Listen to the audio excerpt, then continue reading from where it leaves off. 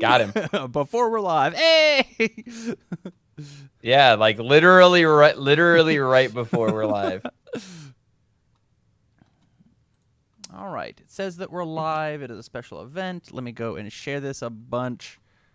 And there.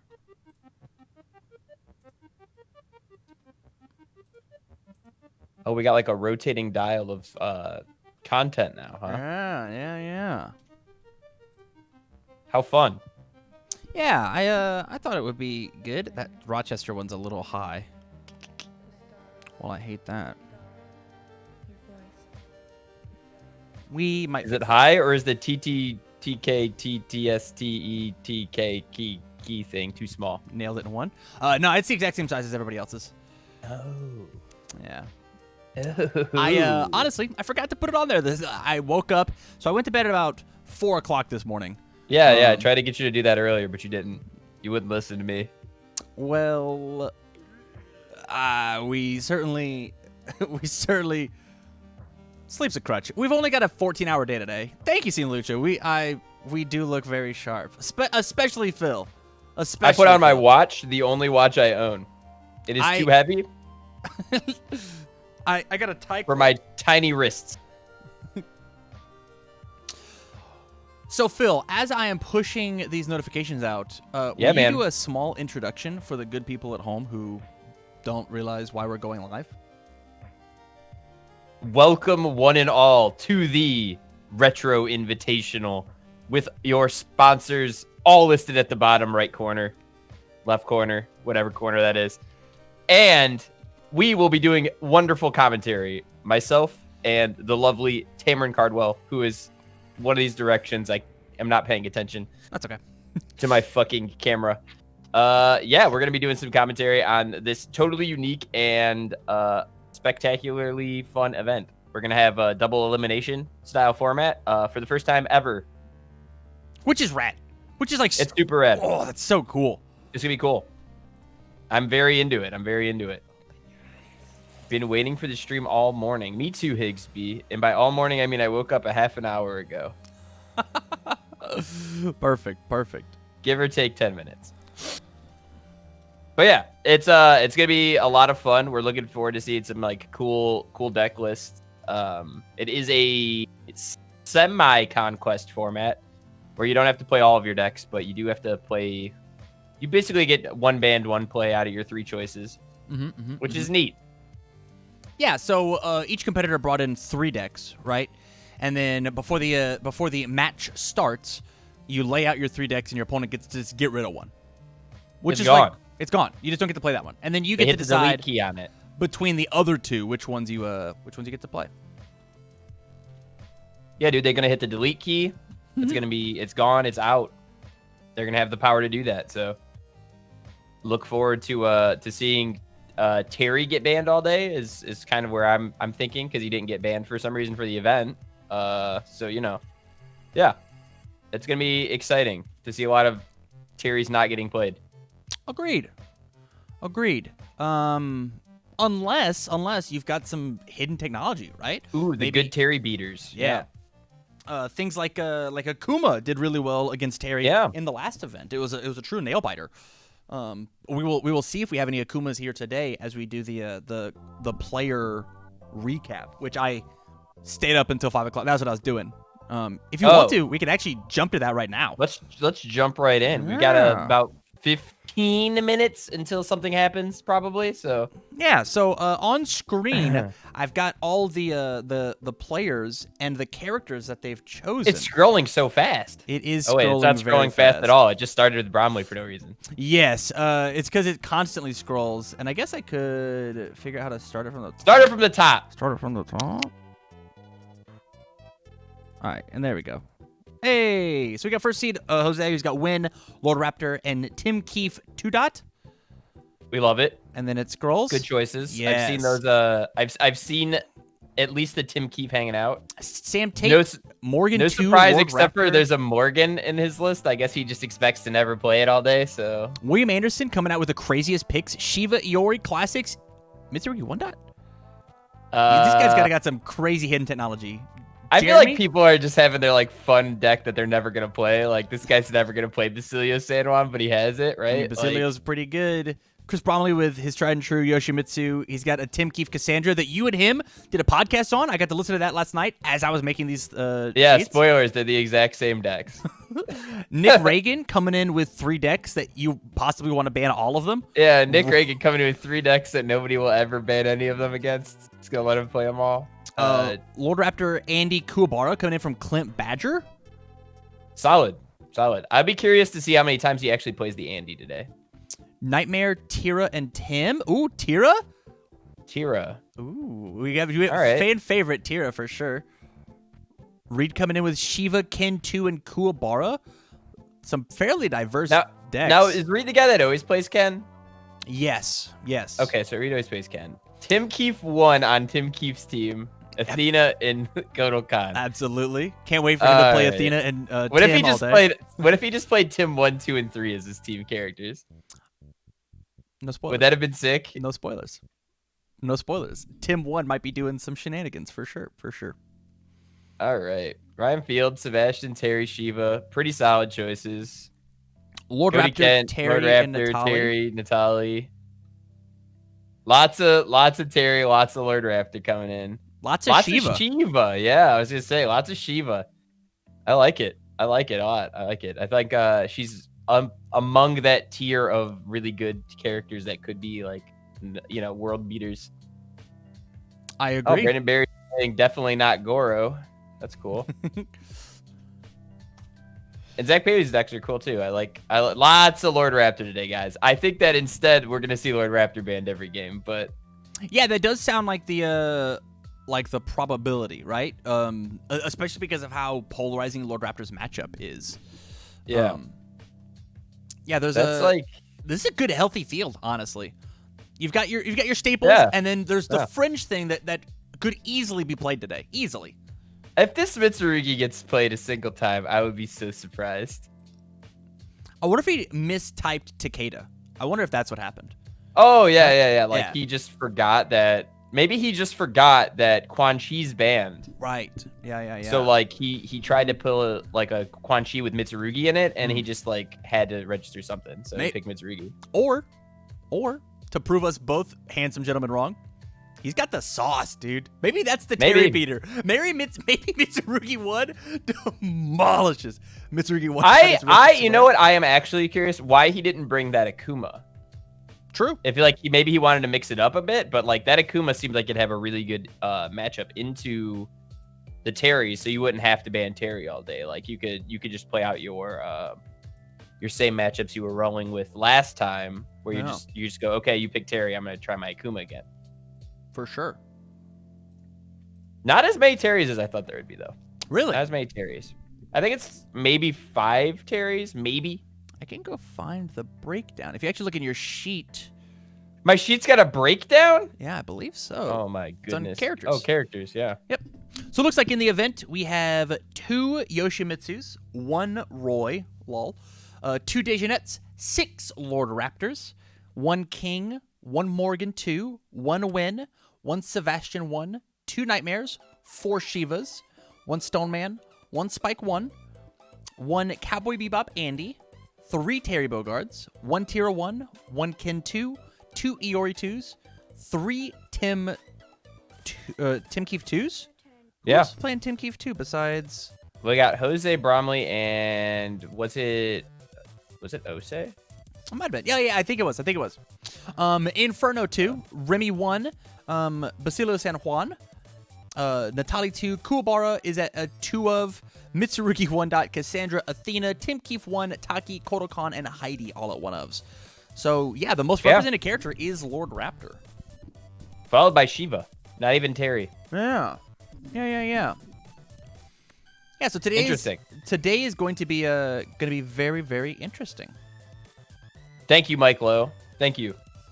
We never did our drafting the competitors thing, and I'm kind of disappointed by that, Tam. That was your thing to set up, and you didn't even set it up with me. My life got very, very busy.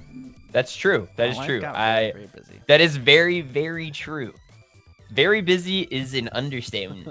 Also, Chris Bromley's picture is incredible. I was asking everybody for headshots, and he was like, "Wait, I have to Photoshop Jose on a body pillow of Arnold Schwarzenegger." Like, hey man, I mean, you do you, buddy. It is certainly on brand. That is for sure. Yeah, it's very on brand. I agree. I agree 100%.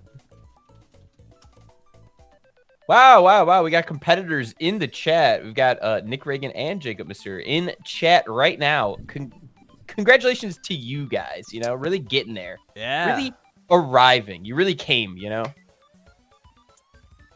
They banned Kevin Broberg and Big Cyclone, correct? Correct. Which is probably why we saw the drop-off of Terry. You guys were talking about it on the podcast. It doesn't make any sense. That card's insane. That card's crazy. Yeah, but it wasn't what was insane about Terry.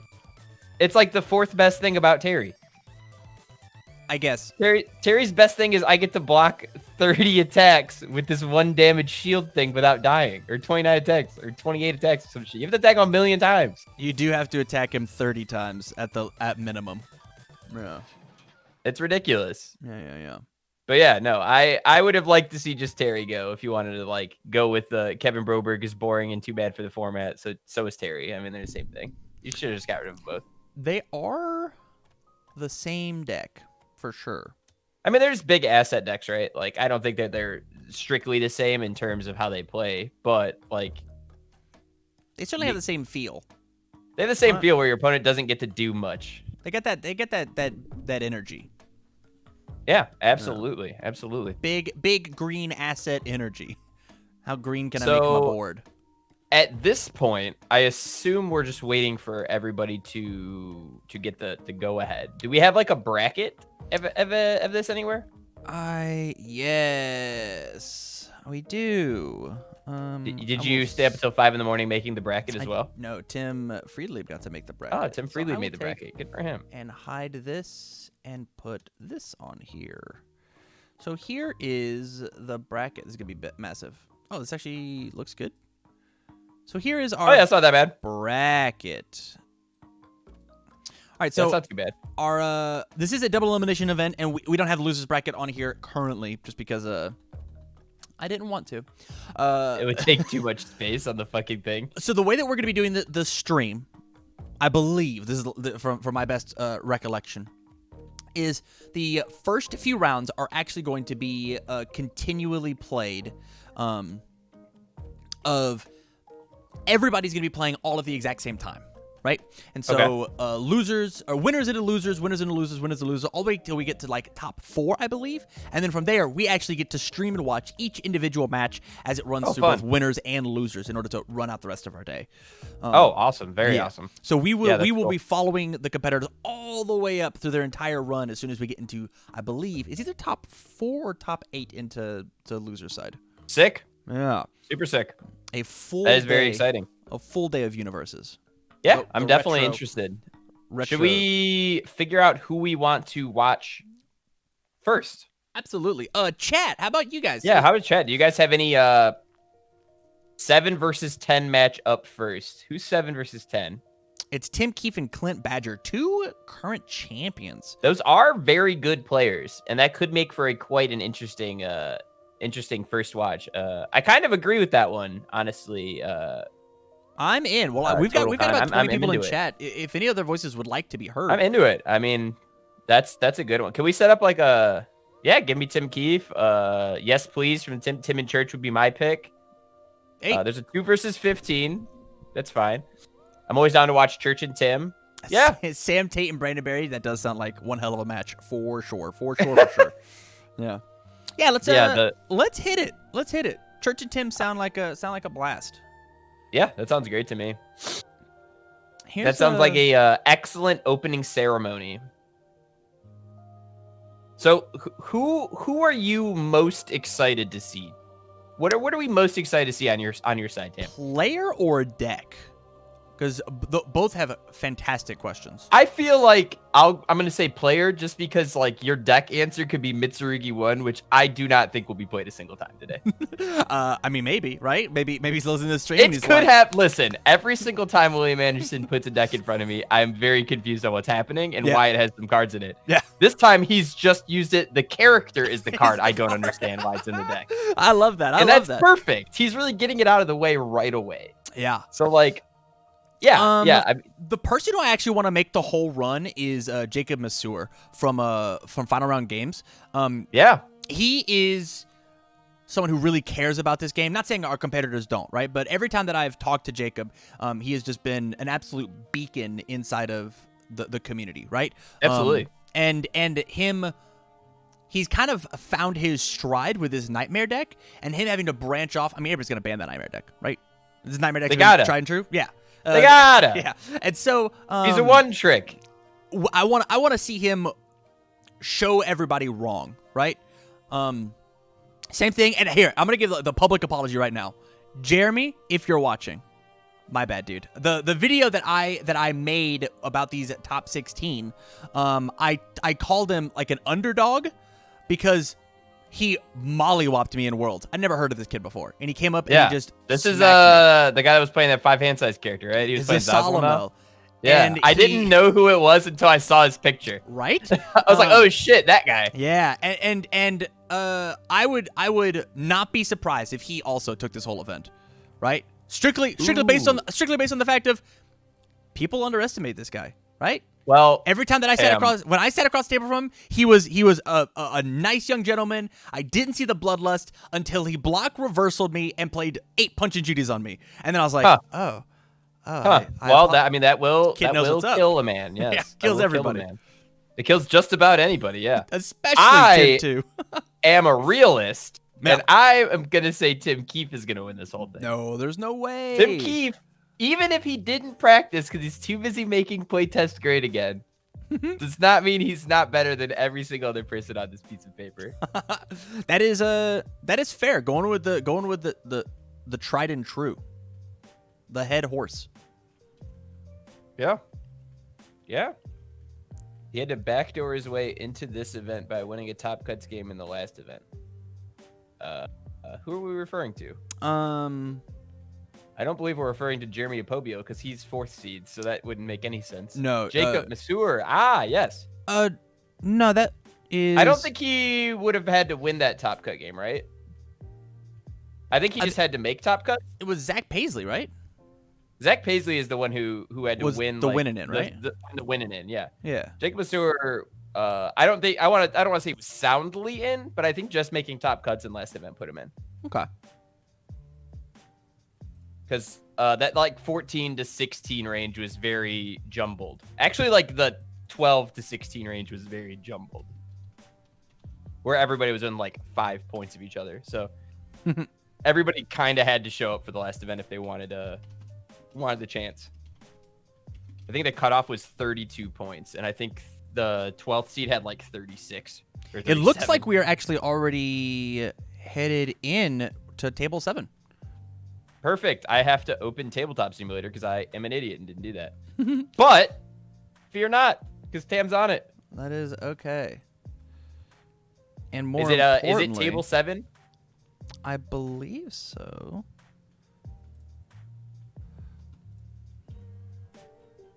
What are they calling these? UFS. Yeah, by church. Yeah, that should be right. The password is incorrect. It might be... What? I don't know the passwords.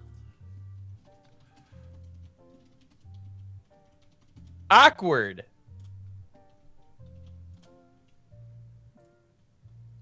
Oh, who takes this game? Dude, custom bet on Tim Keefe? Easy.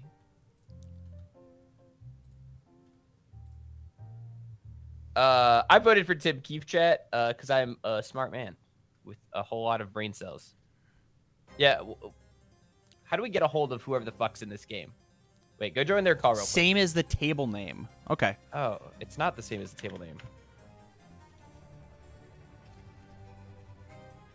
Unless they change the password. Oh, it's not right.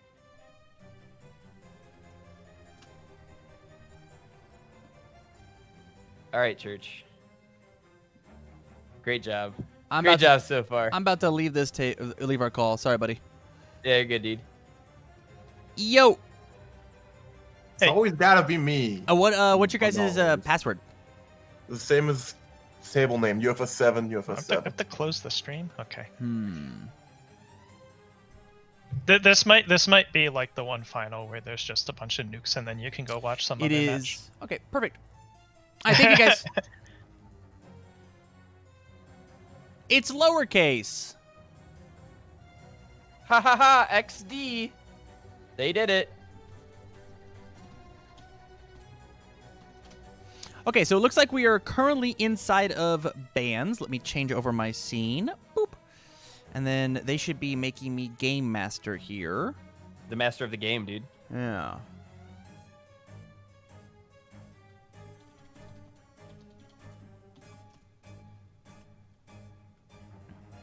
Look at Church. He pulled the characters off of the decks. Perfect.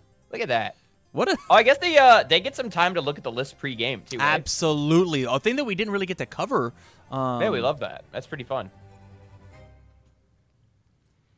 Because that is, okay, Kotal Khan, no surprise, is gone.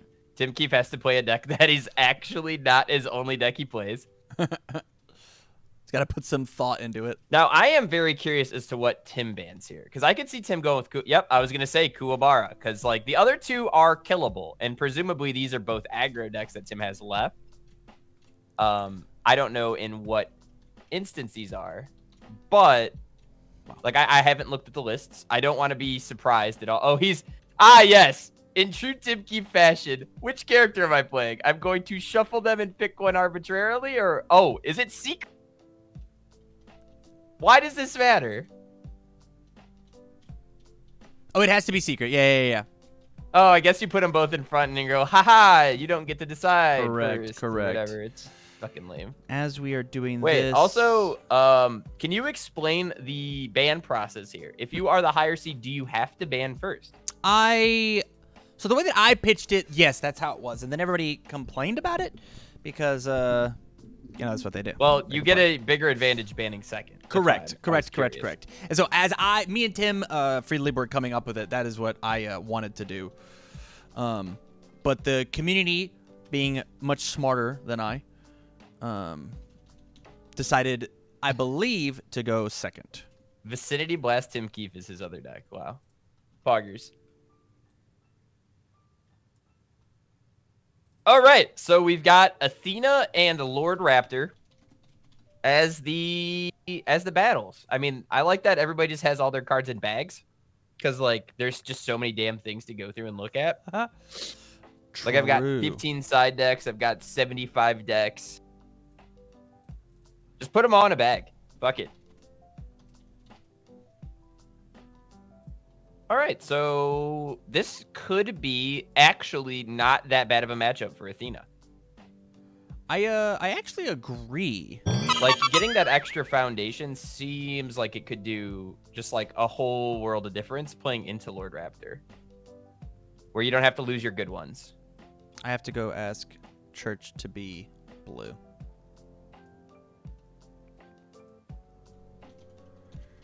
Okay.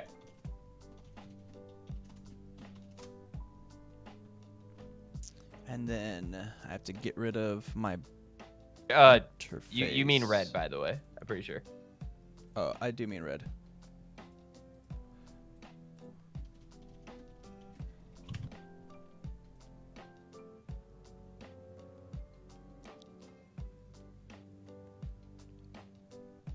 Perfect. Hey. Okay, so now we get to see hands. Yeah. Okay, so Church getting to go first, having been a higher seed. How does this game play out? I mean, this looks like pretty cookie cutter so far, Lord Raptor, right? I mean, Lord Raptor are going first, obviously super powerful. Like, turn 2, he can throw, as we see in his hand right now, like 15 attacks, right? Yeah. And, like, he's going to be able to pass all of those. Mm-hmm. He draws a single copy of Superior Technique, and, like, his hand is just straight gas. Mm-hmm. So it's up to Tim to be able to block probably 2 to 3 attacks. Okay, it looks like Church didn't want to keep that one. Maybe not his cup of tea. I think that was probably a very acceptable keep, but understandable for him to get rid of it. Acceptable is the right word, right? And he has turn 1 advantage, so he's allowed to be a little greedy here. Yeah, right? I also do love the last-ditch gambles. That's not something I've seen in a lot of the other Raptors, I don't believe. I'm not sure Jose was playing that at all, but it acts more like a second copy or more copies of Superior Technique almost. Like, correct. The deck hasn't had any issues going deep, so having more cards that are like Superior Technique is super beneficial. For sure, for sure. So the other big thing, and I think you mentioned it, whenever we take and look at the Athena matchup, because of her first form constantly building in this face down, we always have we exactly counteract what Lord Raptor's blow up is doing, right? Sure.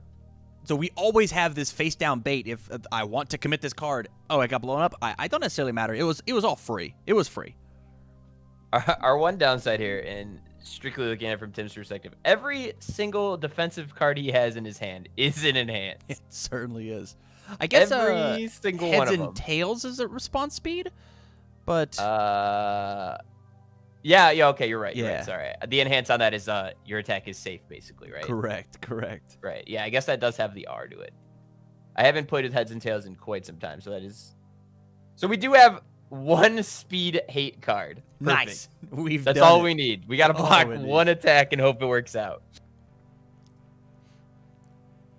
That's good though. I wonder if this is the yep, it's probably like the maxed out copies of Silent Assassin type list, right? Where you Silent Assassin, build one in with Athena, Silent Assassin, just totally rip out their hand in like one turn and then just go for like the big kill condition. I don't really know what we're doing for kills. It looks like it is a pea shooter deck, which is fun. I mean, that's certainly how you kill people. Oh, avoid pea shooter is actually crazy. Yeah, retro. You get all of. I mean, you definitely get the Ed 9 stuff, right? Mm-hmm. But like, yeah, that's super cool. The other card that you get is the Mishka card, Piercing Howl. Oh, wow. And so you smack it with it goes your momentum. Super sick. You toss it back in your momentum, and then you yeet it from your in your card pool, and you yeet it from your card pool in order to give it extra damage or extra speed. That is super sick. That is, honestly, had not considered that. That is very, very cool. Void Ally, don't know if he runs Psycho Medley. Psycho Medley is also an ally. That's true. That is true. Her ultra rare is, in fact, an ally. All right, so Lord Raptor's biggest weakness is checking bad. And so far, so bad for Church. For sure. Ran a similar list last event. Oh, that's awesome, Shadow Man. The thing that's about cool. It seems awesome. The thing about Psycho Medley though is the quality that pea shooter gives you, as opposed to Psycho Medley is very 2-check. It's such a 2-check, right? Like, it is an old school 2-check. I'm just not 100% positive. Wowzers. Oh wow, Get to draw 2. Yeah, just a quick little 2 draw there. Yeah. And then we get to we play one more attack, right? We don't want to lose the response on the extra damage pump, especially cuz Athena just took it, right? I think smart money builds out here. Okay. I think I believe wholly that Raptors late game is so insane still. Yeah. Especially if you don't have superior techniques in your hand. I think you kind of hold back a little, hope you draw superior technique next turn, and just go gas over here, dude. Speaking of gas, oh, not to mention the fact that wait, with pea shooter you can play all of those. Yes, you certainly can. Holy shit! All right, well, I guess we're gonna get to see what this deck does, or I'm gonna get to see. Unfortunately, we didn't get to watch the Athena last event, Shadow Man Chat saying they ran, but this seems pretty silly. I can't see an instance where he doesn't just throw every single attack in his hand, right? I guess Breaker 2 is a thing. Breaker 2 is a thing.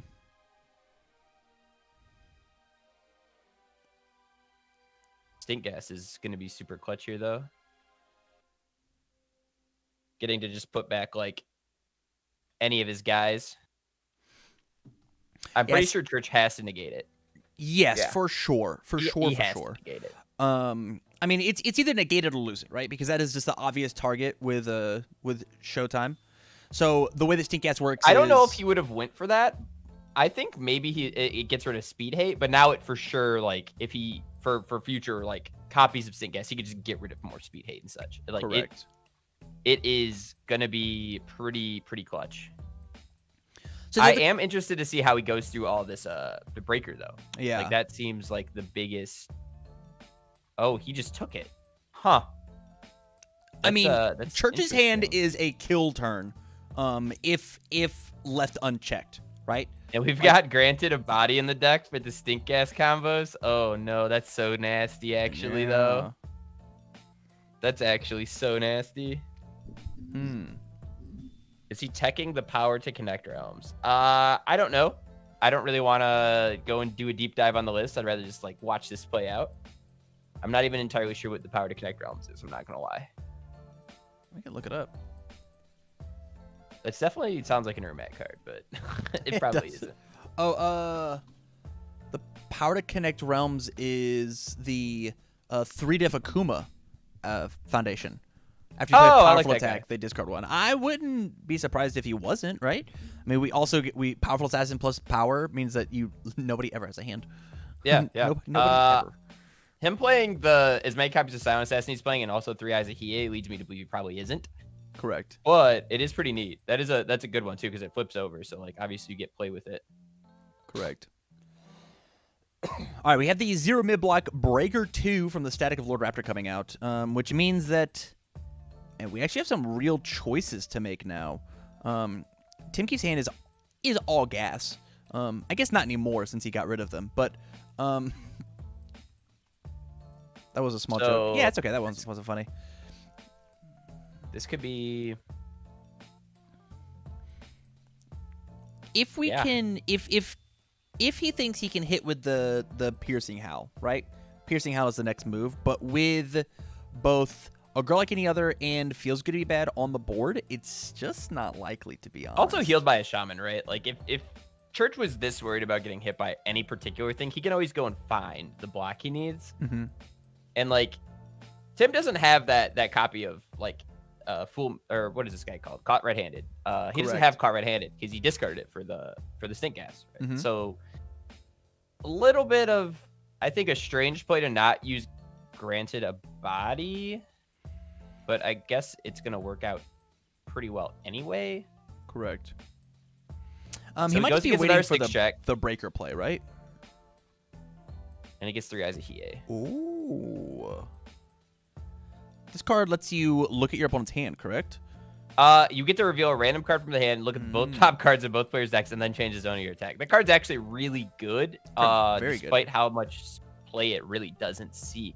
It's one of those cards that like Bromley shows me, and I tell him for like a week it's awful, and then we go from there. And then I put it in every one of my decks. I refuse to play this card because of the fact that... Oh, that's a good hit. It is a good hit. Like, obviously, Tim has no way of knowing he has no other low blocks. Okay, yeah, he just let it go, but... Huh. Feels rough. We get to... yeah, we for sure have to end our turn there. Okay, so he got rid of 3 attacks technically there, right? Correct. So it does make Church's turn a little bit more difficult, but these Raptor decks tend to be pretty attack heavy. So like he's gonna be able to draw more. Plus, healed by a shaman, getting rid of like removing leg shredders, like he can keep going. Like this is probably like as good as it gets, basically. Refuses to check a 5. Refuses to check a 4. What is going on? Yeah. He's just not allowed to check well.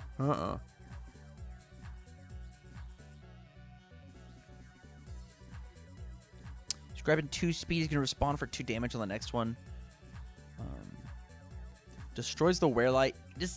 Tim just knows that the Werelight just doesn't do anything for him. It really doesn't. It does absolutely nothing. Like those face downs actually have some kind of value in Athena. Correct, because Athena says that you can destroy a face down in order to build a card from your hand that you could normally play. Yeah. Yeah. And you get the next enhance. Wow. Wow. It might have been smart actually to do that and go and just toss the card red-handed into your card pool, right? Or into your staging area. It says that Heal by Shaman's just not a card anymore. Correct. Yeah. I do not agree necessarily with him getting rid of the card red-handed on the double stink gas play, but he felt like he had to get rid of the Showtime, which isn't incorrect, just because of like how that refuses to check well. It's not an incorrect call, just because like he needs these cards to like he needs his enhances, right? So like without being able to juice up the powerful and like EX on the P shooter, it's gonna be a less potent. Correct. For sure. Yeah, he was just very, very worried about his kill condition, which is currently in the discard pile after checking. Okay, so he does play Psycho Medley. Psycho Medley. He does play Psycho Medley. As Church, you just yeet this attack, right? Yeah, there's actually no because the half block kills him. No, the half block doesn't quite get there. 5, 6, he finally checked well. So, it's kind of breaker too. What? No, he just needs a 6. Yeah, he just committed the 1. Yeah. This is he's gonna go. He's gonna go find that last card. You gotta go find the next one. Yeah. Like I can't see a world where Tim lives through this.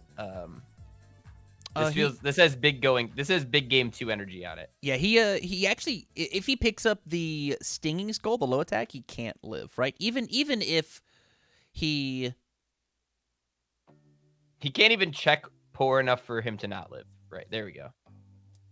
I guess that's also an okay play, right? He also does 6 damage or 4 damage. I mean, he's removing like with leg shredders. He's gonna he just gets to keep going. Like there's no downside to this. He gets to still mind trigger. Refuses to pass it. Can't pass it to save her life. Yeah, Tim is certainly up shit's creek. For sure. He's getting Lord Raptored like extremely hard right now. Oh. Poor Athena.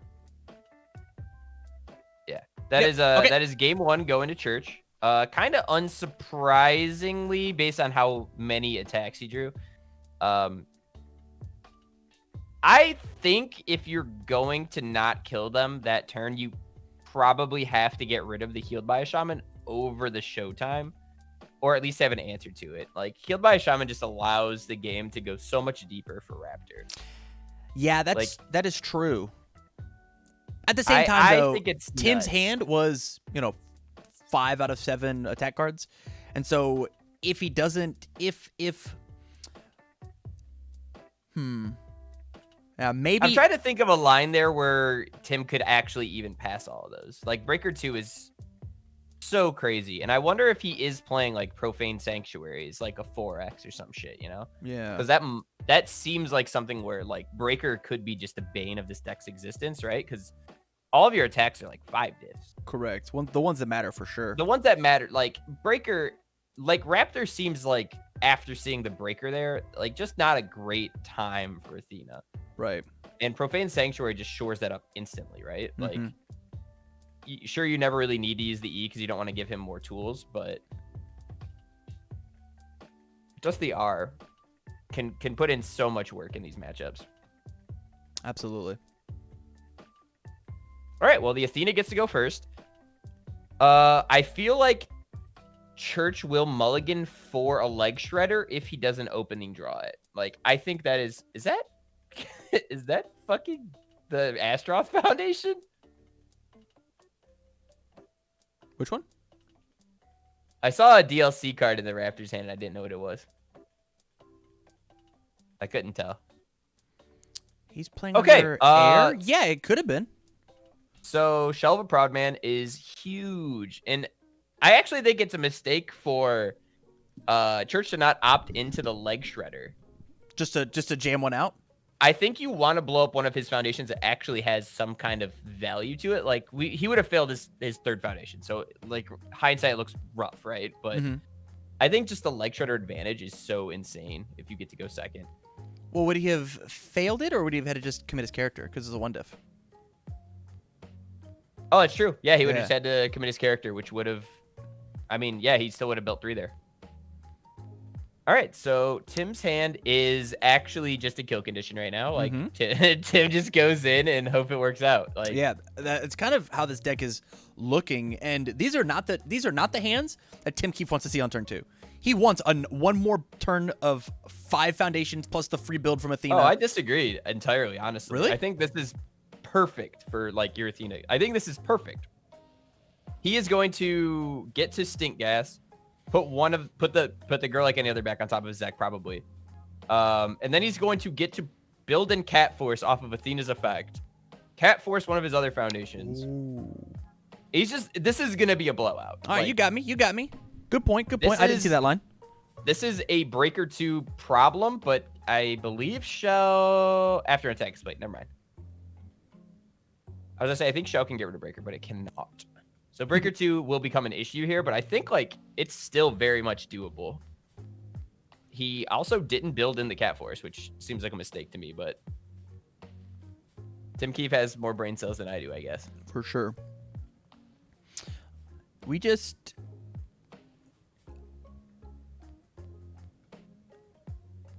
Oh, he's going balls to the wall. He's going for it, dude. So fuck it. And then we build in our 6, right? Is that how that works? He just might not have a 6 to build or put in his hand. Yeah, he might just not have a 6. Interesting. Okay, I don't understand why we're just like allowing all these things to be raw dogged when we have the option of like building something. Oh, we committed Athena that time. Okay. Correct. We did commit Athena. So which makes this play feel a little worse, right? Yeah, he was just trying to poke, I guess. What do you commit here? I guess you just hope he can't kill you with these foundations that he's got. Yeah, I don't think that was played correctly from Tim. I think like if you're gonna commit these cards anyway, like you just blow something up and put it into Cat Force. Am I mistaking? Like you can do that, right? Any foundation you can only play from your hand to your staging area. Yeah, I think that just makes sense to do. Even if you don't end up using it, right? Like you still have a form speed foundation you can commit. The other thing that we have to think about that he might be thinking about is he doesn't want to blow up one of his foundations because Raptor's already going to be doing that, right? Maybe it would not have happened on this turn because of only having 2 foundations. But, I mean, double heal by Shaman is still very scary. And this is the guy that flipped something, right? Yep. So that's going to actually be more detrimental to the old, to the pea shooter plan, right? Like correct. You got, the breeze thingy not allowing him to necessarily get as many big guys in there. So this could be like a really bad situation for Tim to be in. As we can see, he's got double cycle medley. He's got like he's got Silent Assassin in his hand, like, and he's got the homie. He's got Noob Saibot, a character that honestly ran a stink inside the community. He does have the best action character I've ever seen. It's smart for him to hold it too, right? Because it's like a cheaper card for him to be able to play next. Correct. Yeah, so when he does get breakered, he's like, hey, I'll just play this 3 diff. It's fine. I would love to play a 3 diff instead of trying to play my pea shooter on a 45. So Psycho Medley is kind of your fair Scarlet Meteor, right? Destroy face-down foundation, add an asset or foundation from your hand to your staging area ready, as opposed to just from your discard pile.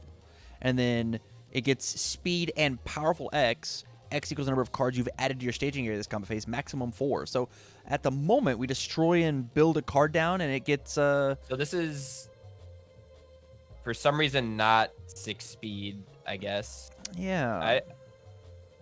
I'm confused on what's happening, I guess. Okay, maybe it was 6 speed. He just didn't add dice. Okay, Correct. It must have been 6 speed for him to not pass that out. Yeah. I mean, he did check bad. It still would have been on a 6. Maybe he didn't want to commit 3, but it seems strange that didn't have a 6 speed attached to it, in my opinion, but or a dice attached to it. But maybe Tim Keefe's just not throwing dice today. He refuses. Tim Keefe refuses to use dice. Now here comes the big check. If this is a 3, we're in trouble. It is the 3. Sorry for the commentator's curse there. That's not too bad, actually, still, though. He still has... Yep, he could still do that. to give himself another face down. And to double the attack. And so now this is certainly a 16 damage move, huh? We're going to big boy. Build another one in. And make him remove a random one. Correct. For +2 extra damage. And we can Athena still, correct? To give this thing the maximum +4 speed? Yeah. Yeah, absolutely. That was what his plan was by taking away the combat phase, right? Correct. That's for each.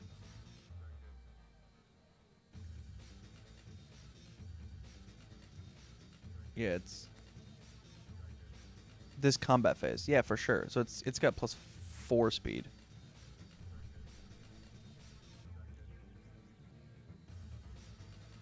Yeah, he -2. He -2 feels good to me. Yeah.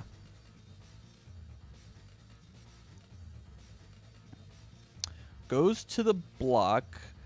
If we pass the pea shooter on a 5, 6, 7, 8. We have the first results. Ooh, Tim Freely, fill us in. If we check a 5 here, we kill him. Right? I mean, we got to go for it, right? Yeah, because we get to increase the powerful by 1 and then use 2 momentum. And then if we are able to keep Shell up.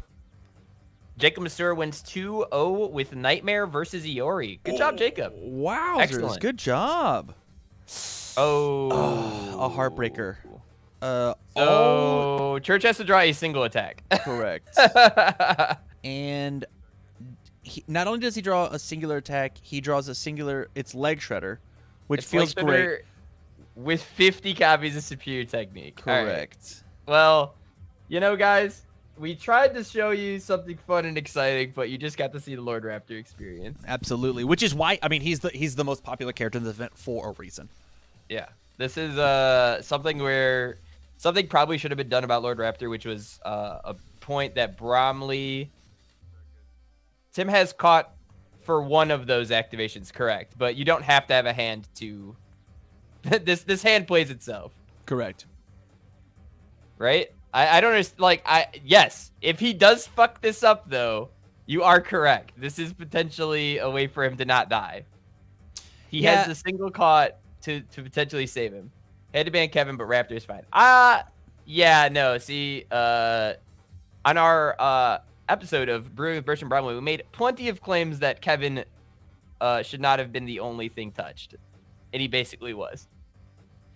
We thought Superior Technique should have been. He has to discard the weapon attack as cost. Correct. Right. No, he Church fucked this up. You are correct. I'm confused. What's happening? What?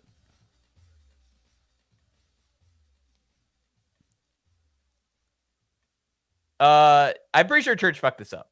How so? Because this gets negated. Church Correct. can no longer respond with his healed by shamans because he doesn't have them anymore. Right. So the question is can Tim see the bait, right? Does Tim have the reads to stop this and know that he doesn't have any more gas? Yeah, if Tim stops this, there is. Okay, so I don't know if he's going to, but if he did stop that, yeah, he would have to know it was in his opponent's hand, obviously, right? And it didn't matter. He drew dead. And it didn't matter, so we got another turn. Huh? Can he soup tech the second time after caught? No, because the cost is discard the weapon. Your channel points are safe for another turn. True.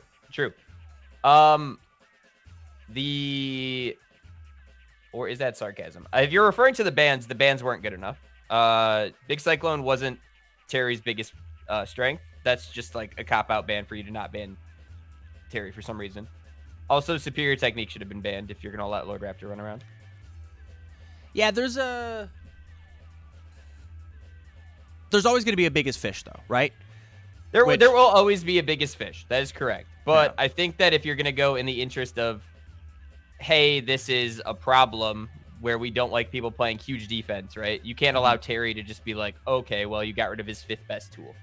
It doesn't make any sense. That's fair. That's fair. So we are in for a longer game. Tim gets to build out more caught red-handeds. Yo, I'm not entirely look sure. at that middle card. I'm not entirely sure why there's a Damnation still in Tim's deck. It's so good. This guy actually... Wait, did he negate that? That seems bad, but okay. Tim Keefe is playing fast and loose today, boys. He's trying for the O2 out of the tournament so he can go play test more. Absolutely. He's trying to go save. He's got the whole game. He's got on his play back. test to save, boys. He can't be here right now. He's got play test to save. Can't be wasting his time with We're us. attacking anyway, so we can go pick up Noob. Yo, We're attacking so we can pick up Noob. We honestly, need him. Honestly, Noob seems like a really rad defense piece because it basically says that one of Raptor's attacks does what? 2, 3 damage tops? Which, as my 7 hand size character, that feels really good. Yeah, it doesn't feel bad. And we're allowing, he flipped it with the breezy thing, Protector of the Breeze, or whatever the fuck that shitty card's called. So Innocent this Breeze. doesn't go to momentum. So it's fine. I mean, he's maybe... We're all playing fast and loose with our abilities right now, because only you and I can see what's actually in these people's hands, right? Man. So we're all going fast and loose, just throwing our negates out the window. For but sure. I love it. We do have so I know we just scoffed at Damnation, right? Like it deserves to be scoffed at, but it does currently have only it does stop the speed hate that Raptor is so good at. It does provide speed hate options. I don't really think I agree with it in the deck still, but you are right. Yeah. Certainly a choice. It is certainly a choice. Makes me question what came out to go in, right? It might have already been in the deck, right? Oh yeah, for sure it's main board. For sure. Yes. What did he take out instead of this Damnation? Yeah. Is correct. Okay, so we have taken Flash off this card, presumably, with Shell of a Proud Man. Correct. So now we do have enhances. Crazy. Why did we need enhances, though, is what I'm curious about. I guess because it's going to be fast, right? Yes, it's going to be very fast. Face bounce. We want to block with our noob right away because of if we get like a Hurricane of Death, right? Like, that's 6 damage that we're just shaving off, and there's no way we get to block that card. Yeah, true. Very, very true. Tim is big time mathing out his options here, and I do respect that.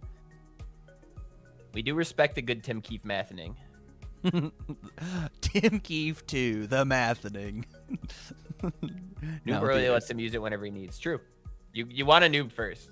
Like, I think blocking with noob obviously is what, like, we're lucky he let. Okay, so we're just not doing that. We said we're just not doing that. We don't give a fuck, I guess. What an interesting play. What a play. What a gamer. What a gamer that Tim Keefe. He might be... He's petrified of a Hurricane of Death. That's what it is. And he gets to decide to draw or remove from the game? Opts to go for the draw, grabs a Piercing Howl. Huh. He's digging, but I don't know about that one. Yeah, I think... We're drawing off of Last Ditch, which I guess could be negated by Caught. But the costs, I believe, are both discard, right? Yeah. Wow. And he gets another Shadow Blade. What an absolute gamer.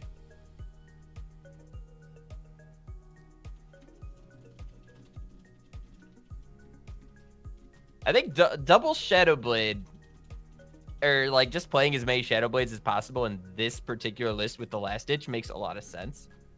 I know a lot of people have been playing like lower numbers because Superior Technique obviously still makes it a big blowout card. But right. I actually love this Last Ditch Gamble technology that I'm seeing, because I haven't seen it in every Raptor deck, like I said.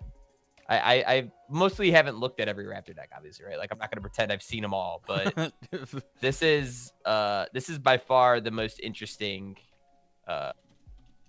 iteration. Like Agile makes a lot of sense. God, what in the fuck? This is such a fucking situation. Ugh. Yeah, that stays in the card pool. Discard's part of the cost, or discard's part of the effect, I mean. Fuck it, last ditch gamble, who gives a shit? We're just going anyway. Let's get it. I have become increasingly more and more of an anti-Raptor person as time goes on. As time goes on. Yeah, he's one of those characters that really gets to thrive in retro. Like in standard at the moment, I don't actually think he's that potent, right? But the choices and the tools that he has inside of retro just makes him a monster. I don't know, man. He gets Guardian's Final Duty in standard. The only reason they don't play it in retro is because Spear Technique is that much better. I mean, I might just be a hating ass hater. I don't like Guardian's Final Duty. I'm just not a fan. But I might just be. Damn, it's okay that you can't read. It's totally fine. You didn't have to tell the community you can't read though. Ooh, yikes! I just added myself that bad, huh? Yeah, it's okay that you can't read. Like you didn't have to let everybody know though. So what is Tim do into double low attacks?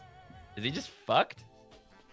Like we have to block with our Tagoro brothers that we're saving to blow up, healed by a shaman? Yes. Actually, the noob saves us from one of them, and we can just soak the other one, right? Yeah, I mean, that's definitely balancing on the knife's edge, but it is true. Yeah. And you got the card red-handed for the other one? Maybe. He might live here, but I'm not gonna be excited about the one life he has left from living through it. Oh, I'm gonna pop off because he's gonna hit the backswing, of course. Well, Lord Raptor has 70 cards in hand now, and every single foundation is ready currently. So no, we refuse to. You know this card has a response, right, Tim? Right. We refuse to allow ourselves to play the game. Huh. He's got to keep committing face downs because once again he's still threatened by. Hey, what a good play. He's very threatened by. He still takes 6 from this, right? Yeah. I hate that card. Stinging Skull? This is such a damned if you do, damned if you don't card. It's so annoying. It is a very good one. It's one of the good ones. Got lots of good words on it. Yeah, honestly, without keeping this to Girl Brothers, I don't see a way where Tim lives. Yeah, now that he played the Tagoro brothers, it's some rough stuff. Cause like, all right, we double dip, we use them both. We don't have to have a hand.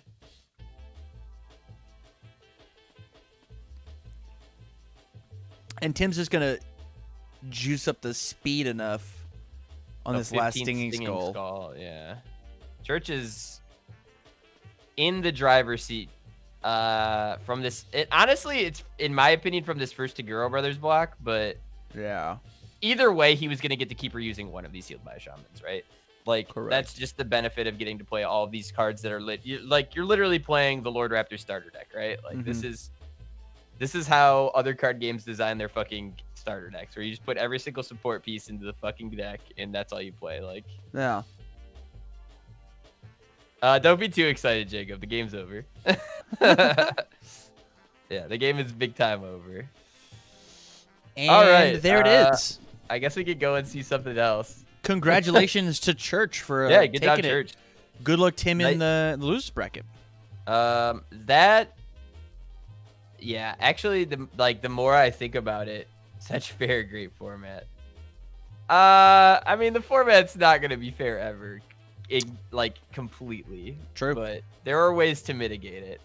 I think one of the ways is to have your other decks not so reliant that you can't fucking play against Kuwabara. Fair? Yeah. I like that is probably the best combination of two decks that people should be playing. It's probably Raptor and Kuwabara, because not many decks can answer both of them. And I actually think that Church, like after seeing his decks, that's a powerful one too. Like the Andy doesn't even matter. Right. You can use the Andy strictly as I'm the higher seed and I want to blow out like Shiva or something, right? Correct. Yeah. Because that's yeah, like you could just hover between Raptor and the other guys, Raptor and Kuwabara, like all day, and it would be totally fine. Side bet over under Judge calls it Brandon Berry's table. Well, let's hope there weren't that many. Let us hope. So what are we thinking now? We could go and check out Chris Bromley. He's probably still in there. Jose's still going. I'm not entirely sure who all these people are. Kuwabara is pretty good versus Shiva as well. Right. Kuwabara is a very, very, very good character. I'll let you make the call though. But we got Sam Tate playing. We've got. Let's jump to table 2. Table 2, Ose.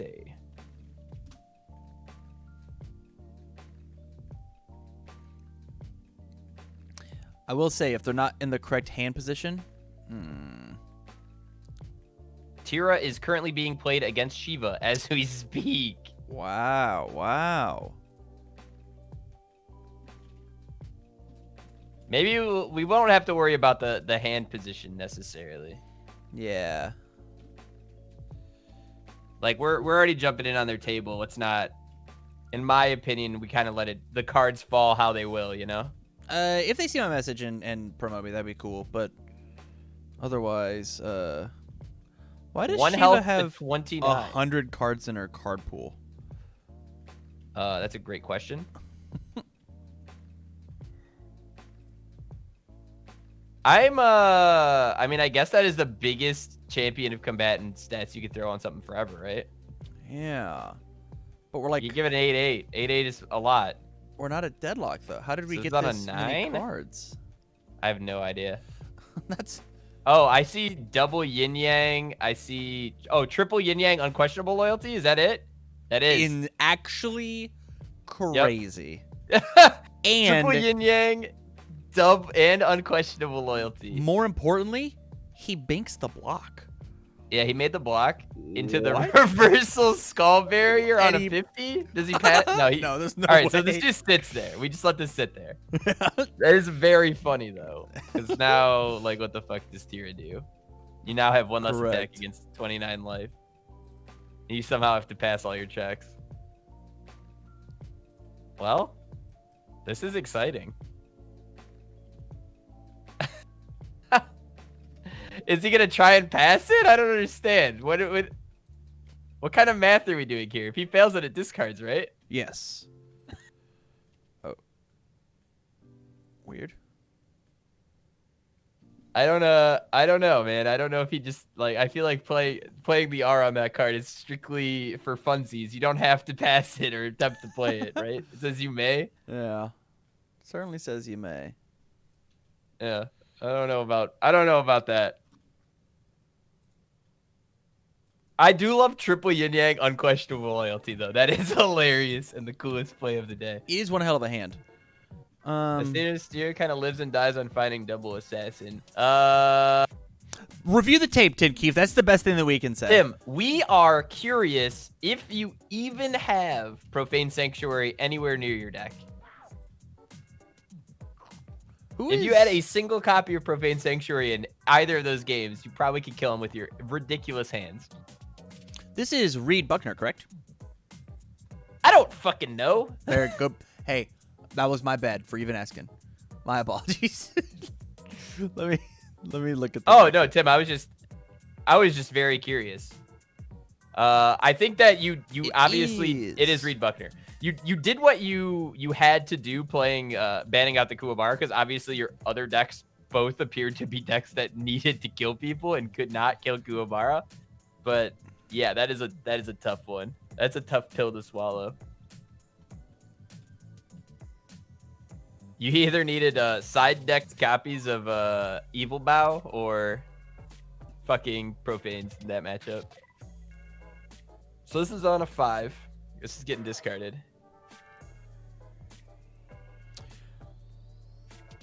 Can't kill Kuwabara. Yeah, and you don't want to risk Voltron versus Andy. Yeah, no, totally understand. I don't know what your other deck does, but I think that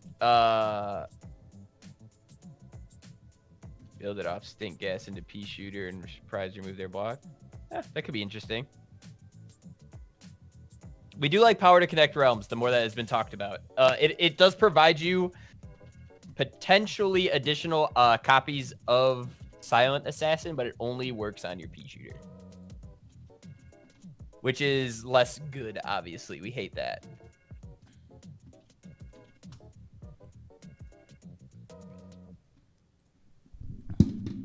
Yeah, no clue how often you drop Pea Shooter, yeah. And you don't really have the additional choice. This guy just sits on Skull Barrier, right, until something's lethal? Correct.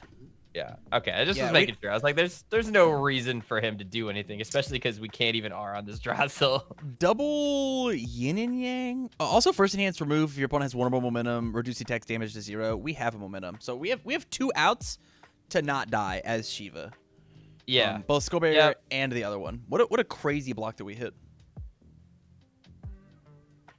Oh, we've gained life. Nice. We're up there, baby. We're in it.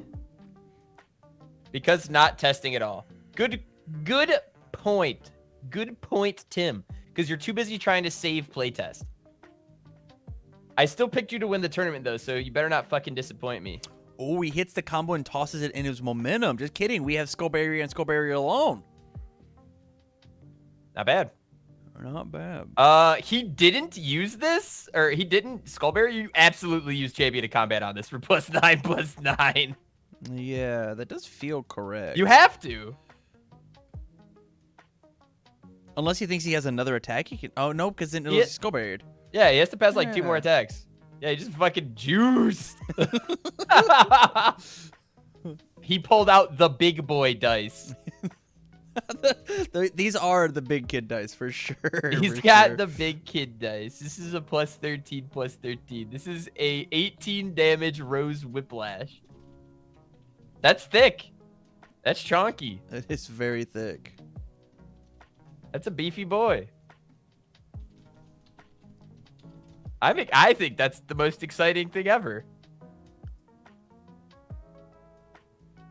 I don't know how consistent triple yin yang into unquestionable loyalty is, but it certainly is something. What are we trying to find? We lost something?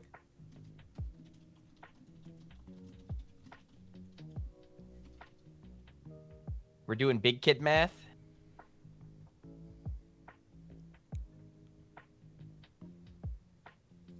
Oh, so we got 18. How is he doing the other 11 from this position? That is a good question. The other option is, I mean, pray that he doesn't have it. We're at Desperation, so we have Drossel to stuff one of Shiva's 4 cards into their card pool. Right, and we're an 8-hand size character now because we're in Desperation, right? So it's not like winnable. Yeah. I am so curious what this fucking card is, though. That's just not in his hand. I'm also confused. Like, I have no idea what that is. Huh.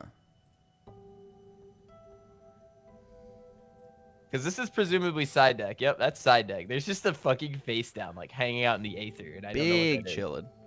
Yeah, it's hanging out. You guys can't see it from your view, but it is fully behind his staging area. Just big time chilling. Oh.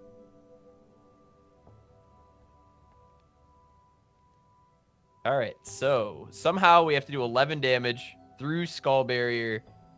Is it 2 more Rose Whiplashes? Are we the best in the world? Even Rose Whiplash wouldn't get there. We'd have to have all 4. You have like 15 Rose Whiplashes because we're the best in the world? Reverberate. Well, I gotta say, I'm not sure how good the triple yin yang unquestionable loyalty blow our load into 11 or into 18 damages, but yeah. Just kidding. It was great. Look at we got double Moonset off the top of our deck. That's, dude, we did it. We actually, that's great. Holy shit, we actually that's so have good. won UFS. We are the kings of UFS.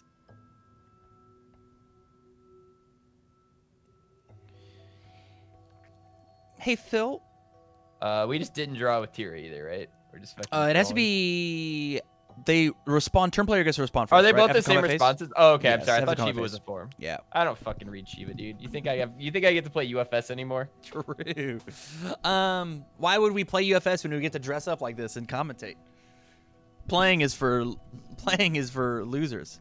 That's true. Playing is for losers. Actually, today playing is for winners, but Yeah, playing is for the best of the best, the creme de la creme. You know. ooh, I love the roll. What a crazy choice. A deck got banned, and then Osai chose Tira to fight Shiva. What is his thought process? I wonder what got banned, because isn't his other deck also Shiva? Yeah. Or Iori, I think.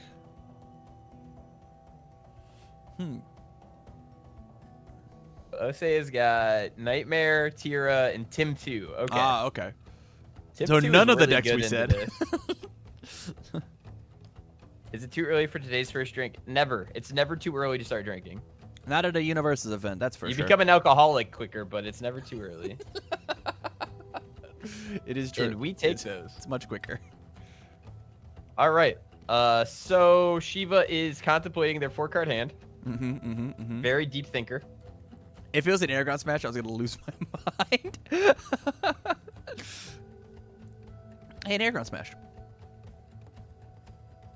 Okay, Lol. I mean, yeah, it's free. Yeah, this card got very big, very fast. Doesn't have a block, and is a throw. Ranged throws. We love to see them. The ghost is tossing them. Poor Super This Skull just Man. I mean, this just gets drosseled, but that's okay. Yeah. I can't see a world where this doesn't just get drosseled, but Unless we have to play. So if we want any damage to pump through, we have to play the Wearlight and make him play Champion of Combat, and then let it rock. Because we don't get to play the enhance on whatever. true. Sure. Yeah, man.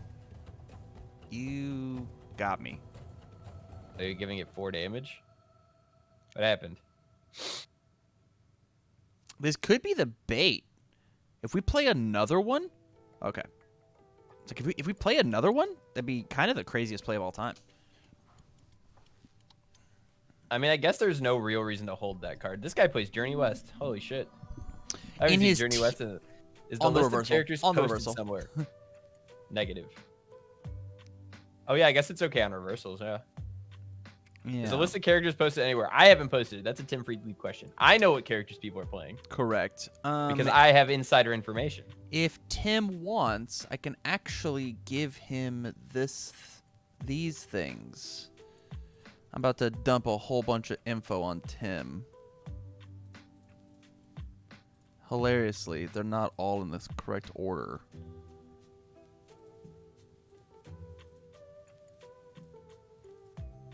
Oh, Well, I can't. that one? He definitely doesn't have triple yin yang into unquestionable loyalty. That's for sure. He definitely doesn't have that. So Tira's gonna have to figure out a way to do anything this turn. Fuck it, scratch Glissando. It does something. If That's the Tim, start.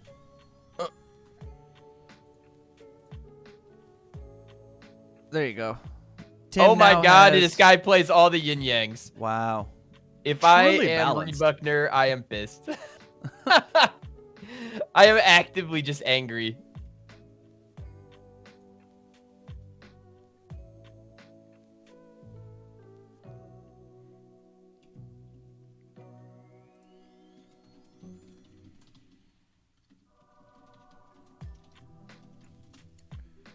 Yeah, I mean, add a momentum to your card pool. I've kind of evened out in this suit. I'm now like I'm not crazy hot anymore. Nice. Like I said, I got my window cracked because I knew this was going to be a warm boy. This might be the heat stroke talking though. So Yeah, you're just fucking actually too warm. You're dying. discard the momentum plus your check. Yeah, this looks and feels great. We've only got to hit Shiva for 11.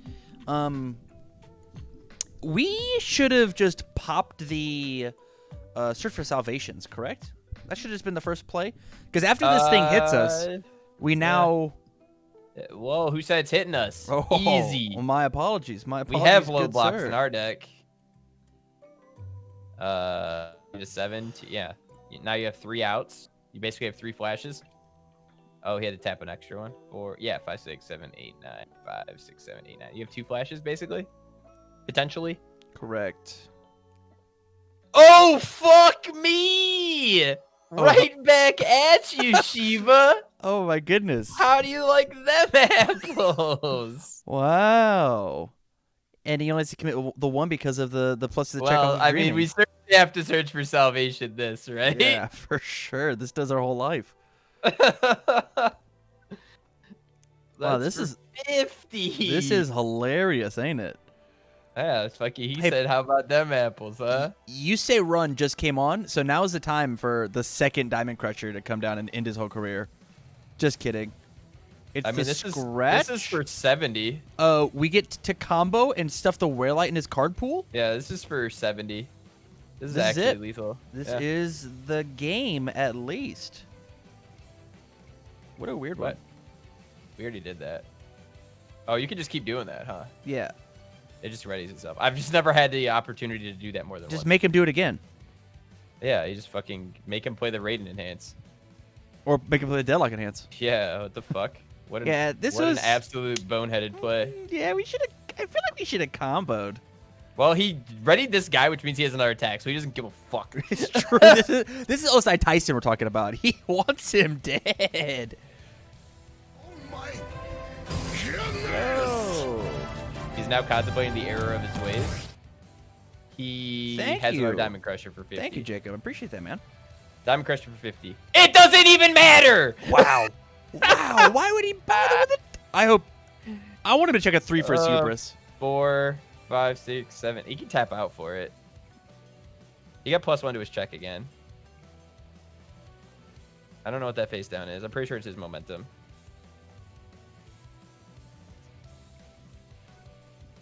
He just taps out. I mean, there's no way this doesn't just kill him. Correct. Yeah. And there it is. You get that. I mean, you get to add the face down to his card pool even, too. Like, it doesn't even matter. But it's for 75 billion. And there we go.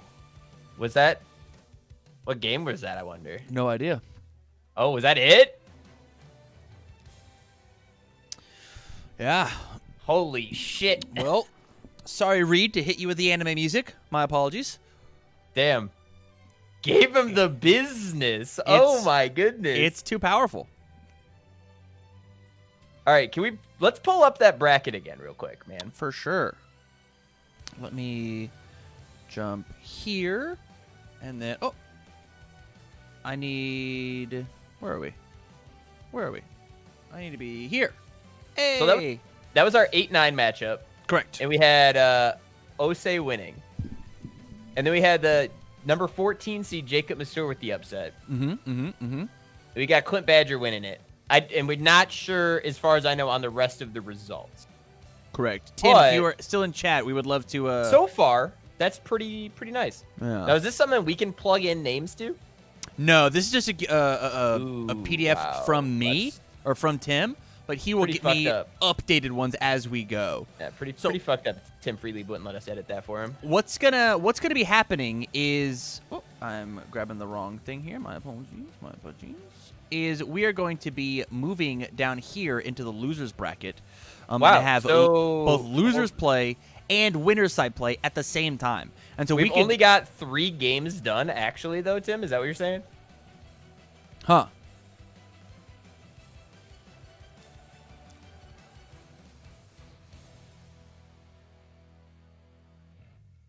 It's not a shareable file. Losers bracket is the only one playing next round. Oh, nice. Well, we could have winners go at the same time, right? Because we have winners. Well, Tim Keefe has spoken. Oh, my apologies. Yeah. You know what? Tim, we still have big time UFS action going on. Tim can make more the stream rules. Matches. Exactly, Tim Keefe. That's what we want to see. Tim Keefe is right. Only losers bracket next round. All right, so let's go to where are we going? I will click the join button and see just what pops up. Tim, we're actually gonna run both at the same time. That's fucked up. That's fucked up, other Tim. Stop patronizing Tim that way. We could go and join. He got him with the caps. You want us to go to Bromley? Let's do it, dude. He's the #1 person on my list. What the fuck is the password on his game? 3? UFS 3. It always fucks me up when it's not AAA and you're joining Bromley, you know? Yes.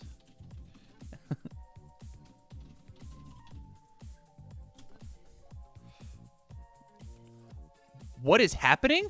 They're red and blue? Insane. Bromley literally just moved. Funny.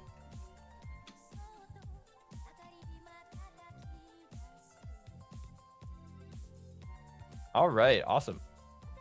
You're on the wrong scene, but still awesome, dude. My bad. I have 8 people trying to talk to me all at once. So we're doing some big time Timmy Wimmy energy right here. Correct. And we've got chained gyro gash in our deck, baby.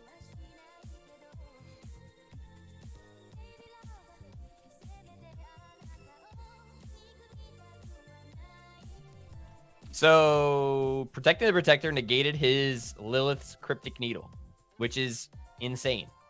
That's super good because, like, fucking Bromley getting to use this Trinity Geyser is actually nuts for the game, like the game's plan. And he's probably going to get him off of it. Like, I can't see a world where this isn't just the nuts, right? He's going to die for this turn strictly because I will be finishing his all his information right as it happens. Yeah, right? Right. Like, I'm going to get the names in, I'm going to get the sponsors in, and then it'll be dead. And it'll be just exactly how it's supposed to be. True.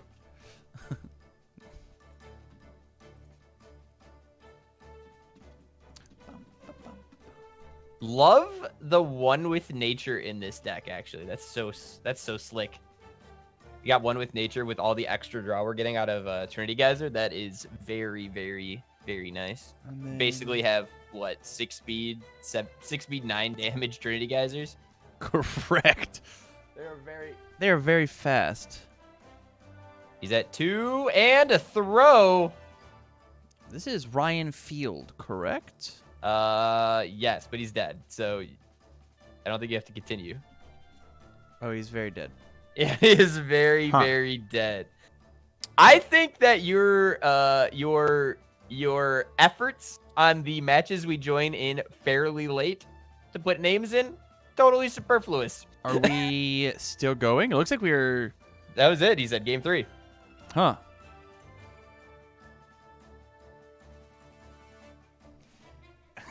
We did it.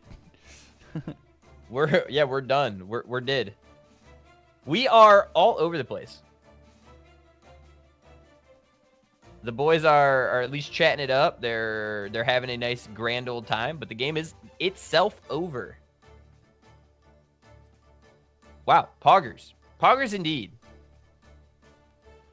Hey, okay. So is this timed at all? Yes, 70 minutes to both to look at deck lists, make bans, and play the game. And that's only for the first few rounds to get used to the process, and then it's going to jump back down. It is nominally timed. So are we at time then? We got to be close. Let me check. We should be maybe 5 minutes off. Assuming, like, there is a time limit. That would be 1 hour and 10 minutes past when we started at noon.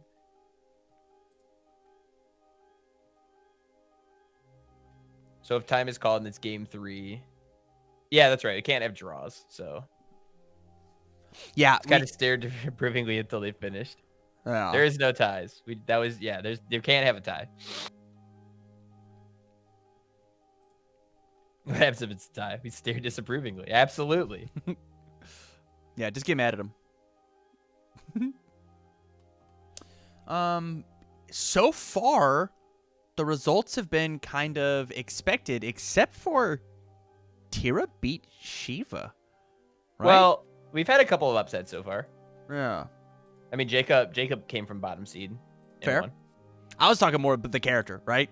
Oh yeah, Like, the Shiva was almost not a world that I would imagine that like Tira beats Shiva. I mean, you do get the D build, so if the Shiva doesn't kill you on turn 2, like you're in business, right? Yeah, that's fair. If you don't get turn 2 Diamond Crusher that you actually probably can't deal with, like you're fine. Correct. I drew up several hands over the course of that match where I had 2 Trinity Geysers and 0 Foundations. Huh? Did you just yeet him at him, dude? That's an 8 damage attack. Apparently, you can't stop them all. Apparently 7 minutes left in the round. It looks like we've got table 1 still playing, table 4, table 6, table 8. So just 4 more results coming in. This is a perfect time to shill. Type everybody right now. Type in exclamation point unfun stuff in the chat. It will bring you to Unfun Stuff's Patreon, where Phil Birch has helped me for the past 3 retro events. We've plus done. This one? This is our 3rd retro. No, this is our 3rd event together. Okay. I don't think this is the 3rd retro. We did. Huh? Yeah, no, we did standard retro. Maybe we did do 2 retros. I don't fucking know, man. Who knows? Unfun Stuff. Go click on the Patreon and go join. Even at just the $1 level, help them keep the lights on. And go get a check 5s. It's getting hard out there, boys. True. It's getting hard out there. Yes. While you're at it, though, go check out the YouTube, exclamation point YouTube, to check out all of Tam Cardwell's content, as well as I believe we've got exclamation point for pretty much every single store in the entire world. Correct. I'm pretty sure there's one for Rochester CCG. There's probably one for Red Riot Games. I don't have one for Red Riot Games. I don't have one for Final Round, and I don't have one for the other guy either. Fuck it, we've got enough. True. Yeah. We got the YouTube. We've got Unfun Stuff. We've got exclamation point Jasco, I guess, if you want to go and buy overpriced things instead of just going to Rochester CCG. And don't forget to sign up for the TKETTST at the end of the month. You guys are right? Crazy. Yeah, it's at the end of the month. It's on the 30th. Is that it's Tim Keefe the TKETTST, yeah. S tournament. Yeah. The TKETTST. Obviously. Yeah, of course. Duh. Obviously. It is a standard tournament where the player going second gets, as far as I know, it's +2 to your hand size. Correct. On your first draw step. Yep.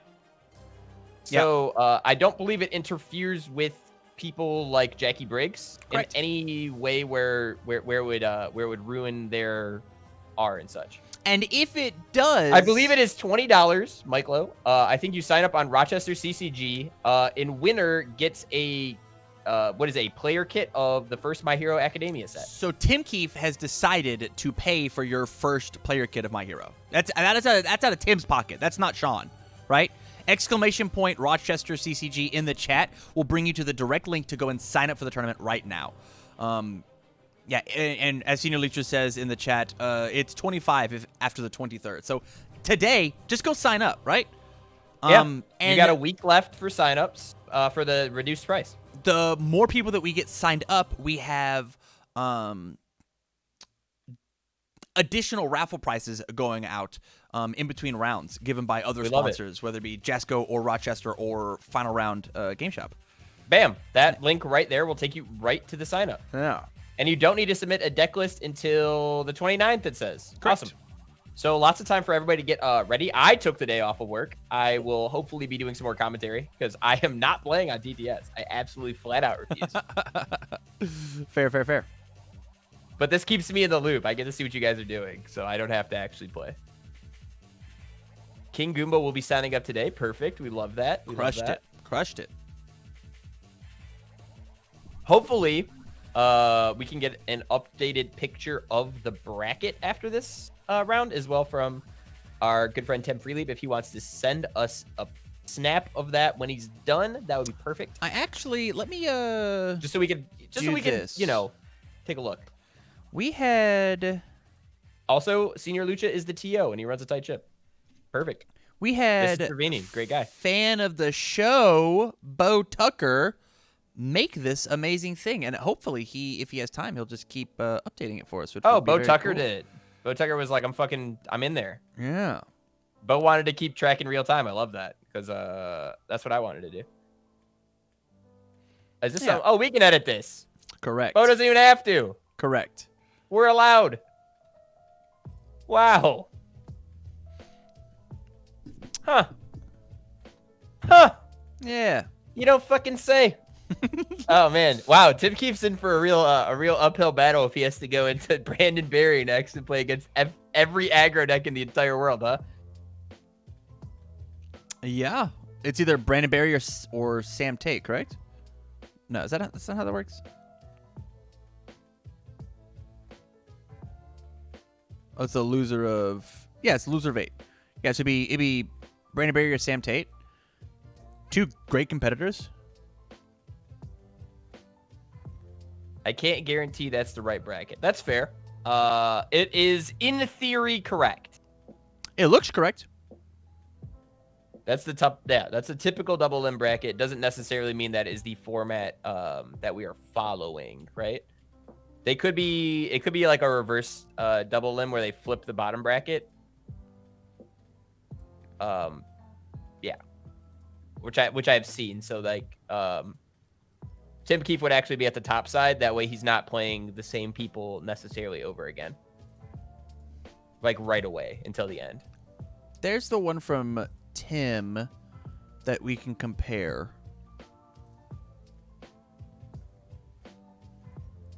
Looks like we're still waiting on our 4. Okay, so they aren't flipping the bracket at all. Okay. Like I said, the only thing that does is pretty much it would make it so if Church loses next round, Tim wouldn't have to play Church again right away. Makes sense. Flipping the bracket would just make it so that they played a little bit later.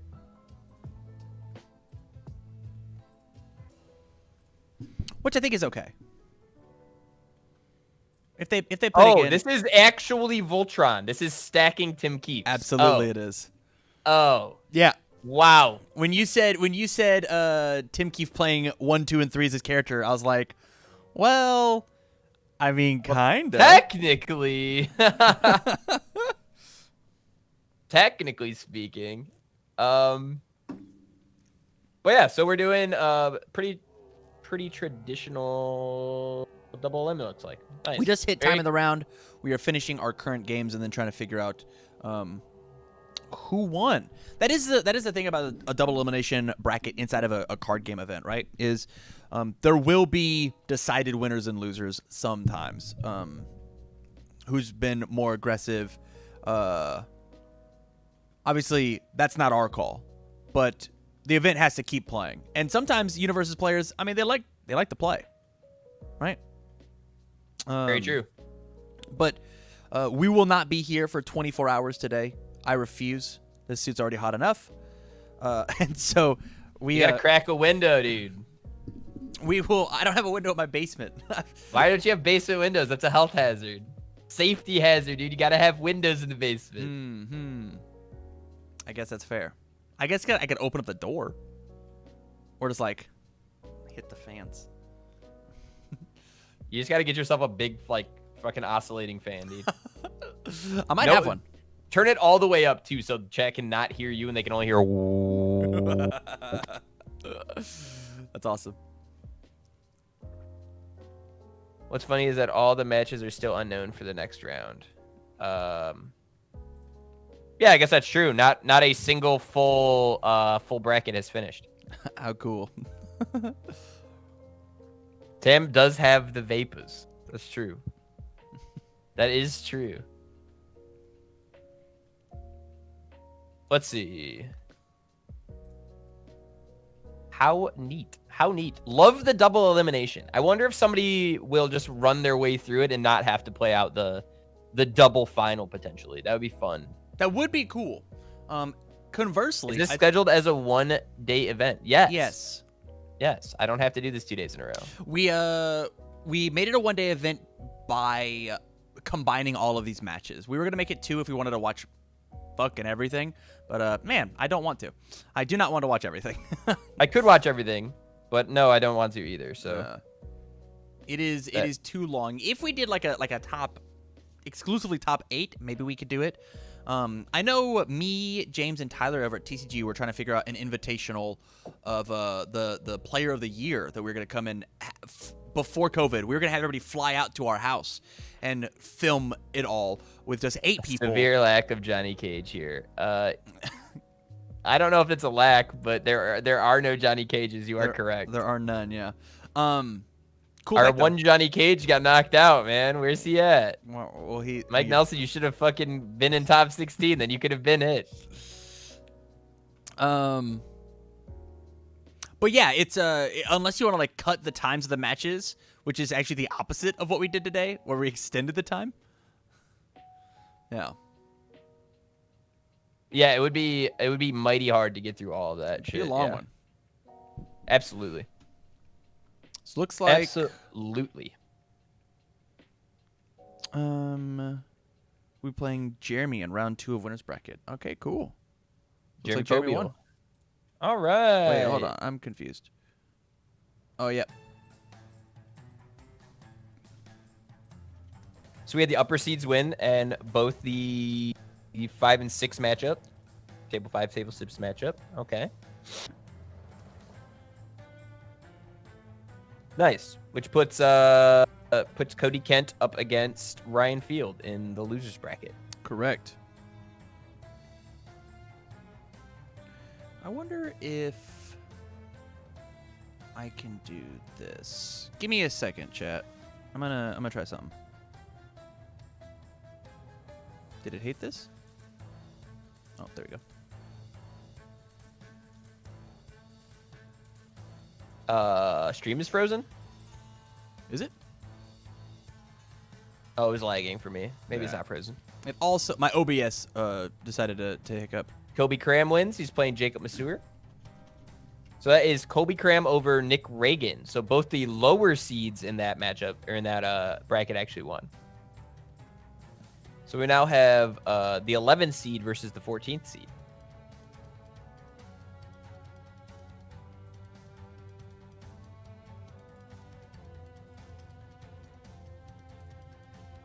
Very exciting stuff. Very exciting stuff is afoot.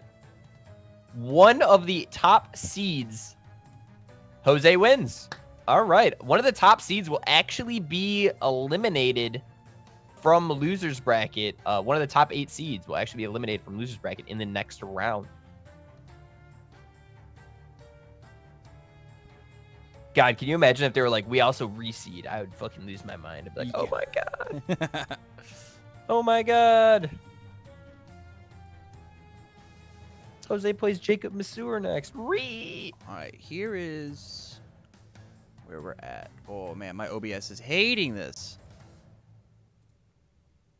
Your OBS hates Google Docs, dude. Absolutely hates Google Docs. Let me close some tabs here. See what I can do about it. Reseed for double elimination is bad. Yeah, I agree. That's why I was like, that's too much. That would be way too much. That's a lot of layers. This is our current look, if you see on stream, of what we got going on. Yeah, so we're just waiting for the surprisingly Sam Tate Brandon Berry matchup to finish, which is not what I would expect to be waiting for, I've got to say. Yeah. That is one that I would have thought been a quicker match. Yeah, I mean, it's either Brandon kills him or Sam does a good job at defending and pacing himself, right? Absolutely. Ooh, pardon me.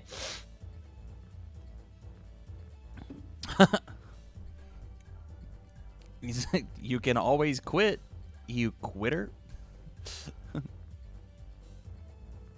What if I don't want to play Jose? Yeah, you have the option of leaving. Nobody's keeping you here. Goodbye. Brandon arrived late and suffered a game loss. Jesus Christ. And they're still going. Wow. What if Brandon's like playing unbelievably defensive? Let me just peek in. Right, what table we at? Table 8. You just want to get a glimpse of what's happening. Oh, I just typed the wrong password. A peek behind the old curtain, you know. Yeah, just to see how close we are, right? Well, good news, Jacob, is you can always ban the Wen, but then you have to play against the other 2 broken decks. True. So that is an option you have. I wonder if Jose even played the Wen. Probably not, right? Huh. Maybe he did. We have quite the sister battle here. We have Lilith versus Morgan. Oh. I guess that it's defensive because it's like Lilith. Max, how are you? He's doing well, guys. Look at him. He's dogging around. That's good to hear.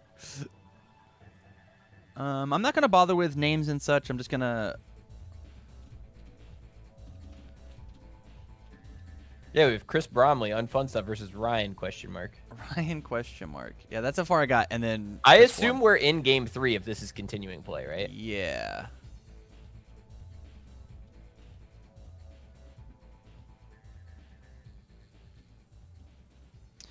I can't just leave it. It'll bug me. Just delete him, dude.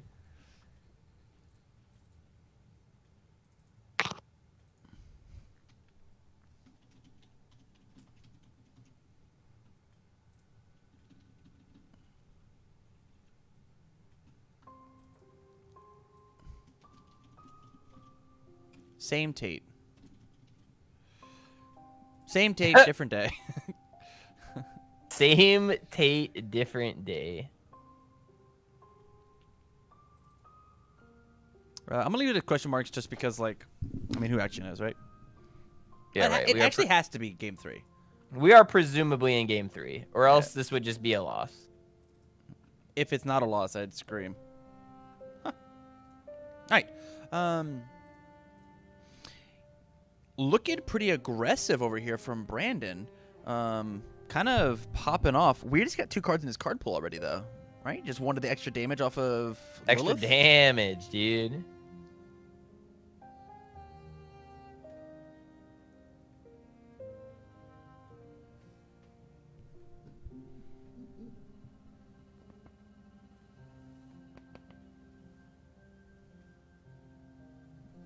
I'm going to change my music to something a little more hype.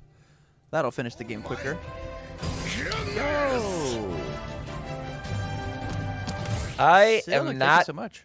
entirely sure that this is ever going to work out for Brandon Berry in this instance, right? Yeah, it does feel pretty rough. I mean, we just block with the shield and live with it? Oh, is the opposite of winners censored? What? It's possible that you just can't call somebody a loser on Twitch anymore. It's not even censored. What are you talking about? I can literally see loser. Oh. It's not censored at all. I have no idea what this guy's talking about. Huh. Yeah, I have no idea.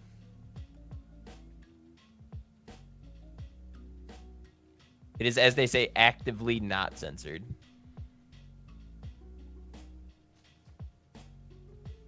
So this is big. This is a meaty boy. This is very big, even after the noob, right? Yeah, this block is on a 12 still with the Sword and Shield. I don't know what the fuck that card does. It ends in hand step. If okay. if the speed of this thing is like 6 or greater. Oh, well, the speed is 70. Yeah, I don't think we bother blocking this, right? I mean, we're at 10 health. He dies if that's 4 stacks on on that card down there, unless those are just sealed. I don't know what the dice means on improved design, I guess. Yeah, we do. Oh my goodness, he's gonna get over the brutality. No fucking shit. Nope. Oh, it didn't pass. 3, 4, 5, 6, 7. Checks a 3, 4, 5. Oh, we haven't even used Lilith. It doesn't matter. Oh my god. That would have just been the craziest thing in the whole wide world. Whew. In round 1, I don't know what happened. We don't have anybody scooping up the cards. Huh.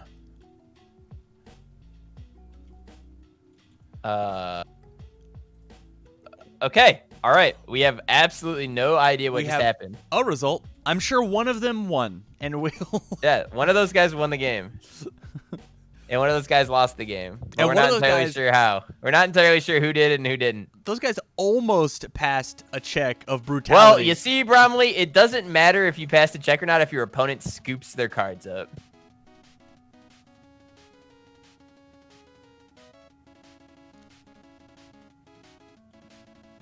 And also, we're playing on the assumption that all of those cards counted towards progressive difficulty, which we also don't know.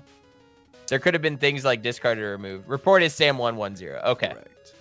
Okay, so that was just time was called. He was trying to kill him with the brutality to force a game 3, which would have been excruciating. Annoying. Correct. Yeah. Truly the worst. If we just had to wait for an entire another game to continue. So, congratulations to Sam there. The brutality kill would have been very stylish, though. I would have been very excited about that. I totally agree. It almost would have warranted the game 3, honestly. I can't say I am mad that it failed, but it would have been very exciting. Correct. All right, so we've got Jose versus Osai. Actually, I'll just bring up the page. Yeah, bring up the again. bracket, man. We got Jose versus Osai. We've got Colby Cram, Jacob, Jeremy versus Chris, Clint versus Sam, all on winner's side. Then on loser's side, we've got Zach and Reed, Nick and William, Cody and Ryan, Tim and Brandon. My personal opinion, let's jump back up to winner's side. Yeah. I completely agree that winner's side is where we should be focusing in a top cuts scenario. Until loser side starts bearing us more fruit. True. Would have been hype, but also miserable. Hey, man, you said it. All right, so who do we have in winners that we can watch Colby versus Jacob? That's how I'm feeling. Fun. The lower seeds that both won. Yes, I think that's exciting. I dig that. I like that a ton. Yeah, I'd be down for that one. So how about we figure out what the fuck table they're going to be at eventually. Tam appears to have left the call with me. Oh. Or he turned off his camera because I am way in a weird spot. My bad. I've got 4 people talking to me on Discord, and I can't chat with them and Pull up Discord on your phone to respond to them. Huh. I have another page pulled up on Google. You could just use your phone and save your stream some bandwidth. Dude, you just text below the camera so they can see you doing it, but they don't pay as much attention to it. That's what I've been doing the whole time. The truth comes out. The truth comes out. This guy. Listen, we don't care that Bo's talking to you, all right? It's fine. He's talking to me too. Is he? Yeah, he told me that he could give me, I could email him or send him my email so he could give me access to this file, and I told him I was gonna let you do all the work. I appreciate that, man. Thank you. Yeah, dude, you're the producer. I'm just the figurehead. I'm here to look pretty. Well, you do. You look so handsome today. I put wax in my hair today so it stayed crunchy. Yeah? Yeah, dude, we're big time crunchy hair right now. I went and got I got a shower at what time did 4:30? Yeah, 4:30 this morning to be up at work at 8:30. Nice. Yeah. It's because I just so I did my hair and then just went to bed and was like, made sure I didn't roll over anything. So this is technically from last night. Stay. Right. Like a coffin. Locked position. No hair on the pillow. If it looks like Rob Stark, Tam looks like the guy who writes Rob Stark fan fiction. Nice. Well, that's the one that died in the Red Wedding, right? That's the Stark that died with everybody else. Spoilers if you haven't seen Game of Thrones from literally 8 years ago or whatever that time came out. But yeah, I think I got Red Weddinged. Nice. I got Red Weddinged. Yeah, spoilers. I got Red Wedding. Oh, apparently there's 2 B's on Rob. Interesting. Robaba Robaba Stark. Did Tam have a job interview today? No, I just wanted to dress up. I had to pay $500 for this fucking suit for a friend's wedding, so I'm gonna wear it every time that I dress up. Yeah, you gotta wear it when you can, really. My suit pants do not fit me anymore because I'm getting fat. So my suit pants that I bought for Bo Tucker's wedding actually. Yeah. Do not fit me anymore. There you go. I could have put the vest on, I guess, though. Maybe we'll do that in the intermission. I'll just go grab a vest and slap it on and then look entirely different. Oh, let's do it. Let's do it. Yeah, I'll go fucking... Where's my suit vest? Assuming it's not covered in dust.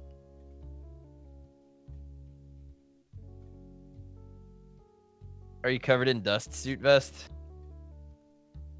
Even if it was, it wouldn't be that big a deal, you know? Yeah, we'll just brush off the dust, you know? Oh, God, this is going to be tight, too, isn't it? Oh, no. We're too fat now, guys. We're packing on the LBs. I gotta stop eating. All right. Suit vest acquired. Or suit thing. Oh, my goodness. Vest. Honestly, Phil, it took your outfit from a 9 to a 14. Straight up. Are we putting on suits? You can put on a suit too, man, if you want. Hell yeah. Put it on. Put it on, dude. Apparently, we are just going to let the losers play. What's this going on? Are they actually rotating it? Yep, we're just going to do losers bracket now. Oh, perfect. Cool. I love it. We're giving the winners a little break. Well, then, in my opinion... Who are we jumping to? I don't know. I can't see the fucking losers break. I'm going. Hold on. I got the document pulled up, but it's not... Zach Paisley versus Reed Buckner. Nick Reagan versus William Anderson. Cody Kent versus Ryan Field. Tim Keefe versus Brandon Barry. What about how do you feel about Nick versus William Anderson III? I feel that you are reading my mind. So perfect. I was very in. I want to see what William bans off of Nick's team. So that's what I want. How did we figure out we're just doing losers? Did you ask? No, Tim just told me. Ah, perfect. Good job, Tim. Which Tim? Both of them? Nope. Both of the Tims? Friedlieb. Ah, yes. Do you think Tim Keefe throws this match so he can go and do more playtesting? Do you think that's his MO? I don't believe so, but I don't believe he'll be heartbroken. The guy loves playtesting. This round will be 70 minutes again. It looks like we are jumping to Losers Table 3, which is a very fun thing. So we are just ignoring that there are winners tables, right? Yes. UFS L3 is where we're headed. Is that my password too? I believe so. Nope. Yo, I will be back. Wait, maybe it's just UFS 3. It might just be Any UFS. news on a release date for My Hero Academia XD? Nice try. Yeah. There was a Joffus yesterday that said that we will be getting It's just the password is just UFS 3 next week. The password is UFS 3, and apparently we are wet and wild already with Remelis versus Mitsurugi. Huh. Huh. All right. Interesting decision. I personally don't think that I would ever play the Mitsurugi deck, but I'm gonna go look at what cards are in it right now.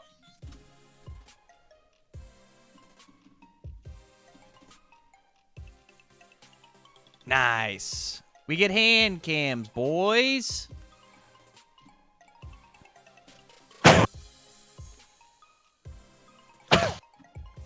Well, I can tell you that there are cards in this deck, in fact. In case you were curious about how many cards were in it, it's cards. I see them.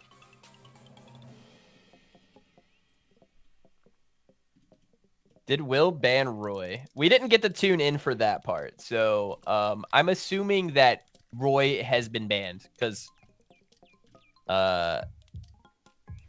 is either Roy or Roy's been Stoneman, banned right? because I think that Nick Reagan is a big enough of a memester that every single time it's not banned, he's gonna play it. I guess that's fair, right? Remy versus Mitsu, how do we get to this point? Trial and error really is how we got here, you know? I have never seen that card before. Okay, I guess it gives a stun to your attacks. Ah, of course. Of course. Yeah. Of course. Why not? I'll do the important bits first. Is it changing their names to the correct ones? No. It is getting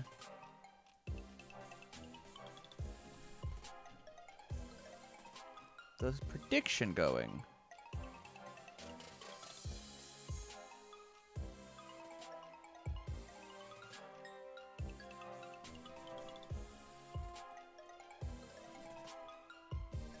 Maybe? Oh, yeah, the prediction is the most important part. So I need you to actually give me that so I can lose all my points again. And then who is on the other side of Nick? William.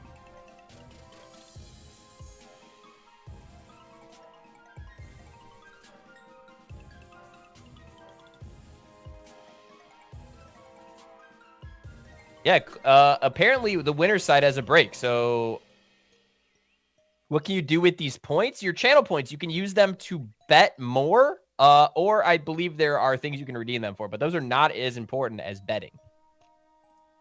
For 8,000 points, you can run an ad, and I don't know why you would, but you can do that. It was one that was suggested to me, so I did it. We got Macabre Skewer going to get us another attack, I guess.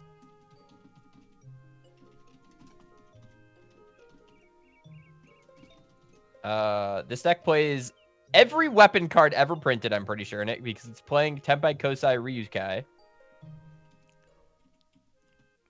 And it, yeah, I just don't know what the fuck's happening. I'm gonna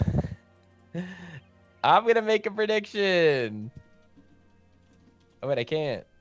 Oh, there we go. Who will win this match?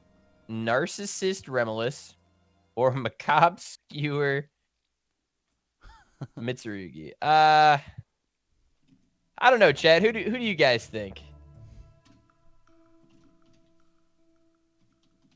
We've got a 99% to 1% on Nick Reagan winning right now. You cannot spell to save your life. No, Change that E to an O, please. Perfect.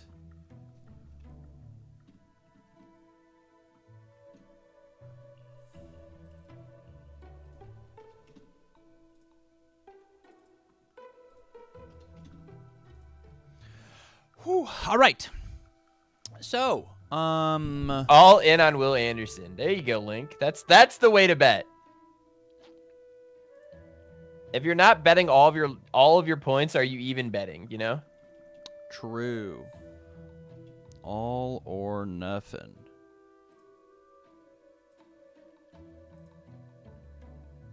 All right, so this guy's just 5 pluses do things to character. Correct. Yeah. This is stun, damage, and then once per turn, just discard a card out of their hand, which is what he did. He just did that. Yeah. Yeah, it feels really good versus Remy, who really wants that one card in their hand to like really try and pop off, right? One card in Remy is a million cards, but card I guess with also a card, I suppose. I suppose we just were trying to fucking check 5s and take lives, dude. And that's a pretty good one to check. After you check it, it gets 2 damage. Or we're checking 5s and taking lives, dude. Yeah. Fuck it.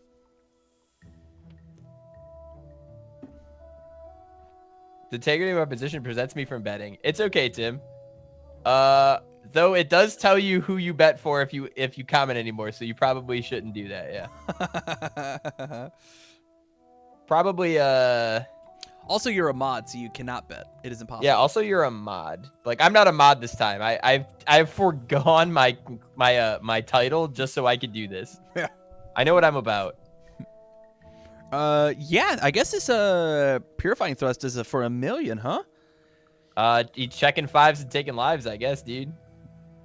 This one purifying thrust is a third of Remy's life. It's a fun 11 damage attack. I cannot get behind an attack that starts as a 5 difficulty 3 damage attack though. Usually, yeah. I really can't get behind it, but hey, listen, if you got it, you got it. You know. Oh, what That's is both happening evils. here? We love that card. Form commit, discard a card. If the card you discarded for this ability was an attack, your dex control check gets +3. If the card you discarded was a foundation, your opponent must discard a card. Wowzers. This is just ruin your whole hand Mitsurugi, huh? It's nice. It seems like it's a pretty alright idea, honestly. Yeah. I wonder if don't we're hate it. playing both this as well as Silent Assassin. Huh, that's fun. I think that I don't know. I just don't know the appeal of playing Mitsurugi, I guess. But like, if you're playing against all these low hand size characters, maybe it's like this the dream, right? Right. All your attacks do 3 damage, so any of your effects double them, and then you just kind of like discard 1 card for free and make your attack a low. Yeah. I mean, that feels good. Yeah. It at least feels something. I don't know if it feels good or not. You also could just like high roll them, right? And just like if you feel confident that you're just gonna check a bunch of 5s. Picking into matchups with 0 anti-discard going first feels good. I mean, it feels something, right? But I'm pretty sure Nick Reagan's got to be playing like Pure of Heart, right? His character is anti-discard. After Also, I play this character, right. draw a card. Also, I would bet he is playing in some regard Pure of Heart. So this is just like the hope we don't like discard 1 kind of situation, right? Right.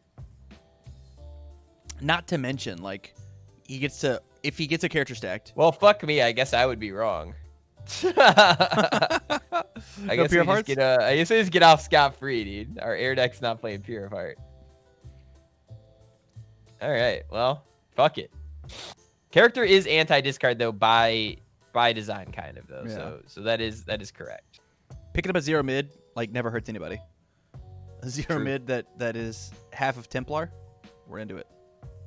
This is blocked, right? It is blocked, but instance. it is Okay, so we're half blocking. Yeah, still gonna hit us our character? No, it's not. We're off by Yep, 1. half blocked it. It discards itself. He doesn't get a character. Probably worth it, right? You're assuming your opponent doesn't have like another like way of getting their character out from that, so Yeah, we'd hope so. At least not with both the narcissist committed, right?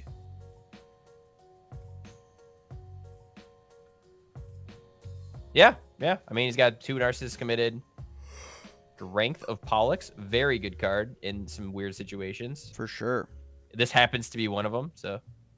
Gives us a great Did we play 1 pass? What just happened? Is this gonna go to our staging area? I was looking at it. Oh no! We're So good. it is in our staging We're good. area. Oh no. Okay. I'm the black hand, so I get to touch cards. Nice. Yeah. So we are forming best of both evils. More discard. Nick's hand kind of rough now. Yeah, Nick's hand's gonna be even more rough when he only has 1 card left in it. Correct.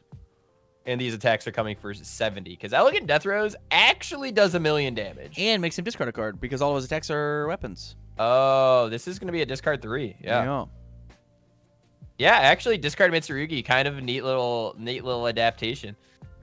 He's certainly going to kill him. I don't know if this is always a good idea, but he is certainly going to kill him. Yeah. Yeah, Nick's hand is certainly 0 cards now. As long as we have to get this thing to 19 damage, and we kind of drew cold. We've got the soup tech to try and dig a little deeper. Sure. This one specifically is not going to kill him, right? Yeah. Like, he just got 3 damage. We're gonna hopefully check on Mitsurugi to like do even more damage, etc., etc. But gets us 3 damage and discards, and now we get to take and make it a.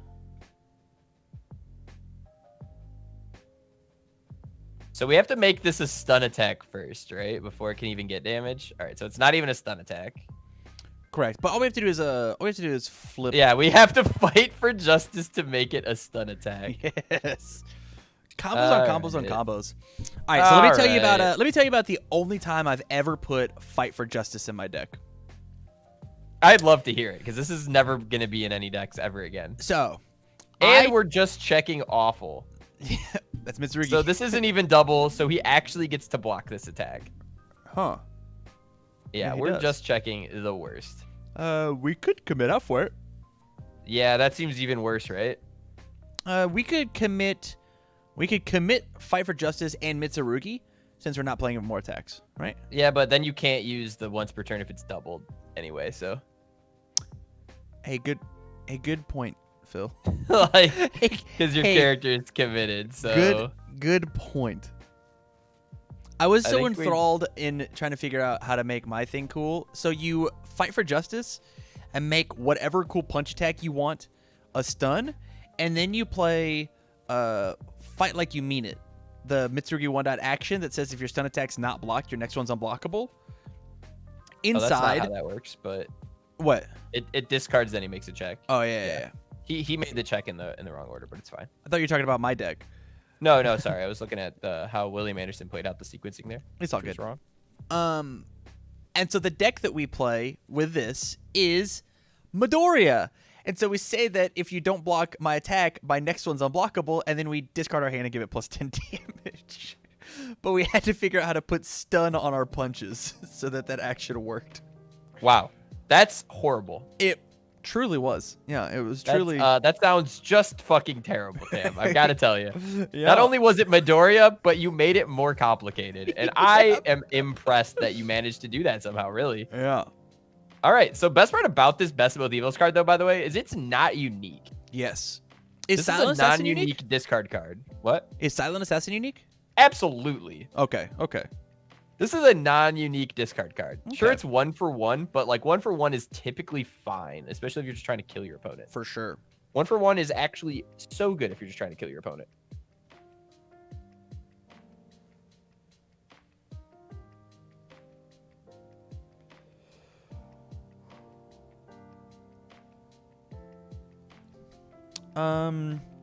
This hand that Nick has is also not 25, but it will gauge us a character with this murderous fire to gauge 3 and a throw.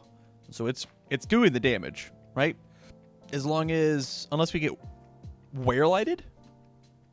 Yeah, so it's an interesting like dilemma here where technically you could play all of these. Oh, you can't play the Deadlock ability. Sorry. Correct. So like Wear Light does stop this from gauging. Also, Nick kind of just walked right into Dust in the Wind and kind of also walked into Deadlock or into Wear Light. So I'm not really sure what's happening. Oh, it is Broberg's birthday. Happy birthday, Broberg. Yo, happy birthday. Happy birthday, dude. From us here at the broadcast, come into your living room or wherever you're at. Happy birthday, buddy. Thanks for joining us on it. Yeah. Opts for the mid block. You know the cool thing about Mitsurugi is that I'm reading? He says if this attack's damage is at least double his printed damage. Huh. So yeah, I guess if your opponent's attack is double its damage, you can just fucking yeah. You can really get there. It's pretty nice. All right, so we have found Remy 2-dot, which means our engine kind of gets to go buck wild now. Yeah, we get to keep doing the thing. Except for the problem is that if it doubles the damage, we could just discard the Remy if it's the only card. Correct. Yeah. So we have to play really smart. And I think we from there hold none of the cards. This guy hates Strength of Polluck. Yeah. All right, we got a momentum. We've got Contacting Hydern. So we're a 6 hand size character now. Correct. But really, we're like a 0 hand size character. Because we're just not going to get that hand ever. Whoa, yeah, we're dead. Yeah, we appear to be pretty fucking dead. If I were a betting man, I would say we're dead. Yeah, we're very dead. We just get to discard a... Just kidding. We're going to check a bunch of 5. Or check a bunch of 3s. I think I'd get rid of his hand here first, and then when he uses Remy to get a block, you then use Death Rose. But I guess you can still do it with the Mitsurugi, but it feels less good to me. It feels less reliable.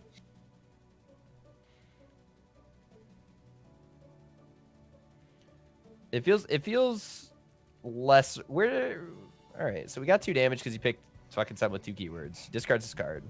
Correct. And now we Remy to pick something up? I guess we have 20 copies of Narcissist, right? Correct. So we're probably fine. This is presumably going to be able to be blocked. Make the check to give it stun. Check to give it stun works. Yeah, I don't know. This is just a shitty ass matchup for Remlis, actually. Yeah. Because even if he didn't have the ability to discard the card, right? He could just use Voice of Reason to make him discard that. Correct. And not feel bad even a little bit on I'm happy to Mitsurugi's get the side. gift of UFS today with all of you today. Yeah, I guess that is a little bit rough, but it is something. All right, so discarded. He picked it back up with Narcissist. Yeah. I mean, I guess he has to blow all these Narcissists to keep this in his hand temporarily. But I wanted that. It's my Remy, and I need it now. Yes.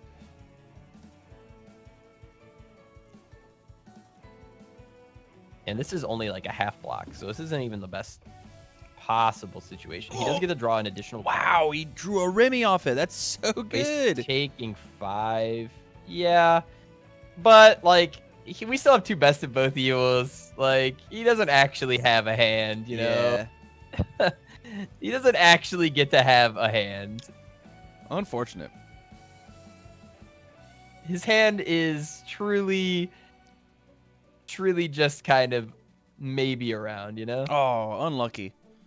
Ah, that sucks. We checked this thing that we could put on top of our deck and check anyway. Hey, fair point. Really, you don't even need to do that, though. Like, I think you just stack a good check and keep going. Like, his hand's nuts. Yeah. His hand is certainly a million damage. Even through Remy, he should be able to kill him. Yeah, with all the partial blocks, because like that's the thing, right? Is if it's highs and lows, like we just get to sit here and partially block everything. Aha, my attack has stun anyway. Joke's on you, turd. You do not commit that card. You commit the power cycle or something. He does get to keep readying. He can't keep readying the same card, right? It has to be a Correct. different It has card? to be a different card. Well, Yeah. I mean, you just The classic air symbol dilemma. You just commit Strength of Pollux after this, probably. Like, it got its stun 2 out of you, pretty much. Yeah.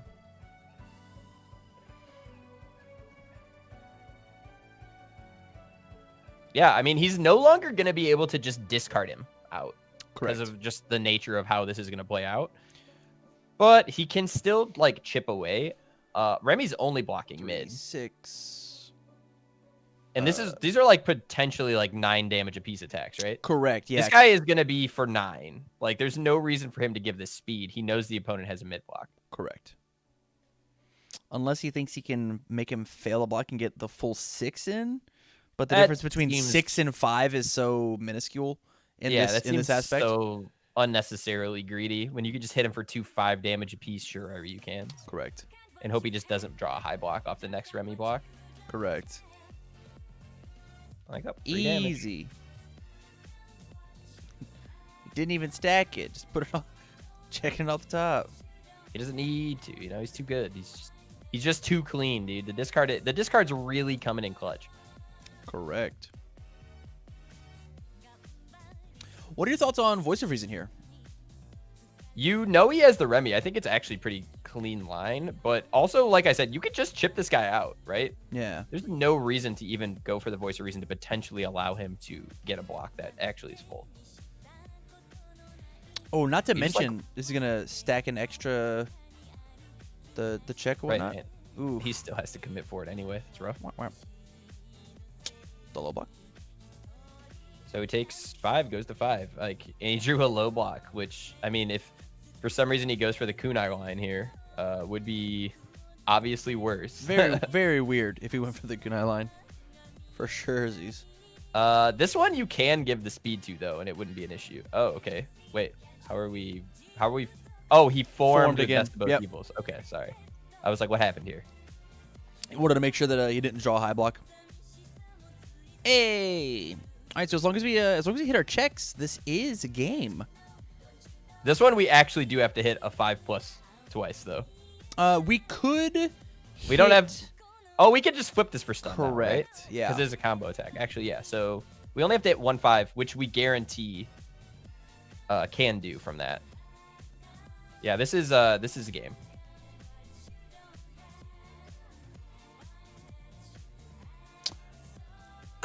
Lol. Play the enhance, idiot. Hey, there's a game. Yeah. There we go. He could play the enhance to pick it up. Wow, what a cleaner line than even we saw. All right. Yeah, I mean, that is a line that he did have available to him. Was this removed? Swift and Nimble? I don't remember where you moved that from. Loops. All right. I'm gonna step away for a second, Sam. Let you take over the micing for sure a little bit here. Yeah, no problem. All right, so going into game 2, I think the big thing that Remy has to do, honestly, is hold more cards in her hand. She playing on autopilot as somebody. Remy is one of my absolute favorite decks to pilot from the 7th cross set. It's very easy for you just to take all the cards that you could possibly play and just dump them into your staging area because you feel on defense you're going to just get them back because of how your character works. But with how much potent discard is on Mitsurugi, we kind of have to change our game plan. It's just not a thing that we're allowed to do. And so we'll see if Nick can make up for that. This is a fantastic hand, actually. Build 4, hold Remy 2-dot for when I want to go in on the next turn. That's really, really strong. 3 pieces of speed hate in the deck, in our opening hand.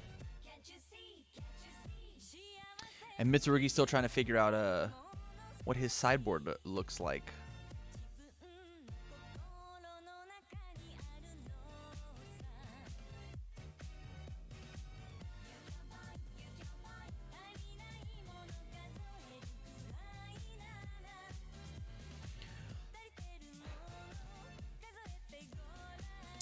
MVP of this deck for sure has been Best of Both Evils, which is already making his way into the deck.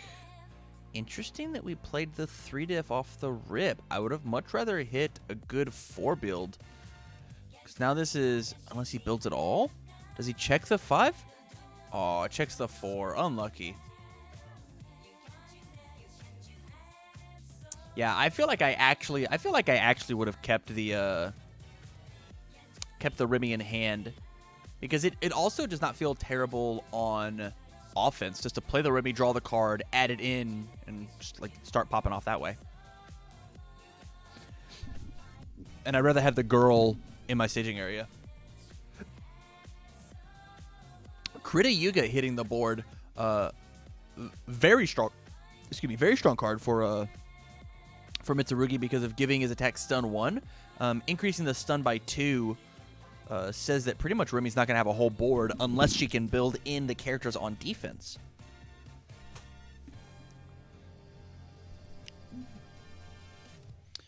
Okay, checks a Remy on the Prisms, the Storm of Torment, excuse me. Yeah, we're just going to discard it and see where we can get. We've got who had a better build on 1 for Remy, 2 for Mitsu? I can ask that poll.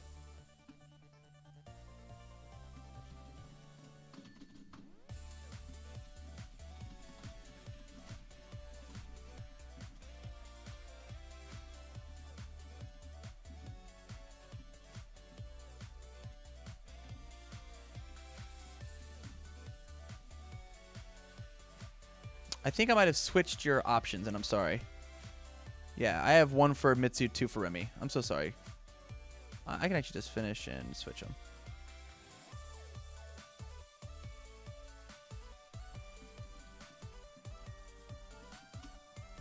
Fixed. Fixed. Okay, so it looks like we hit an easy block, but have committed out. Go to play this guy again, draw back up. We still just pop off, keep attacking. Murder's Fire gets to ready a card, right? Oh, it's a 4-diff? Wow, I for sure thought Murder's Fire was a 5.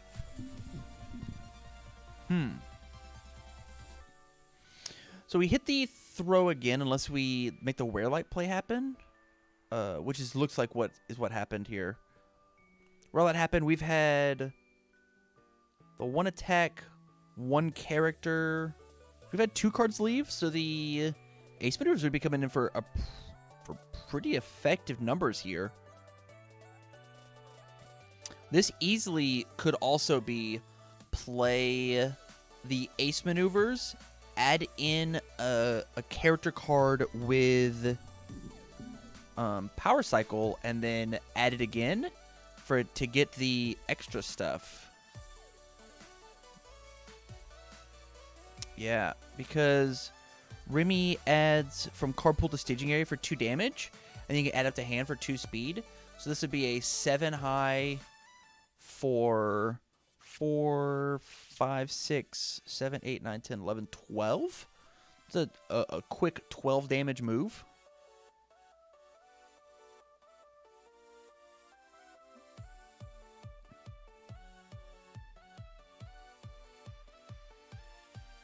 Yeah.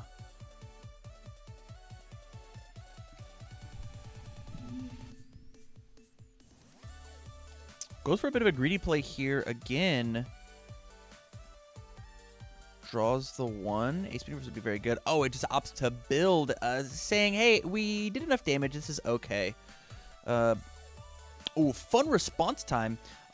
So with Remy, after you have played the character card, with Remy 2, after a character has added your staging area, Ready Foundation has not been ready as combat phase. Because you added it in at the end of turn, a future pulse date got to re-ready itself. Very cool play. And so not only do we have 3 cards in our hand to try and stop the total discard massacre from happening, I've got double Remy, but the foundation count that I have on Remy's side is a little weak.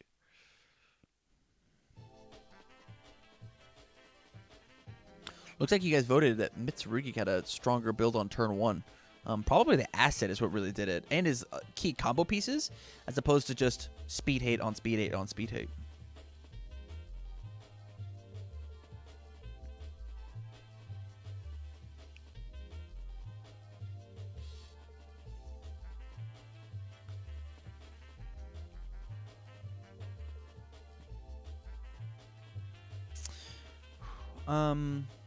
This does feel like a pretty good poke turn. I feel like poke build to the 3 is totally fine.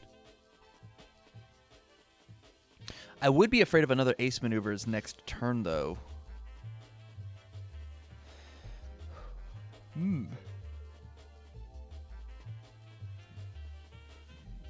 Okay. We are determined to make this damage happen. Checks a 3 here. Man, we really wanted a 5 there. Yeah, this does feel pretty bad because we had to commit our cards. See, I actually think this is a greedy play. Actually, oh, Super Size has been updated.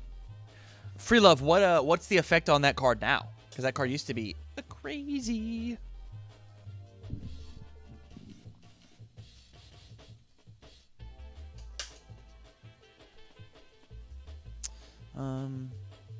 Yeah, I felt like this is a greedy play. I don't think we needed to go all in here. We're gonna commit him out anyways because of the Krita Yuga, and I guess we do get to ready a card. Hey, what's up? I am hungry. Mac and cheese. And do they have rolls that aren't cornbread? Then whatever you want. Hey, that's okay. Mashed potatoes would be cool. Let me do. Alright, so I guess this does do 1,000,000 damage, huh? So maybe this poke is worth it, but it's just gonna be half blocked, right? Or even if it's not half blocked, we just like toss this card up in their hand. It's a 4 high. So this is on a 5. We check a 5 and be fine. Yeah, it's fine.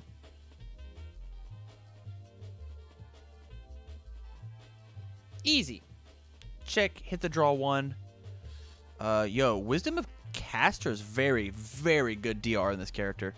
You minus the stats, add the character back in your staging area, and then builds it back in. Freelove says it removes it to build the top card of deck. What a splendid change. What a very good change.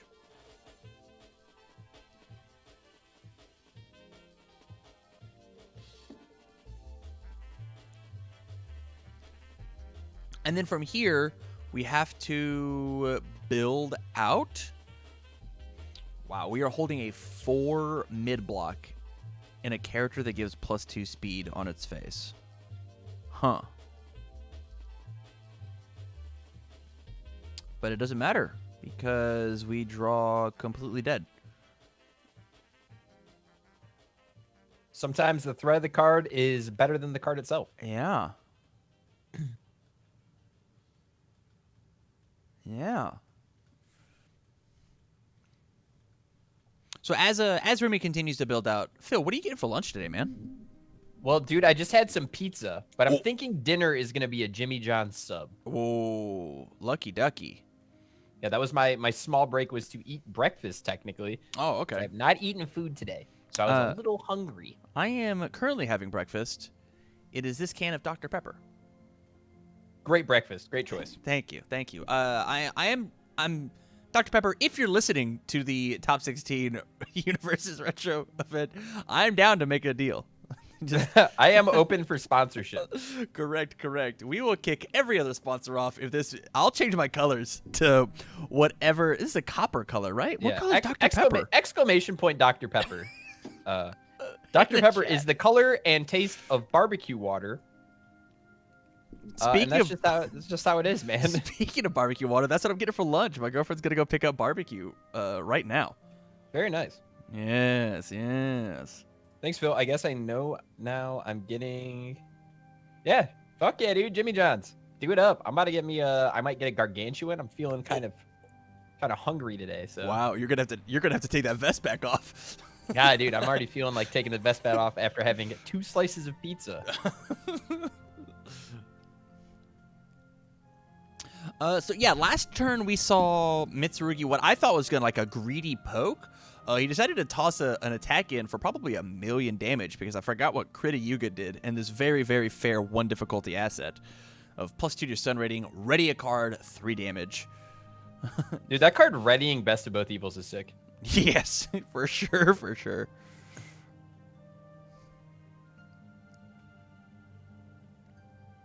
This thing's got we have a -50 speed attack. Yeah. For 2 damage currently. And we'll be blocked to draw some more cards, which is cool.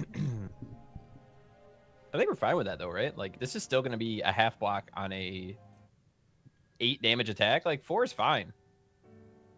Yeah. Remy's never going to be in like a position to just kill you until like she is, you know, like it takes a bit of getting there, you know?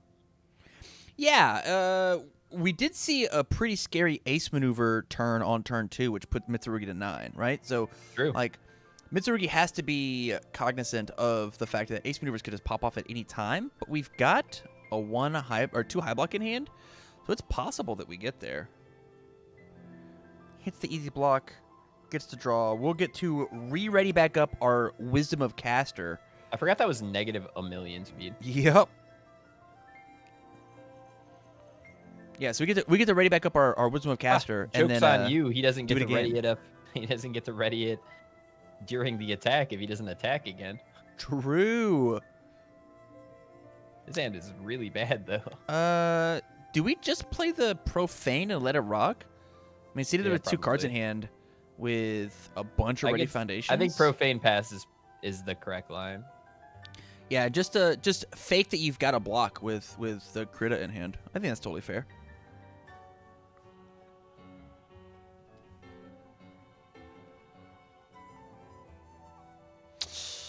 Oh.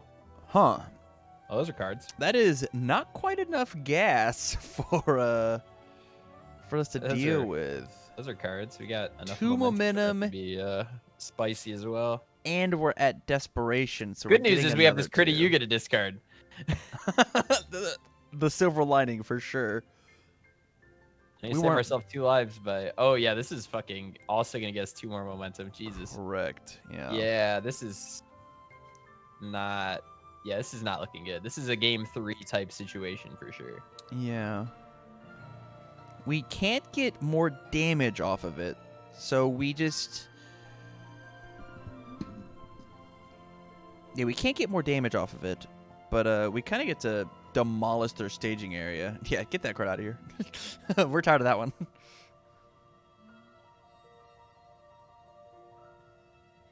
Yoink. Just let me borrow that real fast. Man, Constantine Leviathan, what a win more card. This card, when I first saw it, I was like, this card is insane. But it's really only good if you're already just kicking ass, you know? True, yeah. It's very rich get richer for me. No. I remember seeing this card and like wanting a momentum out with my old Jetta 2-dot deck and being like, well, this is it. This is just the card. And then it ended up just getting cut, right? For like shotgun? Yeah, for cards that are just better. Correct. All right. Impossibly high speed. He said, yes, damage. blow up all of my foundations. It's fine. It's fine. But I wasn't even using them, actually. Yeah, we don't need those.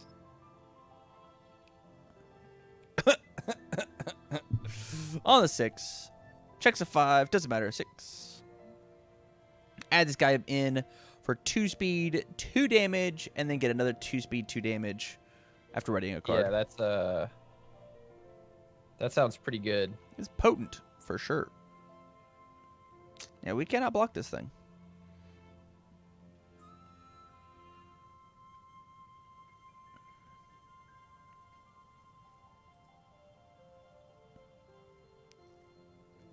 And there it is. All right. Game 2 goes to Nick. So we are at tournament point for one of these guys. Losers out. That's crazy. Their day's done. They get to go to the water park after this. Yeah, dude. The snowy water park. I mean, Nick lives in California. He can maybe. True. The not snowy, perfect weather water park, but maybe there's a forest fire in the background. Maybe.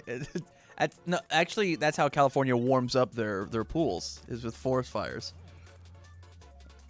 A lot of that makes perfect sense. Deep tube systems, tunnels underground. All right, hitting back the sideboard once again.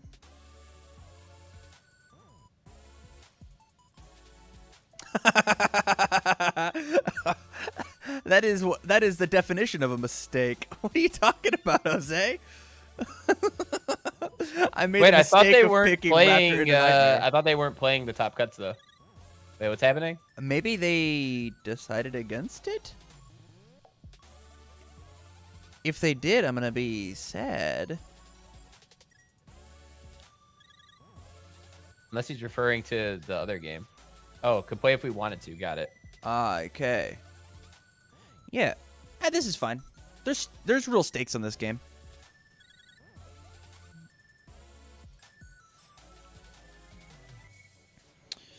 Swift and Nimble. What a cool card. Goes for the Remy build, gets that extra draw. And he said, I would love to have a card. Thank you. I'm going to go grab one of these guys. Thanks for playing the ability on your character, nerd. Go grab Shin Ryukon. Gets removed.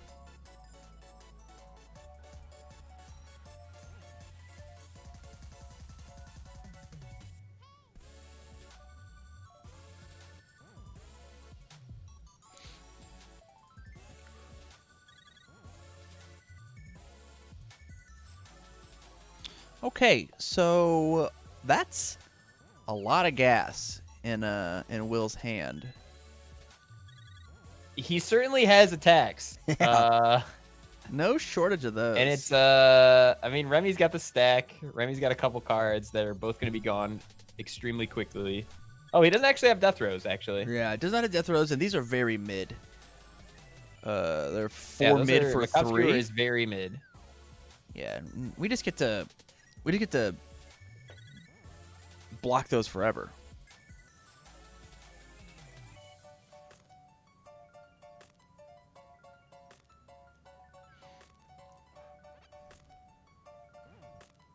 Jose's bringing up like time reasons and stuff. I actually don't think this would have taken that much longer than a normal event. If we were just trying to save an hour. 1, 2, 3, 4, 5, 6, 7, 8. You're probably looking at about the exact same amount of time. I think we're looking at about the exact same amount of time anyway. I think the breakdown was like the difference between at quote unquote maximum 13 hours and 14 hours. And we were afraid with people playing a little slow and giving people the extra 10 minutes on the top 2 rounds. But anywho, yeah.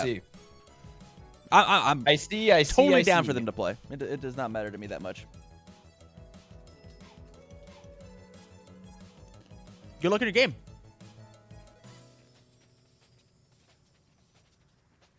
All right. Gotta go play now, guys. Bye. Adios. Yeah, this Macabre here is just gonna get blocked. We just don't. How unfortunate. We really wanted to game as well. Yeah. Wish we wouldn't have been rused into these lower bracket games.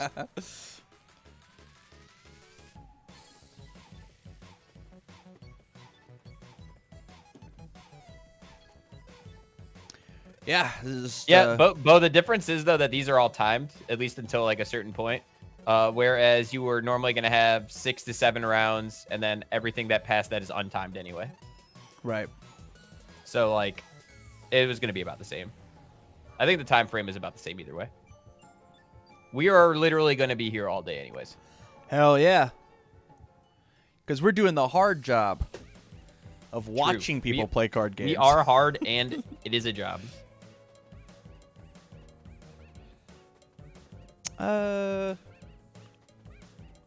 Do we even bother to block this one? It's just 5 damage. I'd much rather just have my character with the 3 characters I have in my hand, right? Yeah, I mean, like, this is not necessarily... Oh, I guess it's 9 or 8 now? Oh, no. Forced to watch a match where tournament life is on the line. So you're telling me that for the rest of the tournament, I should watch losers bracket stuff instead of winners bracket stuff. Nice. I mean, that's absolutely the wrong opinion, but you're allowed to have it. That's what opinions are for. I'm just down to watch more games, you know? I'm just in it. Hey, we just take 8 here. We just don't bother blocking. Who cares? That's fine. Oh, yeah. No, this is literally just a free attack if you consider that our hand is gas. We got rid of the Casa because we can't pass it. Yeah, we just get for what cool it's stuff. worth, I mean, I guess it depends on how much you value. Like, he's not going to probably kill William Anderson next turn. Like, Nick's hand has to draw, like, double ace maneuvers to hope that's a feasible thing. But who knows? Who knows? None of those are ace maneuver at all. Sorry, we'll get there. We got Remy. True. I guess this is fine. Checks this, gets to pull it back in. Ready back up with Remy. Give it the damage. You gotta play the deadlock, nerd. Easy block. Yeah, right. Exactly. So we got no gauge going off. Easy block happening. And the reversal. And it wasn't even a throw. Nice. Correct. Yeah, hits. So this is something we haven't seen yet, where this is actually going to be him discarding a card on his opponent's turn also. Yes. And an extra 2 damage if he wants to rip it up with the shell. I mean, this could come in for a ton of this could come in for a ton of damage. This is going to be a block. It could be a thick boy for sure. Yeah, Nick posturing a block uses the second Saintly Beast to give it the minus speed. He could pick up a character card, but conversely, he could just block with the Remy that's in his hand, right? Yeah, his box. I mean, if he's gonna play the Remy anyway, right? Like, yeah. if his plan is Remy then attack, you might as well block. Correct. You know, block, draw yourself another card. You're gonna play the Remy anyway, if that's what you were thinking. Like, I assume that's what he's thinking. Obviously, Maybe I can't know for sure. not now with the stun 2. That's some rough stuff. Give stun 2 and the stun 1. Wow, what a potent reversal. You commit out for this? Give me 3 damage is better than the 2 damage. And where did all the stun come from? Was it the Fight for Justice? He stacked the card. I didn't see him stack the yeah. the Tempai Kosu guy or whatever it's called. Yes. Okay, I didn't see him stack that. The I'll never register this card because I have to write it on a deck list card. Yeah, that card actually has, I'm pretty sure, the longest name in Standard right now. It has quite the name attached to it. Correct. Yeah, 9 damage reversal that completely stunned out a character is good. Pretty Right? good. Pretty good. And it made him discard a card. And now it's low. Like, it's pretty good. I mean, the zone really didn't matter because we know he just blocks with Remy like all day. Oh! Man, we really wanted to see those. Pretty good. I think this is like the 3rd high seas that we've checked here. And we really want to see those in our hand. What? The 3rd high seas adventure? No, why does this Remy that was a block go down? Or did he take it? Oh, he took it. He took it. Oh, yeah. He took it and then played the Remy. Okay. I thought he was going for a block. I was also thought a he was going for the little block. confused. We build here and be totally fine with it. What do you mean, man? You can play Tempai Kosu into Superior Technique. It's fine. Yeah. Yeah, I do think that building there was probably a little safer of a play, but if you look at it, like you're gonna be able to get rid of the rest of his hand. He's probably holding blocks, or probably holding attacks based on like how he played out his last cards. Yeah. I just It's probably fine. This is probably fine. What's this music? It is Dragoner's Island from QUMU Year 5. I guess I could drop a link, possibly?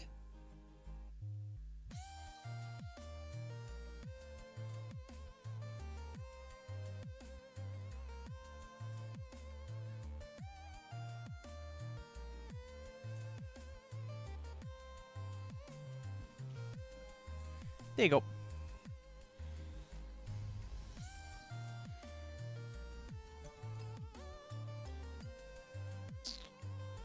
So who do you think's in a stronger position here? Do you think it's Will? Do you think it's Nick? Because I feel like this one feels like it feels really tough to pick for me, I guess, in some regard, just because it is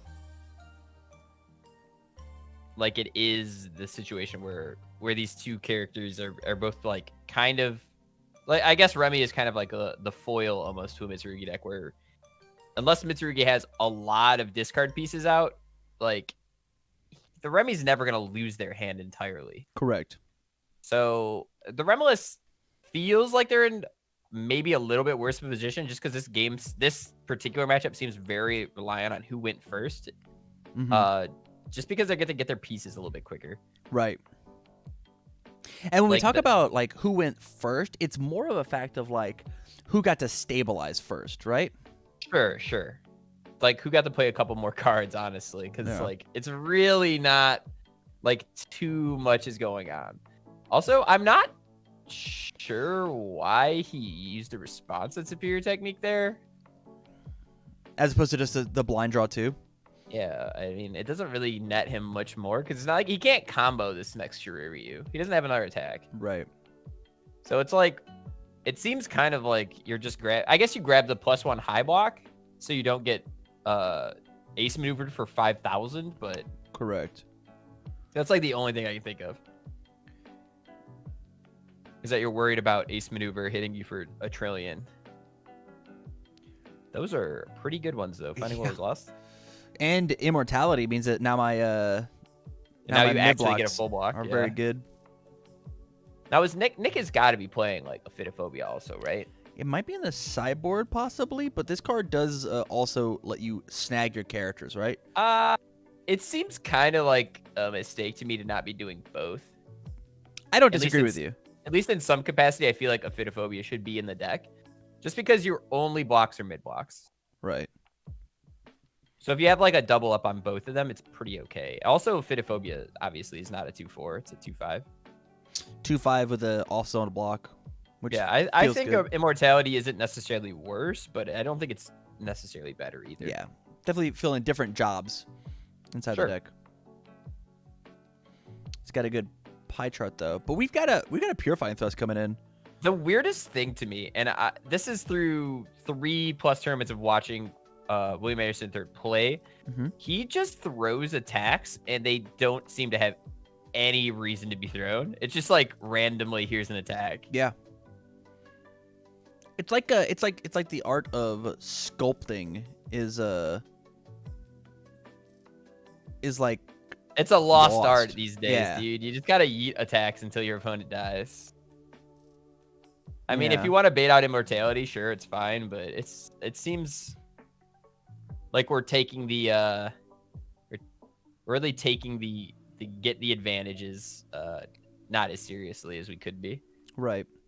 Because like this easily could have been hold this for a block to hit the reversal to completely stun him out again. Yeah, it's just a +1 mid block on it, right? Right. Yeah, like this could be easily block reversal with your Shuri Ryukan, and then you're providing a little bit more pressure on your opponent's turn while not really losing anything from not attacking right away. Right. It's not like this is going to be that much of a deciding factor of an attack. Like you're getting one foundation off of it, it's committed. So yeah. But I guess, man, if he's just gonna poke him out, like it's working. So all right, there's the immortality. Which by William kind of reading the card that just got flipped over, I don't think his plan was even to just try and bait it out. Yeah. It didn't even it seems like a kind of an afterthought now, like, oh, I guess. Like that's the big thing with characters like this, that like Remy has such a straightforward game plan, and you know 100% of the time, I know exactly how this character's gonna defend. And then they flip the switch and are like, actually, I've got this other tool that you didn't know about. It's really easy to just go on autopilot, just knowing they're just gonna have a bunch of mid blocks, and I'll do the chip damage. I guess he really didn't need he doesn't need the momentum, right? I was just wondering why he was just throwing it away, kind of, but for a random stun one. But he doesn't need the momentum, it doesn't seem, right? Correct. I think it's exclusively in there for the stun. Yeah, it seems like it is exclusively discard a card for this thing. Yeah. This has got some interesting decisions in it where I'm kind of a little curious what the thought process was. Like, Swift and Nimble doesn't seem to add anything to the game plan, right? It seems kind of useless. It's cool on reversal to make sure they don't block. That's pretty much it. I'm confused. Block reversal, commit for +2 speed. That's okay on a 1/5. How did he take damage and use immortality? Is that what happened? Did he? Did immortality get negated? I'm so confused. Because like this went to momentum. Huh. Yeah, I don't think so. I'm gonna type. Yeah, go for it.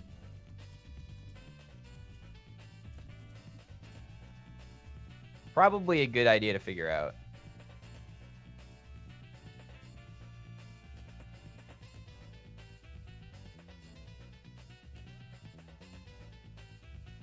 There we go. Good catch. Yeah, I definitely would not have caught that. Second 60 beast deadlock online. 1, 2, 3, 4, 5, 6, 7, 8. Yep. Alrighty. Well, have fun with that one. Yo, second Saintly Beast, what a crazy deadlock ability. Yeah, that guy's deadlock is absolutely nuts.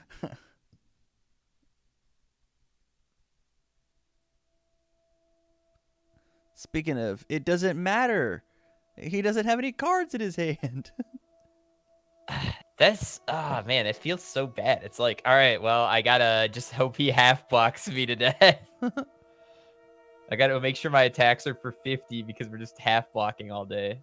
And now all of your foundations are face down, pretty much. You might as well just think of it that way. Because he can't pop any of these, right? These don't just pop. Nope. Nope. Nope. All right. Yeah, we're stuck at 12 face down foundations.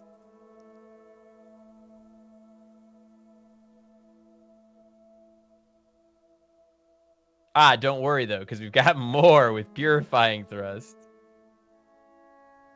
I guess that does give it damage also, so it's not terrible. 5+, 3 more damage.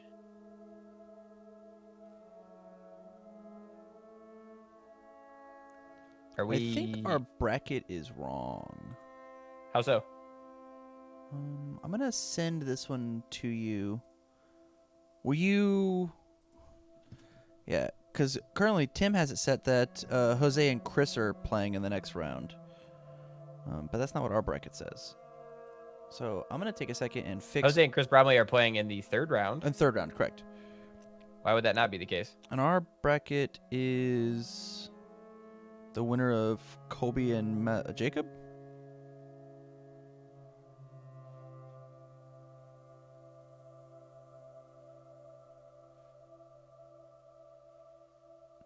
Oh, did he fuck up the seating because he doesn't know how to 16 bracket works?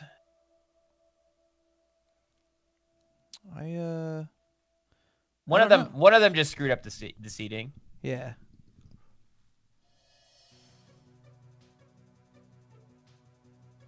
One, 8. So if they both win,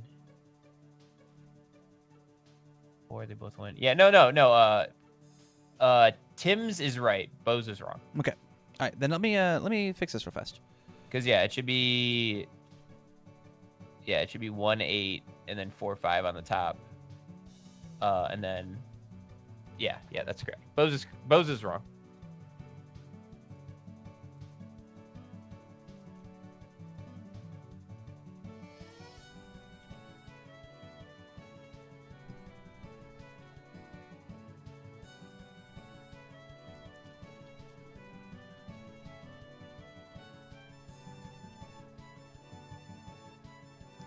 Means I have to go through and get some big looks.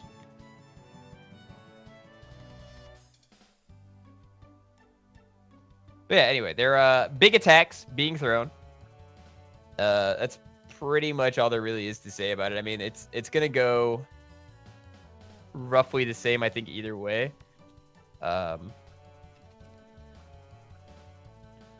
Show up late, leave early. The Brandon Berry story. That's fucked up. That's fucked up. Hey, Bo, are you still here? I don't know if Bo's still here. Yeah, I gotta look at this again. I think Bo's is just wrong.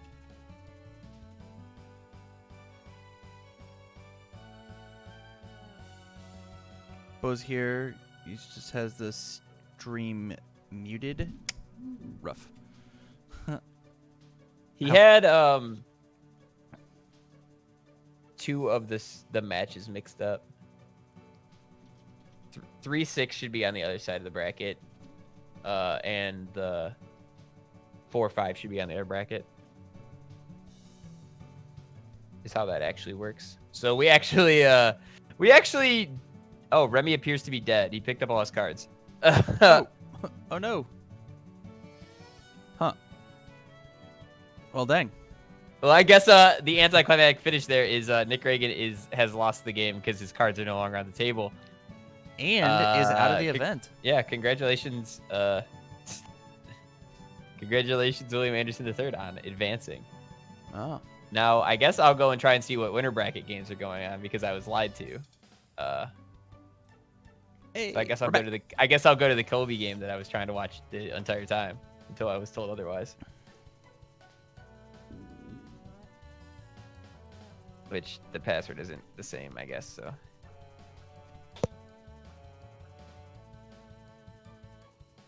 Okay. Perhaps I won't watch the Colby game. Take that.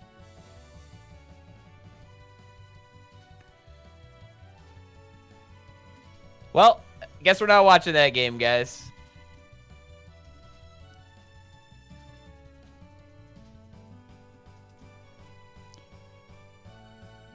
Yeah, I undid my vest, guys. It's a bit too small, so we're just unlucky in that regard.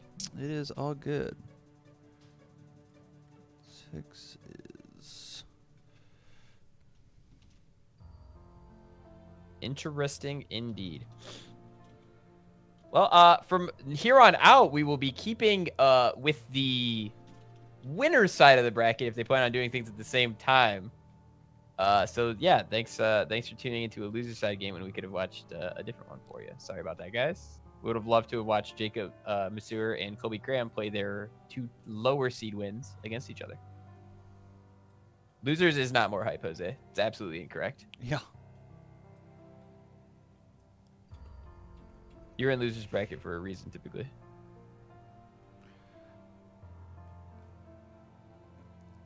Clint Badger, Tim Keefe, Sam Tate, Brandon Berry. Aha! I have fixed it. They just started 10 minutes ago. Perfect. I can't get into their room.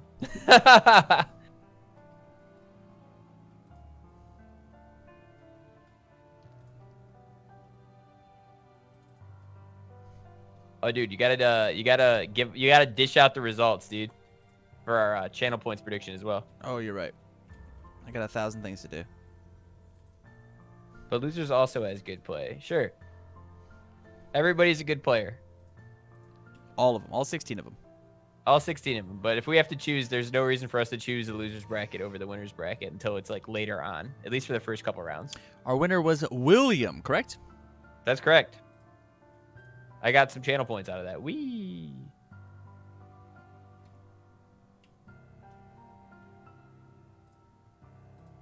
Okay. So, I am going to attempt to continue to find out the password here. W3.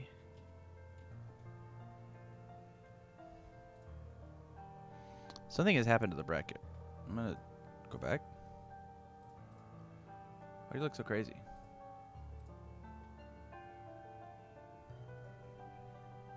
I am not allowed into this room. Well, take that.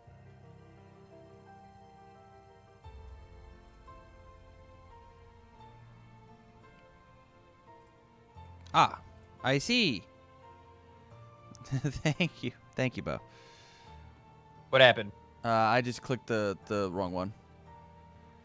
Updated the bracket to match the one Jose sent me. Oh, perfect. Thank you, man. Cool. Thank you. Thank you. Thank you. I was in the middle of doing that, and it was very hard to do that and whatever. Twitch doesn't like losers? You damn right we don't. Anyway, if you want to try and find a game for us to watch, man, that would be... Yeah, let's go... This guy's game's name is UFS is the coolest, but I don't think he's in the... I don't think the guy from Great Britain is in our tournament. That is a good name for his game, though. UFS is the coolest. We do not have a winner's side game, but we could go watch either Losers Table 1 or Losers Table 2. There are 2 winner's side games playing, it looks like. I'm only seeing one inside of Discord. Inside of the Discord calls, excuse me. Oh.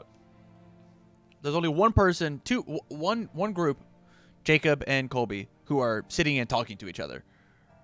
Gotcha. Yeah. Well, choose wherever you'd like to go, and I guess that's where we're going. Man. I guess losers won since we... Or actually, you know what? Hey, I'll be back. We're getting this damn table. This guy always leaving. Yo. What's up? Hey, what's your password? It's capital UFS space 3. Nice.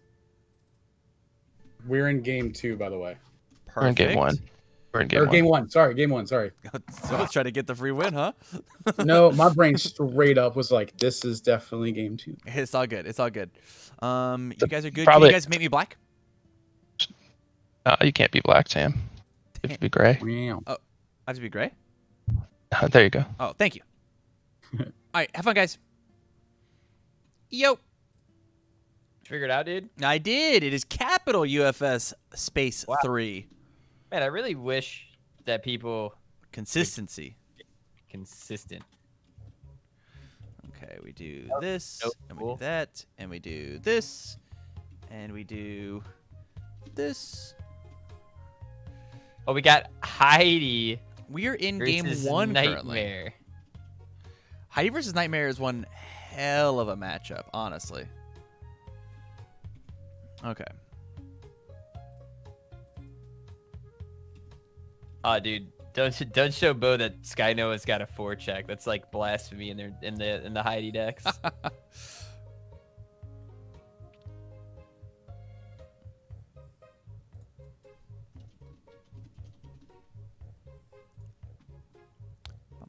I am not entirely sure what is happening yet, but there are attacks being thrown. Nightmare isn't getting an extra burn chip. That's fair.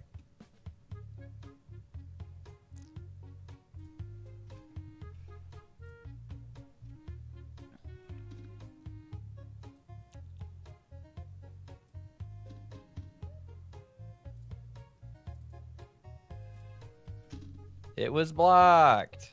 We're throwing dice. We don't need them. Fuck them. Fuck 'em.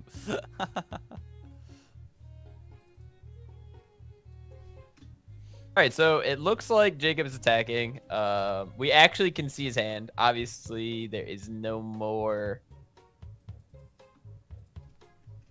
Nothing. There's nothing left in there. There's no gas, which is unfortunate. But perhaps, Heidi could not. Oh no, I guess Heidi would have it, right? Blueprints. Assuming that's a different colored one in hand. I can't fucking tell because you're so far away. That's black in hand. We have blue and green on board. So we would have to find it. I don't think he has to find it. I believe he's got it because he put the one back on top of the deck that stacks. Oh, you put red on top?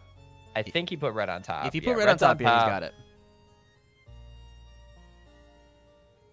Red is on top. It seems very, very much like this is the, this is the situation. This is the world we live. Yeah, you just form with Call of the Dreamland, and say that you play them all on 6s.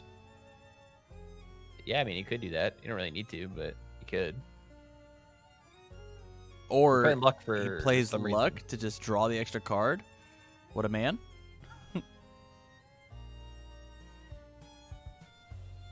Fuck it.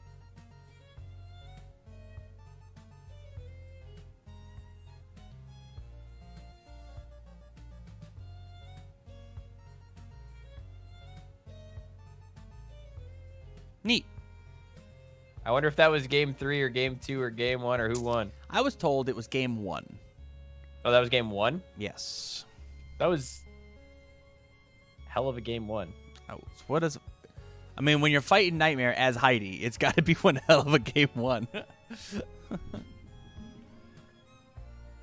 Oh, Sky Noah has an ability? What does Sky Noah do? I don't know. I know it gives +1 to your checks while it's ready. It does minus something to something. We're gonna go read. Sky gives +1 to your checks for every asset in play while it's ready. Yep, that is correct. Neat. He did have 2 assets. Interesting. Interesting. It's got a 4-check, but would hate it.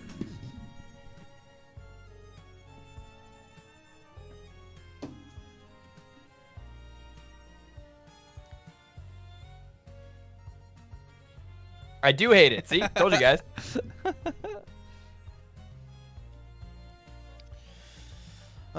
Yeah, Nightmare just has It's to okay. It checks the 6 if you have 2 assets. I guess that's fair. Yep. I guess we just got to turn the gas on hotter for Nightmare, right? Like it should be easy just to smelt this 7-hander with 21 health.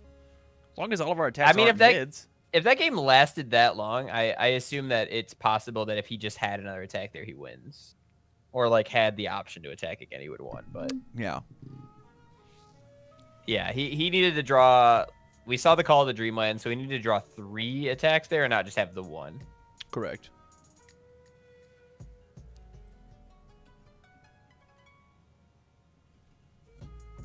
But you know, that happens. That's UFS in a nutshell, guys. For sure, for sure.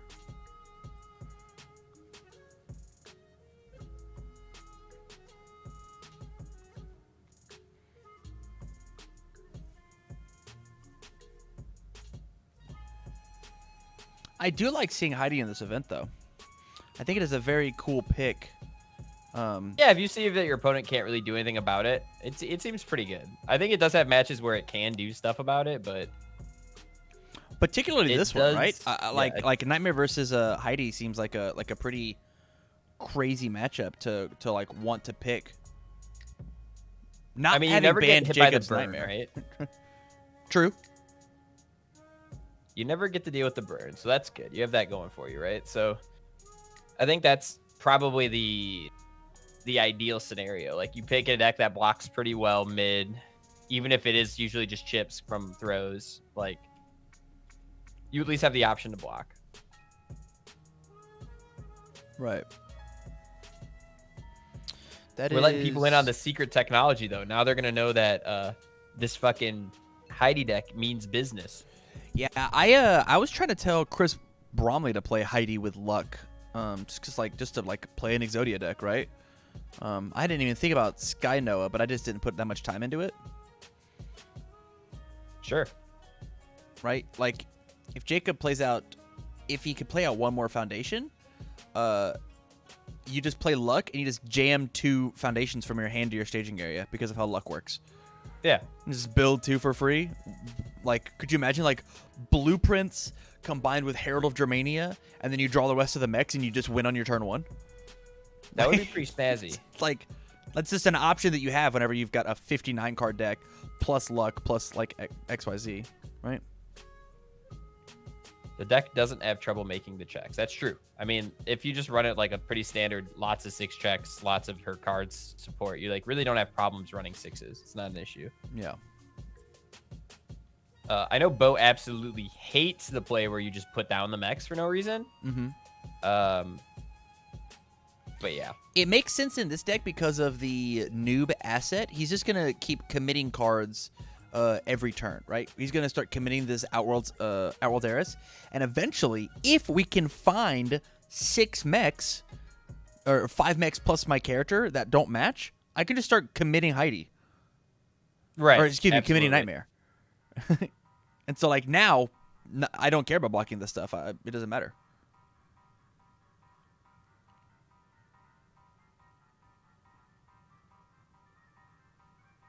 What a fucking card. Yeah, so now we've got 2 all cards control that are about checks to be get committed. +1 for each asset in play. So like even the Nightmares checks get +1. Correct. This seems so dog shit. Oh my god.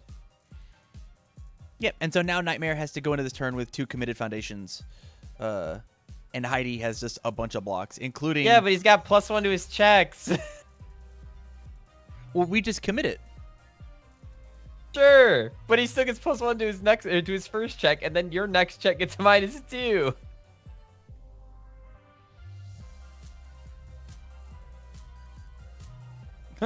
Just kidding, we get to use it. Ooh. Or we checked. Hey, we're good. Yeah, it gets the... Yeah, dude, you got it. It's fine.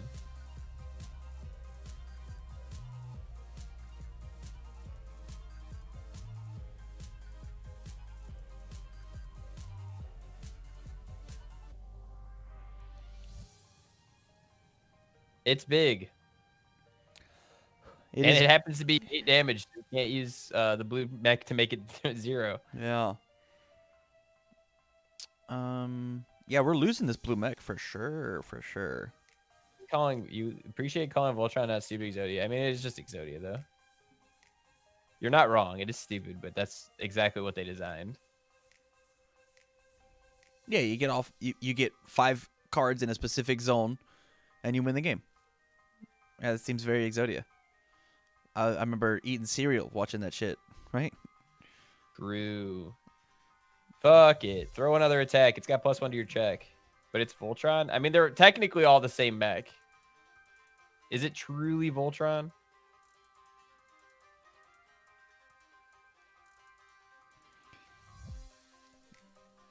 Is it truly Voltron when she just pilots 5 different mechs? Since there's only one fucking pilot for all 5 mechs. That is the question, ain't it? Ground Shaker is very cool. But they gave different paint jobs. True. They are different paint jobs.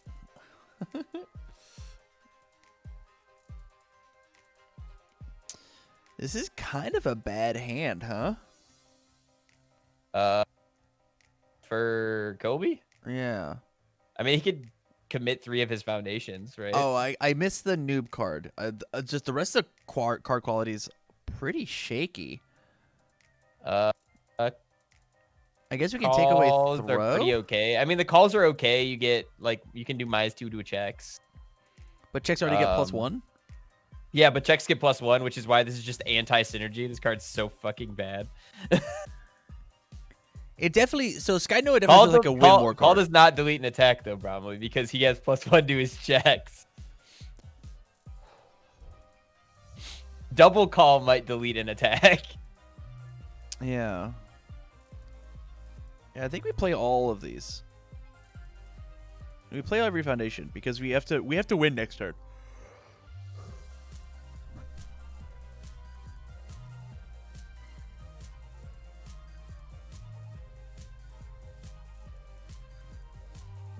He won't use it on the first one. So he's like submitting to taking like 10 damage. I mean, we're assuming the first one's going to be like a reduction or something, right? Yeah. Just commit 3 cards. If he commits, yeah, then he commits Sky Noah and he gets called, sure. He can just block noob, dude. All right, so Nightmare can pick it back up. If he dies here, you'll be very surprised. I would not be that surprised. Unless Jacob really commits to this double reduction play, which I think is terrible, then yes, he could die if Jacob doesn't commit to this really bad double reduction play. Oh, also, sure, pick up reduction, bro. Yeah. I mean, that's why I don't play reduction or don't think reduction's good at Nightmare, because it doesn't get picked up, so. I mean, what we do here as Jacob, like hindsight being 2020. Play a fucking throw. You play the throw, then build and pass, and just hold the reductions? Yeah, I mean, you don't really need to hold the reductions, but you just play a throw. You play the throw because if he takes any damage off the throw, he discards the mech, and then his calls are -1 damage. Oh, yeah. I guess reduction's fine, too, for that same regard. Like, he has to block it. But it seems pretty fucking bad, in my opinion. Yeah. It -2 to the check, and then he'll just... Reduction is not good here. It's just not. Yeah. Looks like the turn goes like you thought, but the turn that goes like you thought is the incorrect line of play.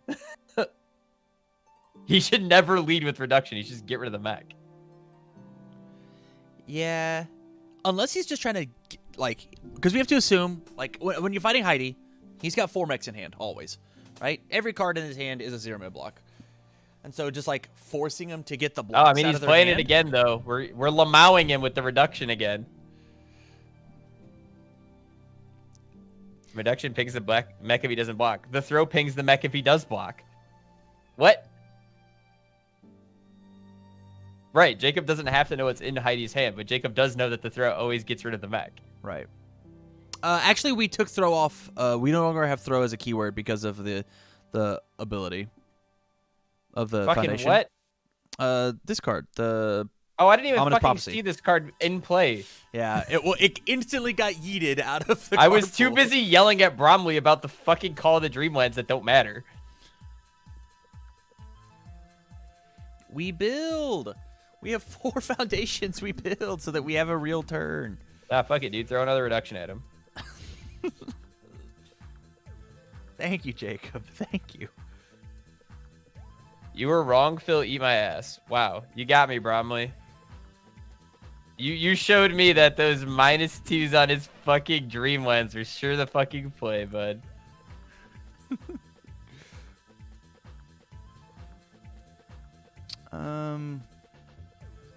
You showed me. Yeah, the thing is that this is like, unless he just rips it. Well, the here's what staging area for Heidi is just not good enough to win. Yeah, right? he's not gonna win off of it unless he just check 6s. He has to not only check 6s, but had to have just ripped it all off the top. Sure. Which I honestly like. If Jacob was gonna commit to poking with one of those, he should have just kept poking. Yeah. If he was trying to get rid of a mech, like you just do the whole thing.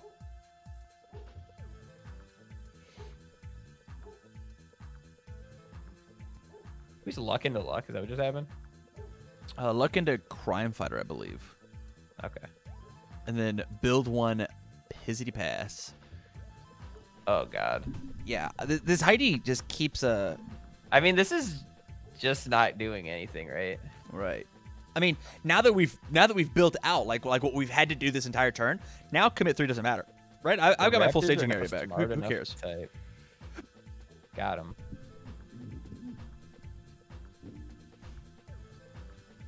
Yeah. Crime Fighter in this deck is actually really sick though.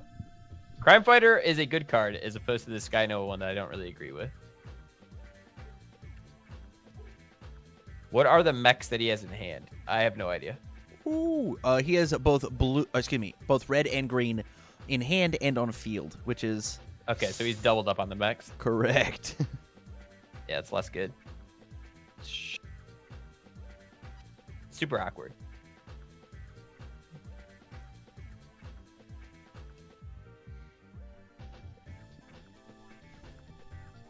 We're down to keep making Heidi's Is this like a 0 damage attack? Correct. No, it's not. Oh yeah, it is. Yeah, it's actually a 0 damage yeah. attack. Huh. I mean, we can just pay for life. Oh, I guess we can't. Just kidding. We committed the Outwilders. My bad. My apologies.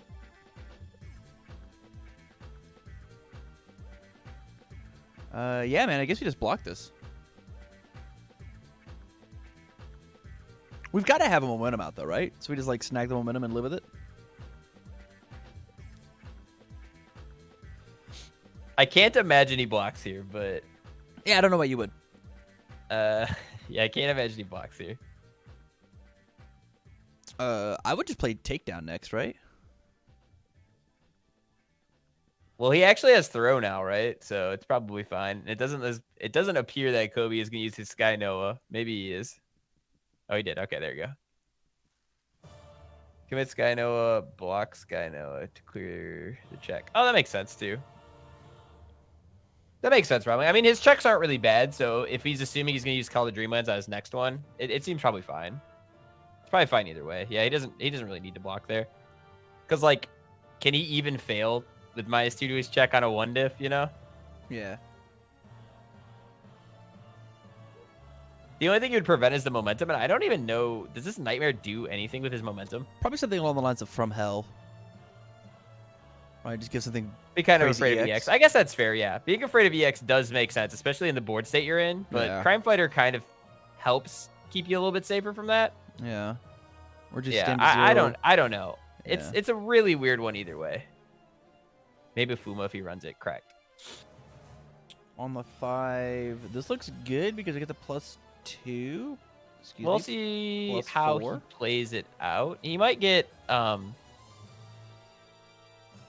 I wouldn't be surprised if this one gets Dreamlanded, but maybe I'm wrong here in thinking that. I mean, the other option here is you just take the 7, lose a mech, and you take the 7, lose the mech. Let your opponent get another attack seems kind of bad. Well, we have double Call the Dreamlands, so they play it. I guess they don't pass it beforehand. I was thinking it's like a Dejanet scenario, where they play it, commit their cards, and then get rid of it. But that is not how it works. Yeah. I think he can get out. I think he's gonna get out of this turn losing only 1 mech though. If that's what he chooses to do, he's either gonna lose 1 or 0 mechs from this. Correct.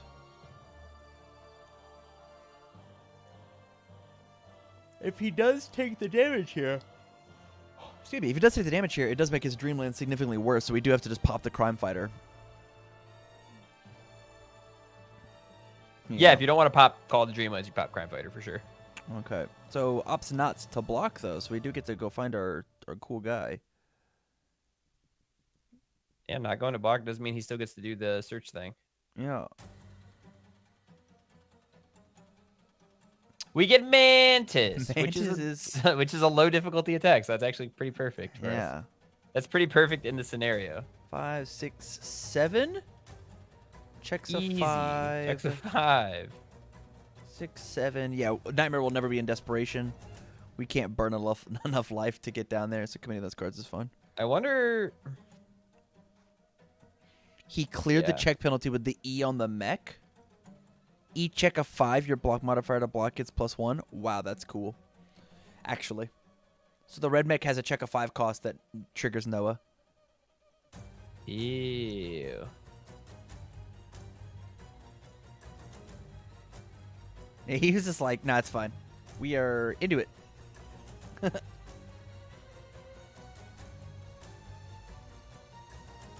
I'm going to read call. What's up, man? If your opponent fails that check, they draw a card. Okay. I thought they just got to draw automatically, and I was like, oh, no. No, they have to fail it. Okay. You fail the check, it doesn't have your turn to draw a card. Wolverine, what does Crime Fighter do? Crime Fighter puts it to an attack does 0 damage, only playable if you have more characters in your staging area than your opponent. And so it just like blanks an attack with like a really good cost.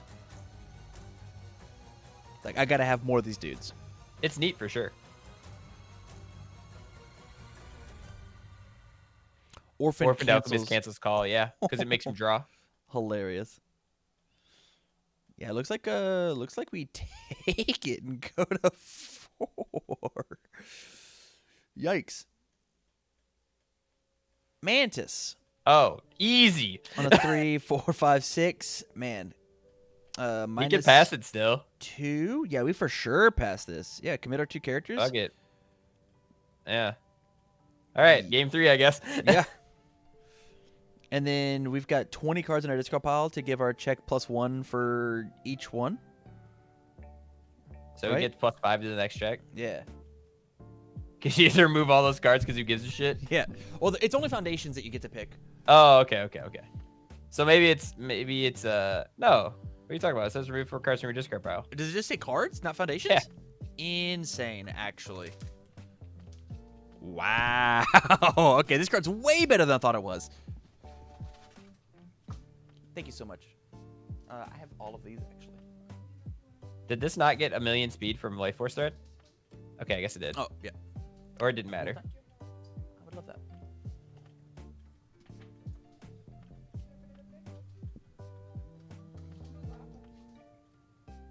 Yeah, that was that's a neat card in there. Mary Mantis. Yeah, I agree. The 2 low for 4.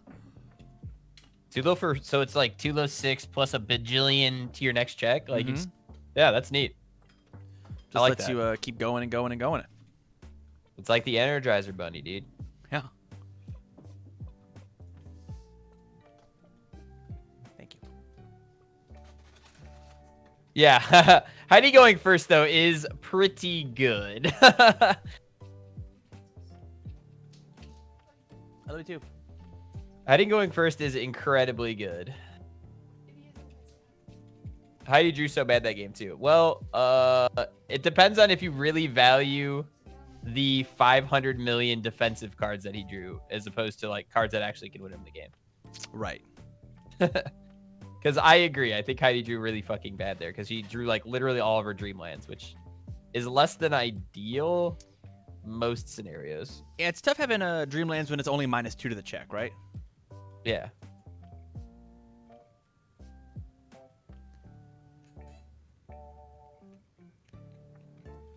Yeah, hinged on luck turn 1 and didn't get it off. Yeah. Yeah, that is basically like luck in a nutshell. That is the story of that card. That's it. I've played luck in enough decks to know that if you play luck, your opponent only builds. Well, fuck it. I mean, we're attacking, I guess. Yeah, man. And here it is. Did he mulligan into this? I don't remember him mulliganing, but I also was distracted by having barbecue be delivered to my abode. I actually don't think he actually mulliganed it. I think he just saw his hand and was like, well, I guess these are attacks, so I guess we're gonna play them.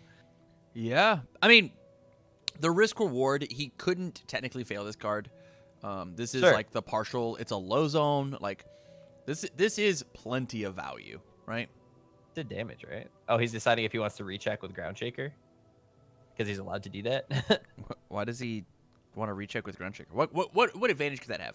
I guess find a mech off of Iron Grip. You put more cards in his discard pile, which probably has some kind of effect. It's good because it combos with Iron Grit, right? Like Right. you can check a mech. Yeah. And put the mech in your hand. It's like a combo, I assume. I guess. Man, I want barbecue now. Get some barbecue delivered to you, Tim. Get you some barbecue. You deserve it. You earned it. You're the barbecue master.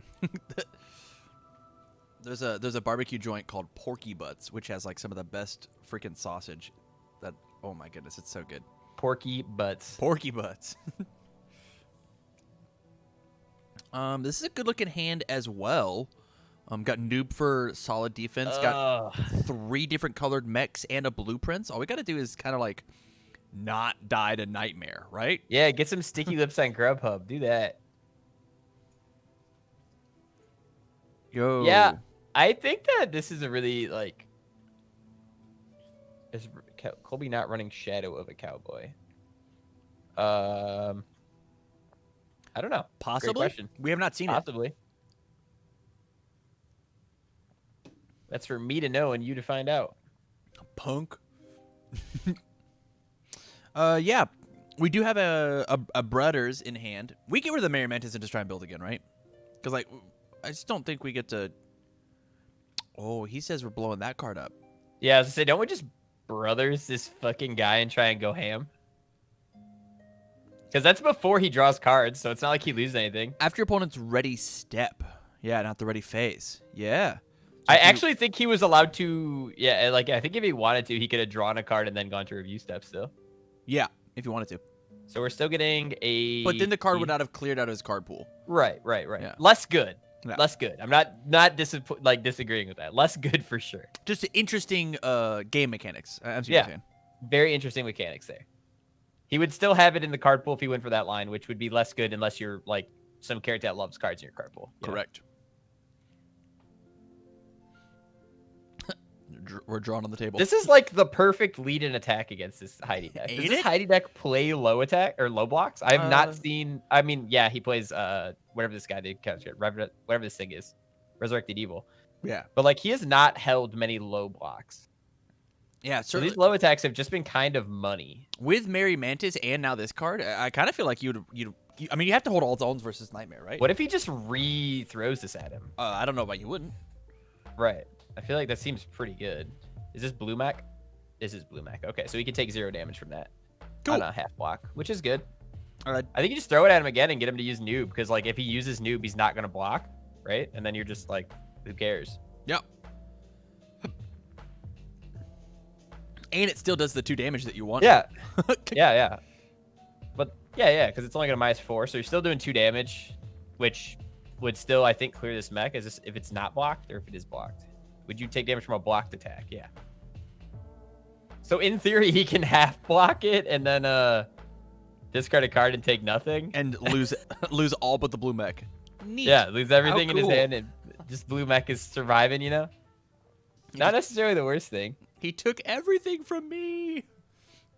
Does Jacob draw first for the Resurrected Evil? No. That's why that card's other effect is dog shit. I'm pretty sure they both have both effects have the same trigger, and the one of them just gives your opponent an extra review step for no reason. Unless I'm misremembering the card, but I don't really want to go look for it because it's not on. Like, I'd have to like scour the internet, so I could be wrong. Scour the internet.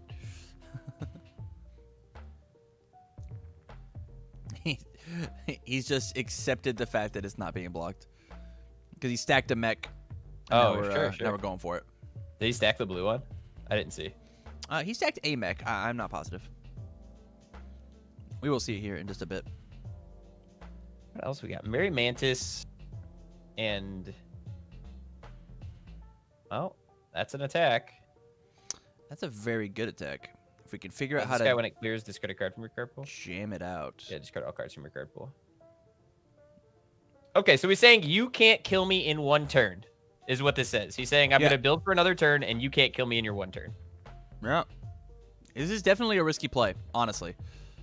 It really is, because he knows he put a mech on top, right? Like, he knows there's a mech on top. It almost feels better to me that he just throws one of those throws at him, but, like, obviously he only had 1 foundation, so it's a little big time risky if he doesn't check the If he blueprints, he can find the green mech. Or we have 2 yellows? Just kidding. Mom. Oh, okay. We have 2 yellows. I'm a little bit delayed on the hand because I'm watching on stream. So I love the fact that they're all in the same pose. It definitely makes our job way easier. Yes. I'm also I've now been hit by an ad by your stream, so I apparently will not know what's in his hand for a little bit of time here. My bad. The ad really laid into me. So I guess I'll get to learn about WandaVision, and then I'll get to know about what kind of UFS we're playing. Well, there you go. Is that the one we needed? It is not. It is one we needed. Man, if we check the hottest anybody's ever checked ever, we could win this turn. Was that the only one he needed? Oh, because you're saying with blueprints. With also. blueprints, right? Yeah, we could blueprints form, find green. Whew. On a 6, check a 6. On a check a 6, commit 1. I don't think he can pass them all. He'd have to. Wait, this thing like minus his difficulty or some shit, right? Which one? Oh no, it's your tech attack can't be blocked by actions. Never mind. My mistake. That's not the other one she has. If he checks 3 6s in a row, no. Isn't he still away from it? He's still one off. He's still one off because he has to search his deck for one. Yuck. Next turn, he's pretty much guaranteed to get it. Yeah, if he gets to keep those cards in his hand, right? Yeah, if he gets to keep the cards in his hand. Which, seeing Jacob's hand with 2 throws and a Merry Mantis. Is anybody else's stream constantly loading? That's what I want to double check here.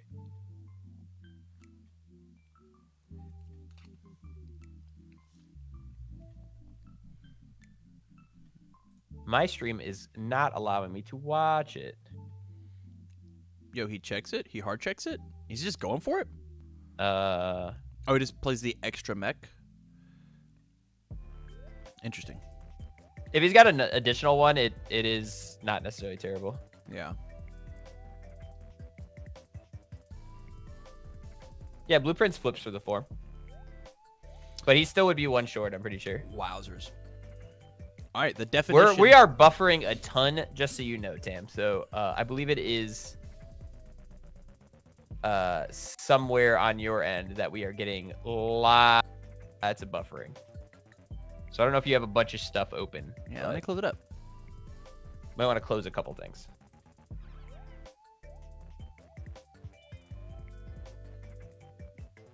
Jacob has opted to not use true identity like an absolute Chad.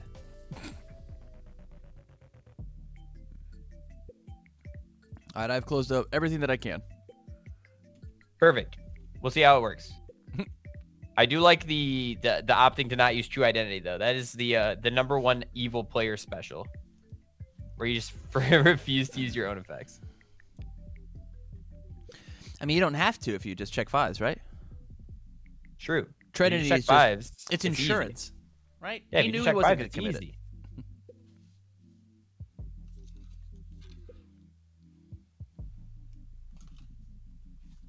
All right, so we're taking some damage here.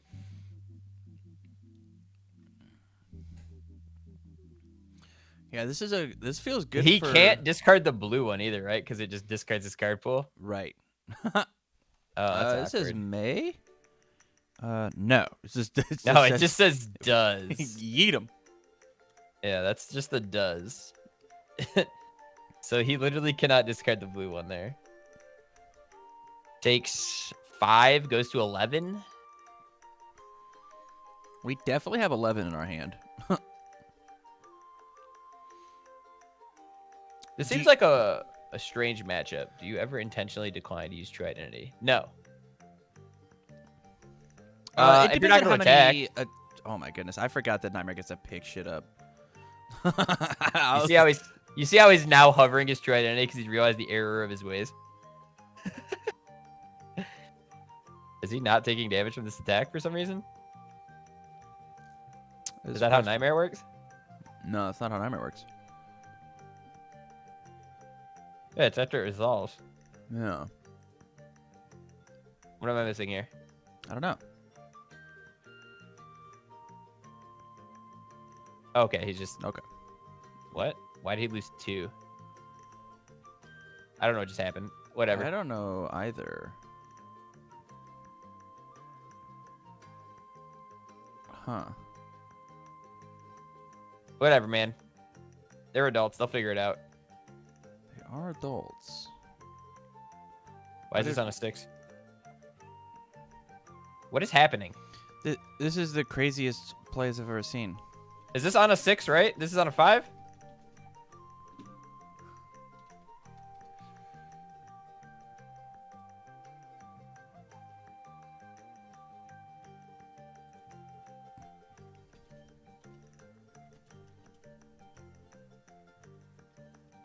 Ah.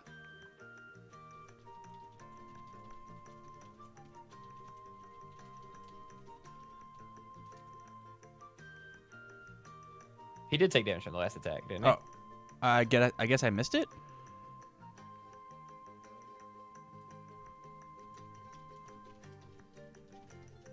He did take damage from the last attack.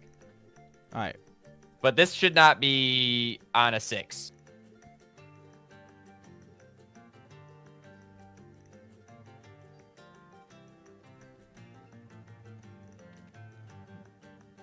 Just forget to activate Trinity, and then just forget to apply Trinity. I get it. I guess I'm just confused. We will wait.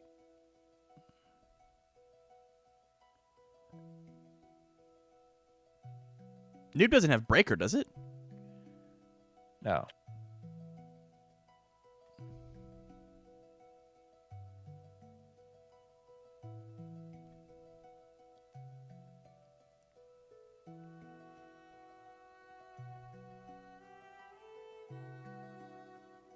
I figured it out. We did it. We did it. Jesus Christ. Oh, you gain 2 life when you pop a green robot. Nope. That was a black one, though. Oh, must have been a green one in his... wherever? We don't have the green one. Anything not printed on an orange card is 50-50 to remembered an evil aggro at best. You know what? You're not even wrong. Says second place with the evil scorpion. You're not even wrong, dude.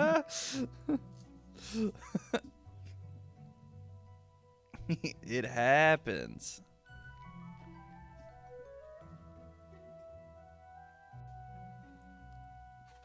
All right, so we are on a 2 damage attack now because it got noobed.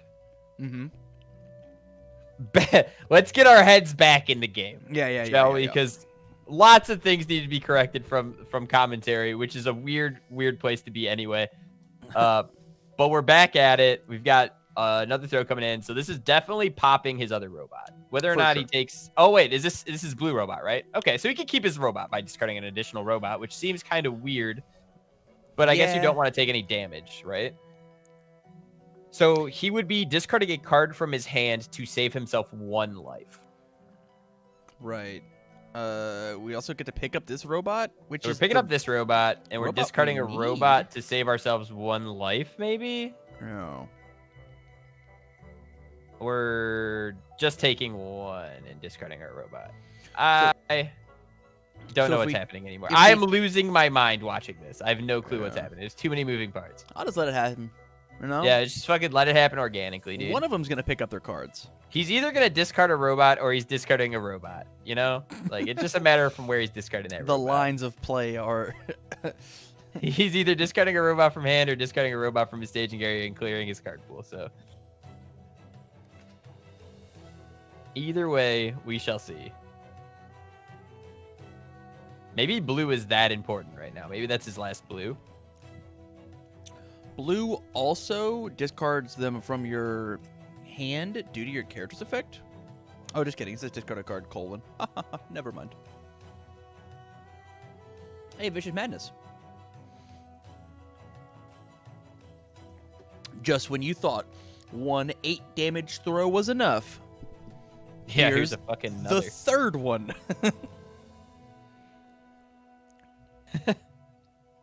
Jesus. Well, Yeah. for this is actually only the second 8 damage attack. Well, it's the second 10 damage attack, I guess, right? The other one was only for 2. How silly of Correct. you. How foolish. Oh man, that card sucks then, huh? Yeah, how could you have been so blind to not see? I'm thinking Jacob's got this one. Yeah, Merry Mantis into another Vicious Madness seems Merry Mantis, we've got enough where we could pump our check by 3. So we'd be at +4 total to the check. Actually, Yeah. we could profane also and make it +4.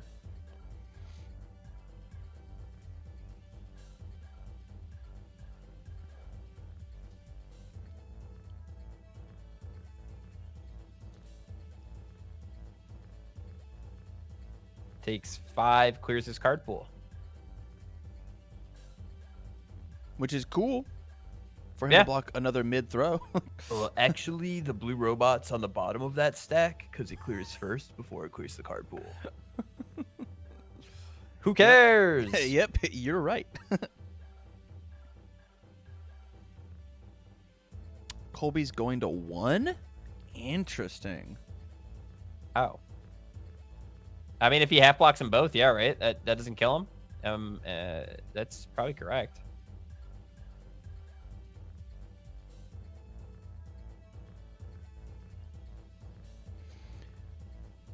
Do you think maybe we could have just took the top 3 cards off of our deck and Yeah, I think that it's possible that it was entirely possible for us to not do it in that manner. But yeah, Colby will not die. He will have to block with every robot though, because he's taking 3 from this and then 5, so he will be at 1. Yeah. As Jacob though, this does feel great. You got rid of pretty much his whole board because he's been picking things up with Iron Grit. Necessarily, right? What if he flips an attack? There's no way this deck plays an attack, right? But The one if he flips an attack, I guess he loses the game. Oh, that'd be hilarious. No, he'll be at 1. He doesn't die, but he is not going win. I don't even think there's a sack in the world that can get him out of this, right? Okay, so the sack would be... Wait, what if you just don't use your character effect here? And you make him draw this 7? Oh no, he used it. Can he rip? I mean, he could 5-Mex Dreamlands Yahtzee him. Yeah, Yeah. I guess that is an option that he does have on the table. Which would be the craziest thing to happen It in would this be game pretty today. poggers. Nightmare with no cards in hand. I wonder what the backswing looks like.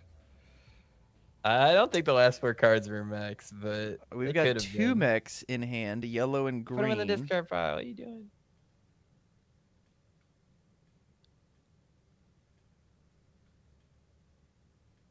Oh man, that is. It is impossible to win now. Yeah, On it's this impossible to win off of that top deck. Yeah. Yeah. So you have to hope for the. You have to like hope for the Is this whip, blue? right? We found blue again. Yay! Deck plus discard pile. Deck plus discard pile is 43. Deck would be 32. Discard pile is 11.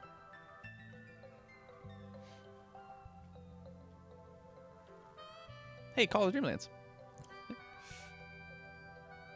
Okay. Is this GG? I actually don't know what Mexer is saying. It's too fucking small for me to see. He's missing red. But we've got blueprints. Oh, he checked Call of the Dreamlands. Damn. Right. Damn. I thought you meant he drew it. Oh, no. I got really excited, but I had to wait for like 30 seconds for it to catch up. My Twitch is on a savage delay. All right, we have found red. He just hopes that he whiffs on attacks.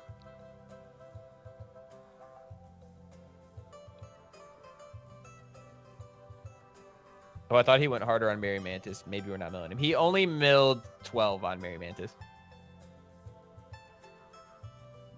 Yeah, so even if he has them all right now, he still has to play for next turn. Correct. So you have to hope that Nightmare whiffs. Or just fucking do it anyway, I guess. I mean, just build the last 2 cards in your hand and then pass. And just Yeah, I hold guess if 4 he's got mechs. 2 of these guys, it doesn't matter, right? Yeah.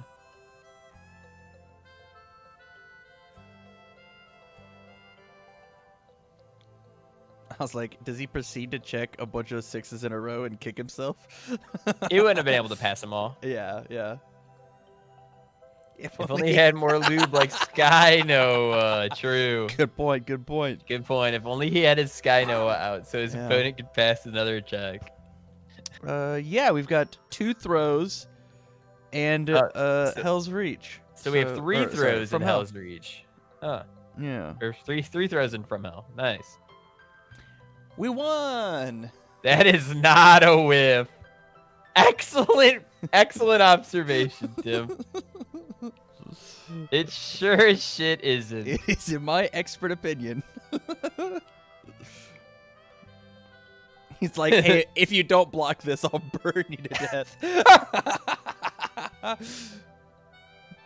You want to go out on my turn or your terms?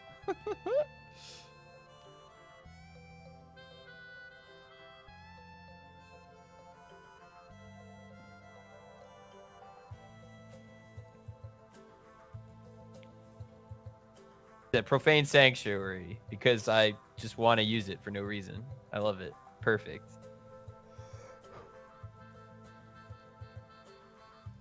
Yeah, just show him the hand. All right, and perfect. Congratulations to Jacob. Jacob moves on. Colby to losers. Great job. Great job, guys. We love to see it. I assume that was the last game we were waiting on. I assume so. that. I have been wrong before.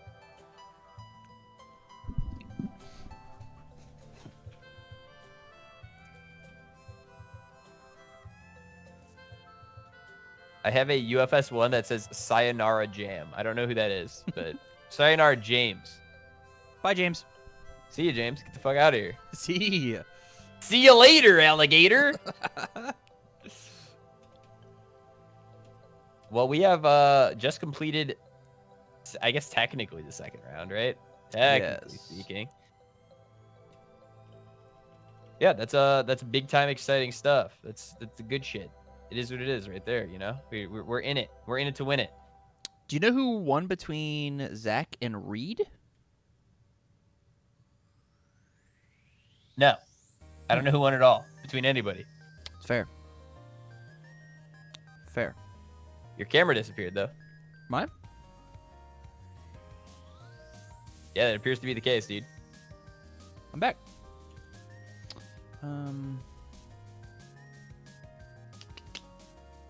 Where's Tim Friedlieb to send us an updated list, an updated bracket, you know? Hey, it's right here. Where is the guy? Oh, Sayonara James is one of Steven Jennings' crew, so he decided to make the fucking... All right, so we now have like a nice situation going where we've got Jose versus Chris Bromley, and we have Jacob versus Sam Tate. So Sam Tate beat Clip Badger, setting up the Tim Keefe Clip Badger match, but they did flip. They did do a flip, the flip for the losers. Okay. It wasn't on the initial picture we looked at. Okay. But it looks like they are doing a flipped bracket so that you don't just play the same person right away. I love that. Yeah, no, it makes perfect sense. It makes a lot of sense. I didn't see it initially, and maybe I just missed it when we looked at it originally, but yeah, it does flip. Because now it's Clint Badger versus Zach Paisley as opposed to Clint Badger versus Tim Keefe again. The again-inning. Awesome. So now are they gonna do like a skip on top? So the winners? Yeah, we are skipping winners because we're now gonna start watching those matches individually. Right. It should be an individual thing at this point, right? Correct. And so we have one more round of a group losers, and then we'll go to individuals. So we get to pick one set of matches from. I would double check with Tim Freely before you do that. I just did. Okay. Because I was like, I would love to watch Jose play Chris Bromley, and if I miss that because I'm watching a losers bracket game, I am gonna be pissed. All right, so we get to pick a losers bracket game then? Yes. How about triple check with him? Yeah, I would say triple check that because I'm gonna lose my mind. I'm gonna be heated, as the kids say, if I miss Jose playing against Chris Bromley in the battle of Jose saying speed and Chris Bromley getting tilted. As it goes. As God intended. Yo, big shout out to Bo for helping us with the bracket, by the way. Yeah. Absolutely. Big shout outs to the bracketologists, as you will. You know, these guys are really doing the damn thing. Gotta watch Jose Bromley, aka the father versus his son. Yeah, that's what I want to make sure we don't miss. But if we don't miss that, I wouldn't mind watching Tim Keefe play against Jose. I think that'd be hilarious. So I'm getting this and next losers round will be all matches. So from our screen, the yellow section and then the green section will just be matches that all get played together. And winner side will be watching everything. From light blue on, we'll be watching everything. I need to pull that back up. Hold on. So we're doing. You said. I will pull it back up for the good people. Okay, so we're doing pretty much the winners guys get a little bit of a break.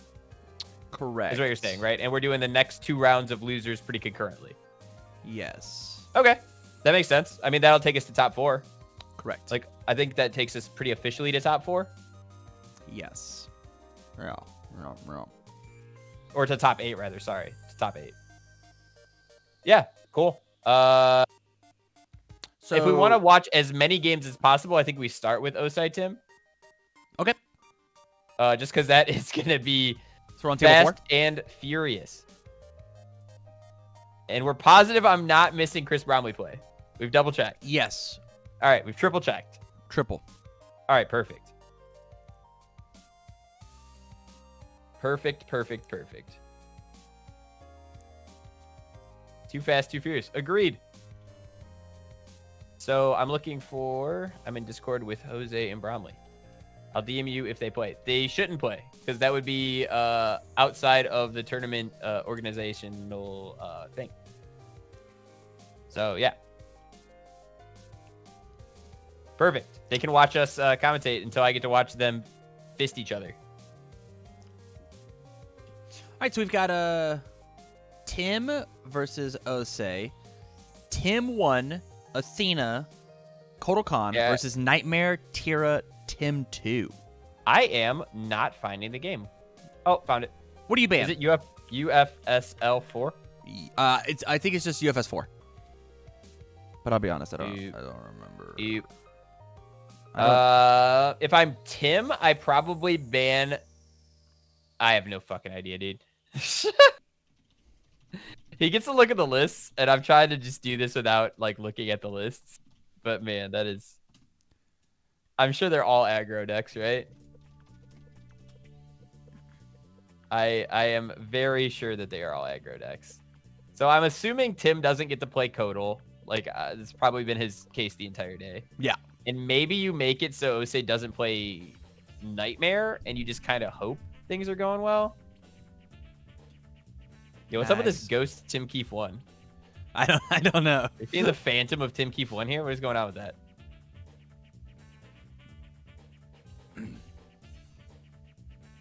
The OG Tim. It's just cleaner to read. Like the picture's nicer. They're the same, right? I think the picture looks way blurrier on the other one, but I could just be crazy. One of them is the ghost of Tim Keefe, and I can't understand why it looks different. The ghost of Tim Keefe.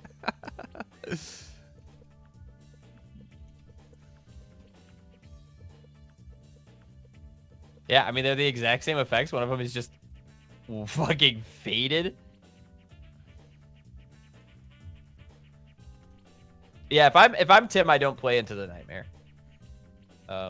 That's my professional professional analysis of the situation. I would love to see him try and assemble fucking Tim Keefe Voltron, though. That would be so hype for me. That would be a cool way to go. I would love to watch that.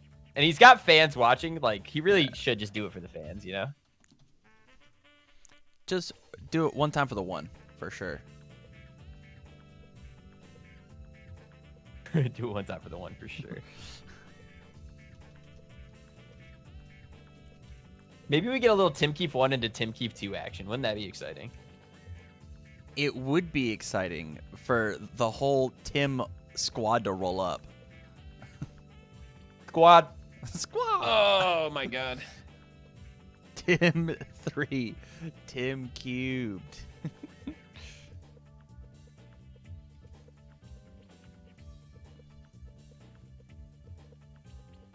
Tim cubed. T3, dude.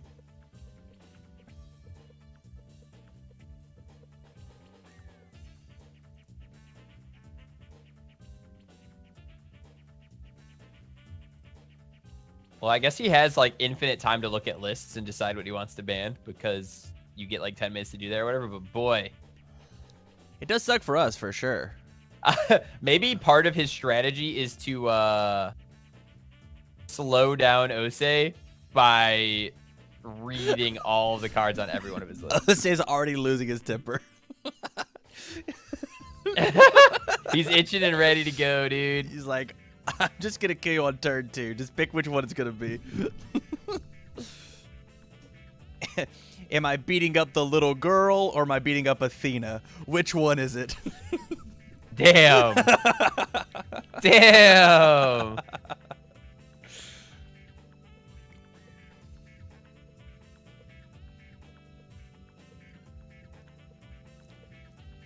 Okay, we banned Tira. Yo. Storyline that's happening this round is you have the Retro 1 finalist rematch of William Anderson III versus Jeremy Pobiel. Rad. Let's go the rematch. And this time William doesn't have Huitzel to hide behind. True. Just Mitsurugi to hide behind.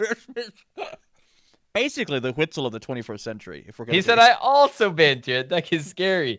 Is it because you watched him use triple yin yang unquestionable loyalty in the first round? Because I sure watched that happen. I sure walked in on that.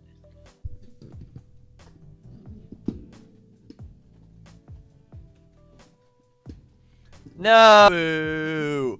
Boo this man.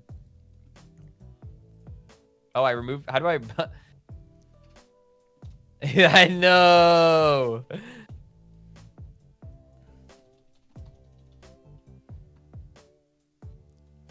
All right, boys, get your predictions in. Get your predictions in. Ah.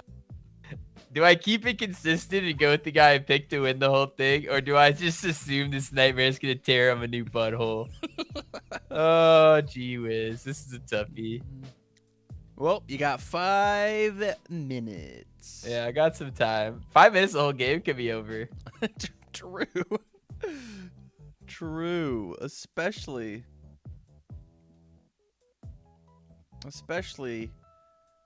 if we yo, Crescent Moonhook is sick as hell. Actually, what a cool card.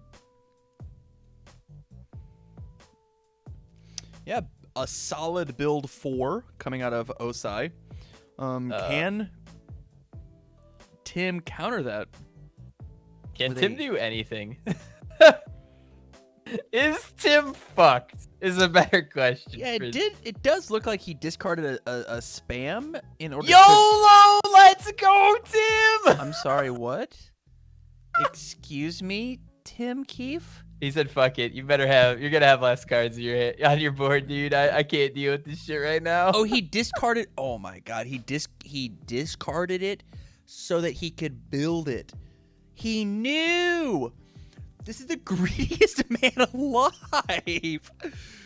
Oh my goodness. This.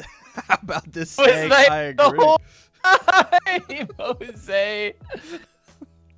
Wow. Goodness.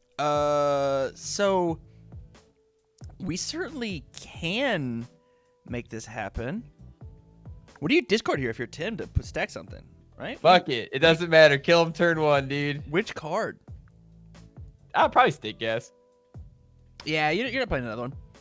Like, if you absolutely wanted to. Yo, okay. Hear me out. If you absolutely wanted to, you could play on a 4, the Piercing Howl, hit him with it, make it leave, and then play the Pea Shooter on the 6 after we've built in an additional card, and add 3 extra damage, powerful for an extra 6 damage, and have this thing come in for a bunch, and then die to these throws the next turn. Absolutely. Is Osai mad? What's going on with the Nightmare? He's just like... I think he's having a stroke. He gets to build it in. Goes for the check. It doesn't matter. Let's commit our 2 cards. Commit. Destroy a card. Destroy the face down. I've never watched Osei play. Is he always just a spaz or what? I don't know. He's really going for it, dude. This is committed. Nah, dog, we got Cat Force. Do we use this Cat Force right now? Just blow something up? Right? And then just, like, build our last 2, possibly?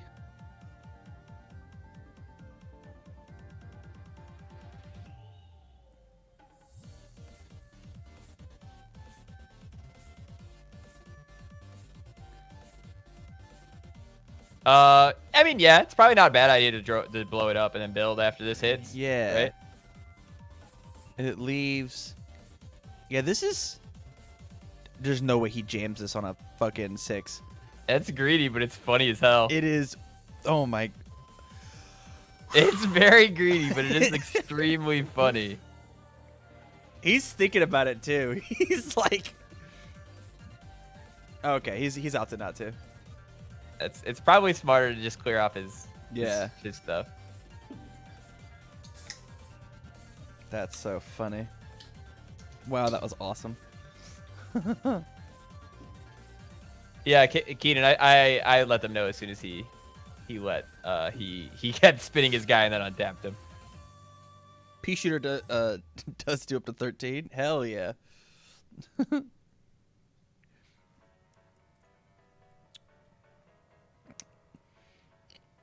All right. I mean, that is probably positive results for Tim. Yeah, that's exactly what you wanted to see when you're gonna get fucking schmonked on right here, dude. We honestly just take this, right? And just like, I think you have to. Yeah, you don't block it. Unfortunately, have to.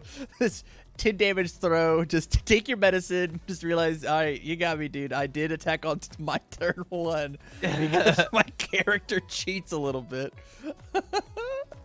That's awesome. So Cat Forcing looking better and better by the second. The stink ass Cat Force. Yeah. Looking better and better by the second. So we just go to 9. He steals his momentum.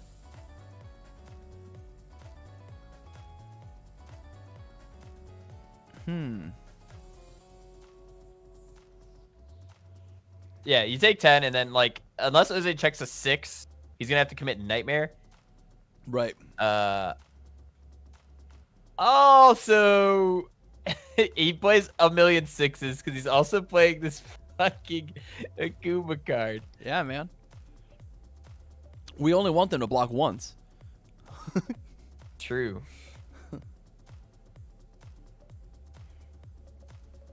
Yeah. Jose's got big Mike Low hands going right now. He does have some jittery Mike-Lo hands. We just build out, just on a 4, on a 3, on a 4, and we'll move on. Unless he wants to try and block reversal, which I feel like is not going to happen. Just Crescent Moonhook them. Like, what do you want to wanted him to copy? show that he's made for speed. Tim is just Top Gun right now. If he's not streaming and wearing the Top Gun glasses and Jack, what the fuck is going on? Well, he wanted to check a 6 more than anything. I mean, it does get the 2 damage. Sure, it is lethal if he doesn't block it. Okay. Which sucks if you're Tim. You wanted the B You shooter. definitely wanted the P shooter. It's fine.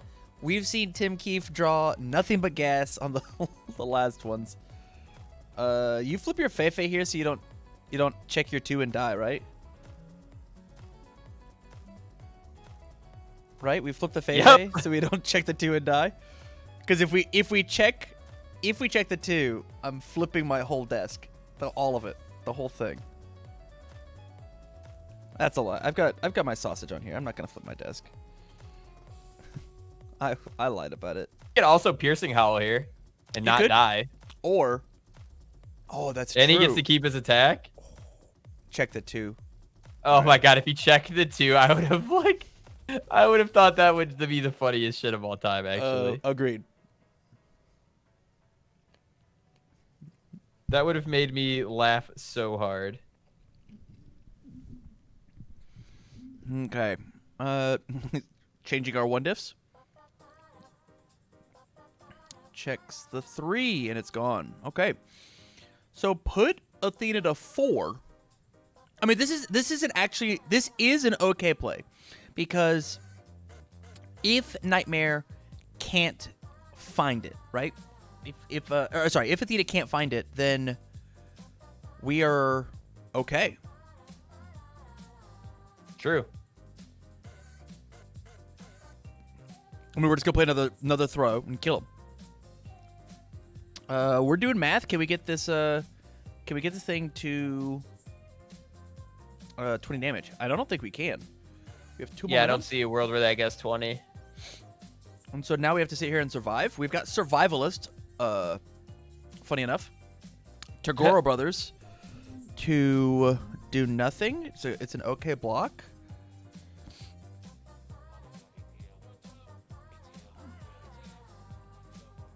I'm not sure what we're looking for, but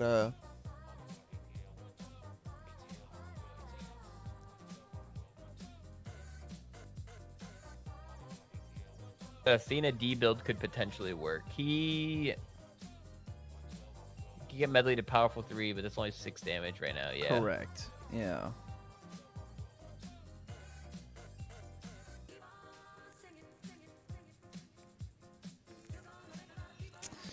Yeah. D build discard Athena has always been a thing. Yeah, I mean, I don't think we were surprised by it being what it is. I think we just have to build and hope he doesn't draw a freaking throw. I mean, that's just really it, right? Yeah, just kind of hope. A little unfortunate. I feel like if we actually found like 2 attacks, I think we kill him. Yeah, if he used piercing out last turn, he would have had Chomp, P, and Medley. Yeah, Yeah. that's true.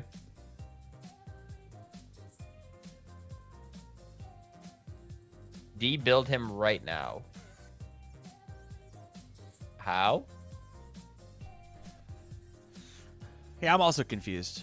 How are we doing that, Jose? Psycho Medley adds from your hand. What are the prizes for this event? Well, what a good question. Well, first and foremost, you get to be the king of retro. And then, I don't know. I'm sure there's going to be a mat involved. I'm sure there's plenty of prize support, cards-wise. Besides that, honestly, why are we're slinging it? Wowzers. Huh.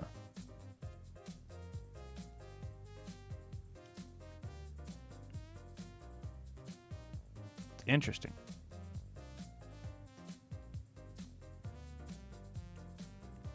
Yeah. Matt is participation prize. I'm sure there's going to be a winner, Matt. I would be so surprised if there's not a Participation winner. event Madden 1 Horizon Tides of Vengeance character pack. Top 8. Top 8 Matt plus 2. Top 4. Same as top 8 plus a full set of symbol pins.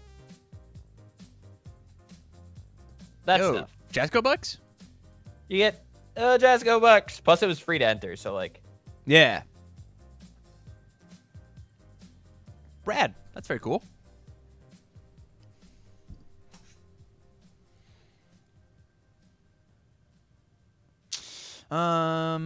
Yeah, so we just hit him for 8.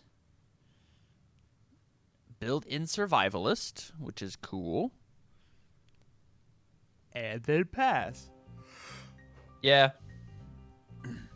It seems kind of weird to hit him at all, though, because you're going to, like, put him in desperation doing that. Mm-hmm. Especially because he did build the Aragica deal instead of the, what you call it first. Like, so that's a little bit more of a greedy line, probably. This card also doesn't have a block. I guess you could put fucking Esoteric Yoga into play. Like, that maybe it doesn't matter, but... I mean, Esoteric should be going down regardless, right? Yeah. I wonder if he plays for Mother Russia or if he opted strictly for that one. So in my opinion, for Mother Russia is the better of the two, right? But yeah, putting it in the card pool, especially against Nightmare, is very detrimental because he just wants to replay that attack. Plenty of speed hate on Tim's board. We do get to reset a damage. And change the zone of whatever we want with the Eyes of Hiei card. so if it's not a throw, we potentially don't lose. Correct. If it's a throw, we are just kind of going to game 2. And if it's a high attack, we have to rip a high attack off of the block with Togoro's for the replay. Oh, yeah, for the double high. Yeah. Mhm. Yes. Lots of moving parts here. Yeah. It really does depend on the top 5 cards of these deck. And a Zuna drop gonna Zeus drop should just be it. do it. Yeah. Zeus drop will Actually, do it. hold up.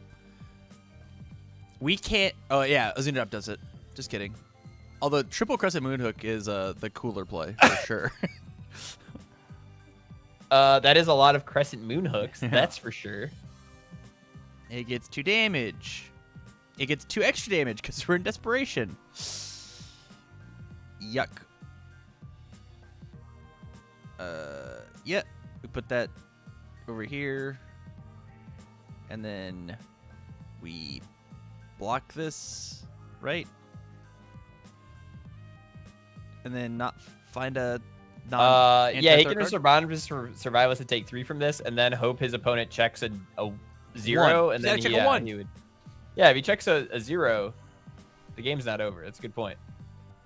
We found the high block. Nutty. Does that matter? Hey, this did less than printed, so now we discard our whole momentum. Yeah, So we just don't have even momentum if now. the out was something along the lines of like protecting Yukina, right? Sure. We can't even do it. We can't even do it anymore. Yeah. All right. Osai takes game 1. That takes game 1. Very he nightmared the shit out of him, that's for sure. He really did it, you know? And to be fair, that entire play, that entire turn went off the back of him opting to be quote unquote greedy and play that second one and commit Nightmare, right? Sure. So he made a tactical decision of like, hey, if I check a 3 here, I might just lose the game. But we have just when I check the 5, because I know I'm gonna check the 5, we're gonna put him to 4 and then be done with it.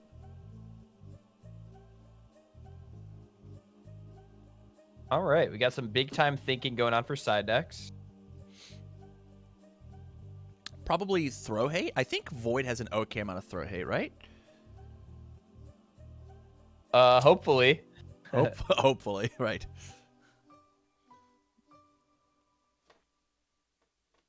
It's got enough, right? Like, you got Shell of a Proud Man, which he didn't see any of. Mm-hmm. Protecting Yukina, which we didn't see any of. But, like, it does have, like, options. I don't know if they're fantastic options, but it does have options. Shell feels okay. Shell actually feels very close to, like, an Ophidiophobia-esque option, right? Right. Just responsible as opposed to enhance. You're not wrong. Yeah. Unless, of course, we've got Tagore Brothers, obviously. Obviously.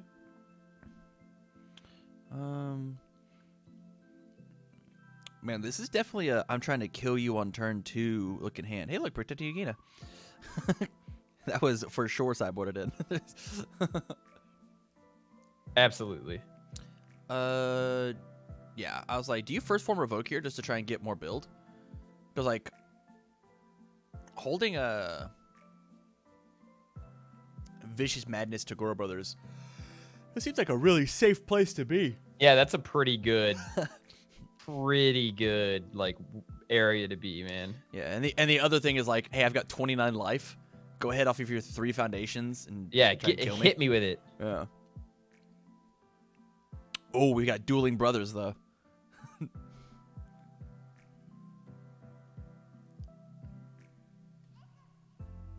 I mean, Jesus Christ, what a hand! Right? It doesn't like do as much as I would hope a hand does, but it does enough, right? It's got some good cards in it at least. Yeah.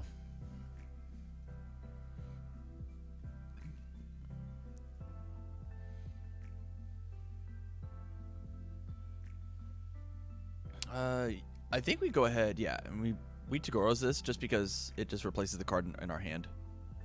Sure. Yeah. Leave it there, and honestly, we might find a high block, which would be like the sickest top deck. That would be extremely good. It is extremely not good. Instead.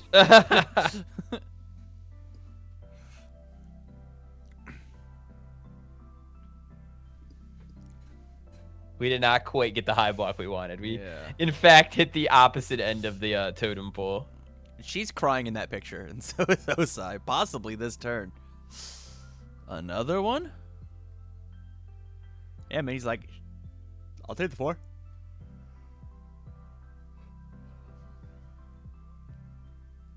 Yeah, we just build our last 2 and then hold it, right?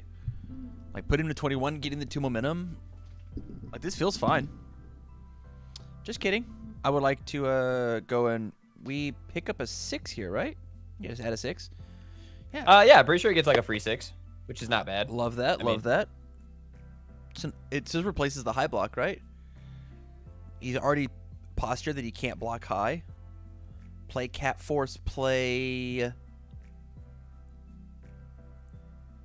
Could have used Halfa damage and gotten the combo. Yeah. But it would have just been, what, plus 6 more damage? So it would have been an 11 instead. 11, 12, 10, 9, 8. But could have been an 8? Yeah. I think just grabbing the 2 high block is actually just a better call.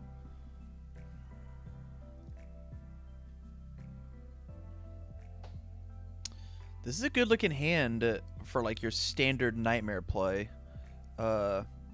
This is either he takes 20 again, or he we have to make these blocks happen. Hey, checking 6 is like it's nobody's business.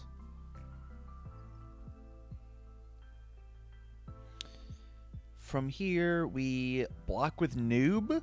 It gets replayed. We flip it and say it doesn't count. Yeah, so we'll I mean that would 5, 6, probably 7 from be this. your better idea. The next Vicious Madness comes down. It does 10. No way to damage pump. We don't have to block that one. And then we try and squeeze the Crescent Moon Hook. If we don't check a 2, we just or we don't check a 2. We don't check a bunch of attacks on our Nightmare Mills. We're in there.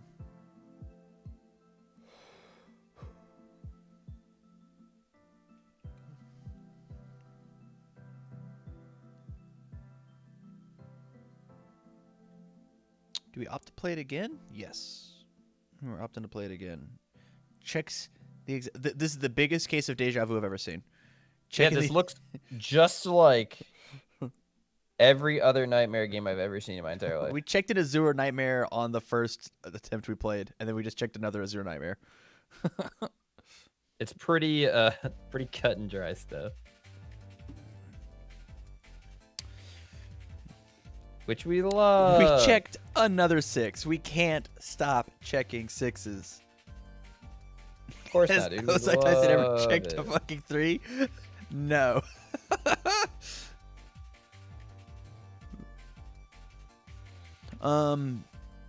Yeah, we flip this, block it with the Taguros, right? Draw my extra card. Ooh, the big brain plays. Spooky. Egads. He's not dead. And has not gotten a single ping off of the Nightmare ability either. Wow.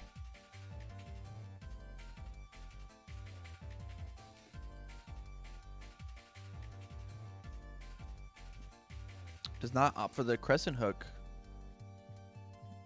But this is okay.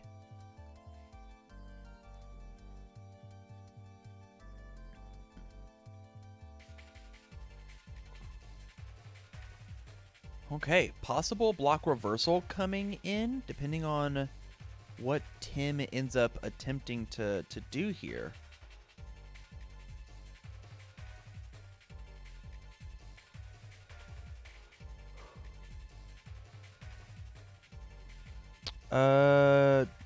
This is a very good hand.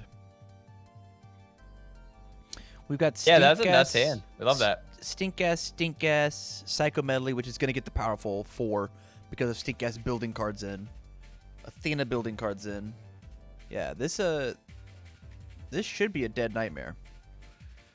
We'd have to check pretty poorly to make this play not happen.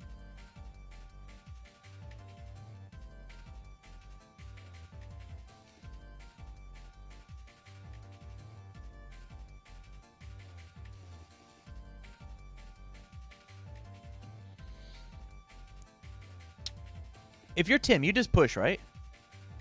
Like it's 17 health. 17 life left. You're going to have a card in your card pool unless you cat force it. I mean, this is the first thing I do. This is cat forces. Like trade the 1-for-1. You get to, or no. You could just blow it up into Taguros. Yeah, I guess that's true too. Yeah. You don't even really have to cat force. Like this thing having 4 speed. We don't care if these because like giving this thing powerful 4 and having 3 momentum. I mean that's 12 damage all by itself. Rue. Athena builds 1, it builds 1, and then the Stink Asses build 2. So we just get to keep trying to pop off. Yeah. I mean, we discard the card and put that card on top of their deck. Right?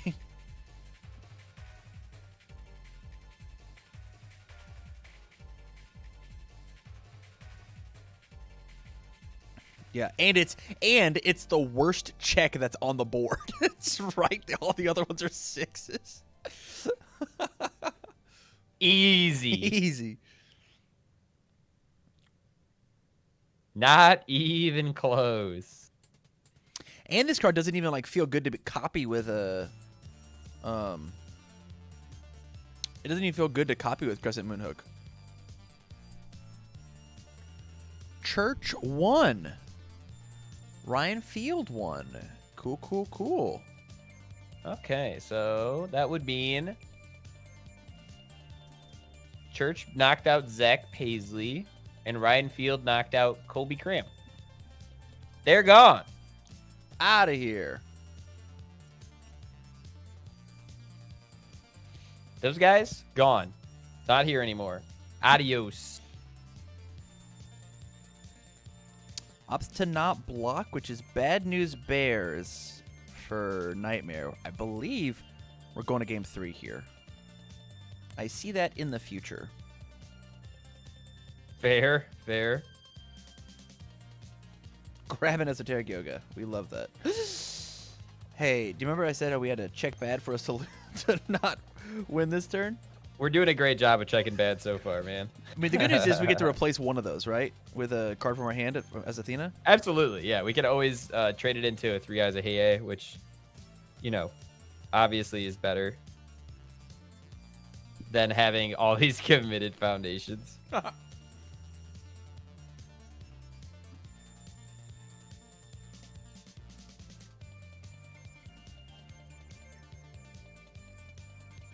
Let's see. I don't see a way where this isn't just like go into the next game, but I really don't remember quite what Crescent Moonhook does, I guess. It is literally Barrett Bryant 1-dot. Oh, so it just like becomes a copy of whatever card? Yeah, we were driving back from the Nationals that he won, and he was trying to figure out what his character did. And I was like, hey, man, you love the reversal keyword. Why not just literally put Crescent Moonhook on your character? And he's like, I don't know what that card does. And I'm like, oh, you'll love it. And then we put it on there, and then the game, like, radically changed. or something happened, and it was like, oh, I guess my character's not that great. Might be. Nice. Yeah, it's almost like it's not as consistent. Yeah. He's like, I just want to be able to play prepare to fight the best I can. Like, block prepare to fight, reversal with whatever, Crescent Moonhook. Neat.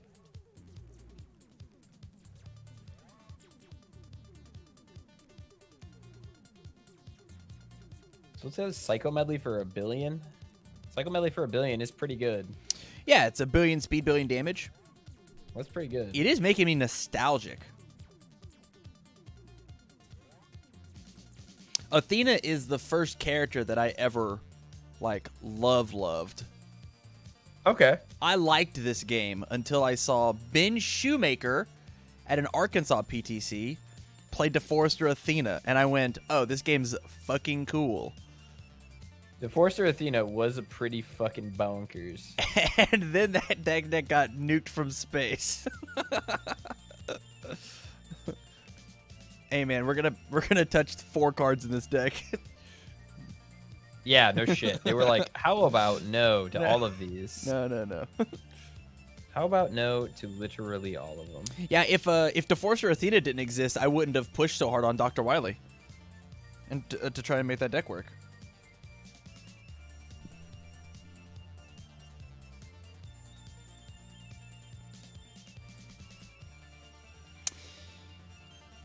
Huh. Give him the revoke. Yes.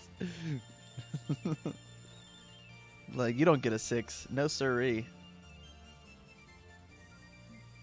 He has to check another 2 to just lose, right? Checking another 2 would not be ideal, that's for sure. 5, 6, 7. Checks a 2, 3, 4, 5, 6. Yep. Yeah, he checks a 2 and he loses here. There's no way there's more 2s left, right? I mean, I don't know why you would play more than 2. I'm not gonna look it up because apparently my computer's running like butts.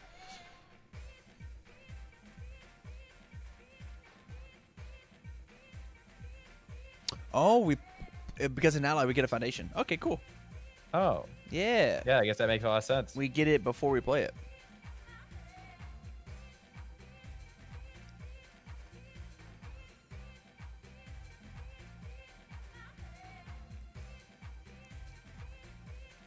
Oh, that's cool.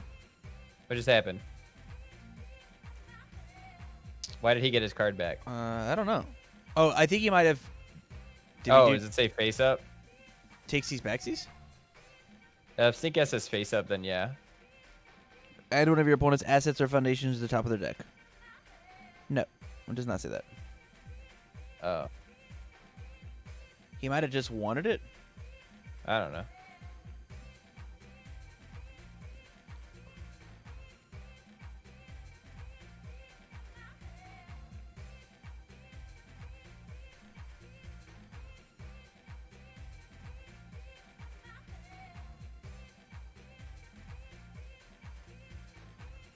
I'm not going to pretend I know what's going on anymore. Yeah.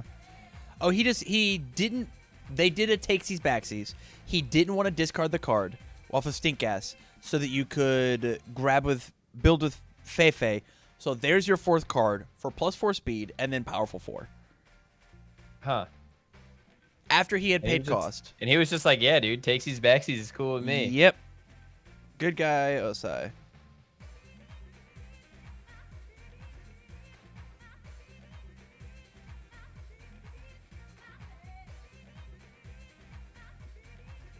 So I love takesies backsies. Yeah, the half block says that we still lose. Yeah, I'm gonna change the score. Hell yeah, brother. 1-1.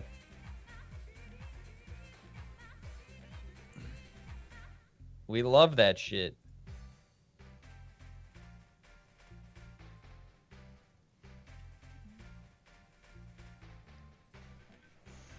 Whew.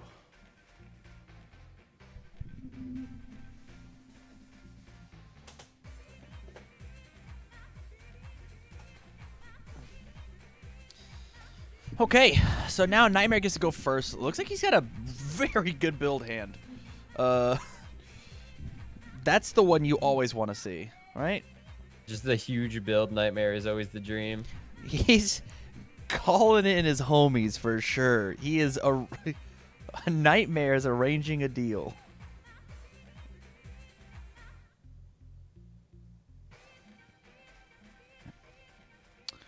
Huh.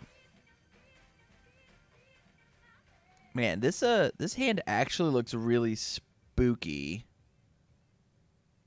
as Athena, right?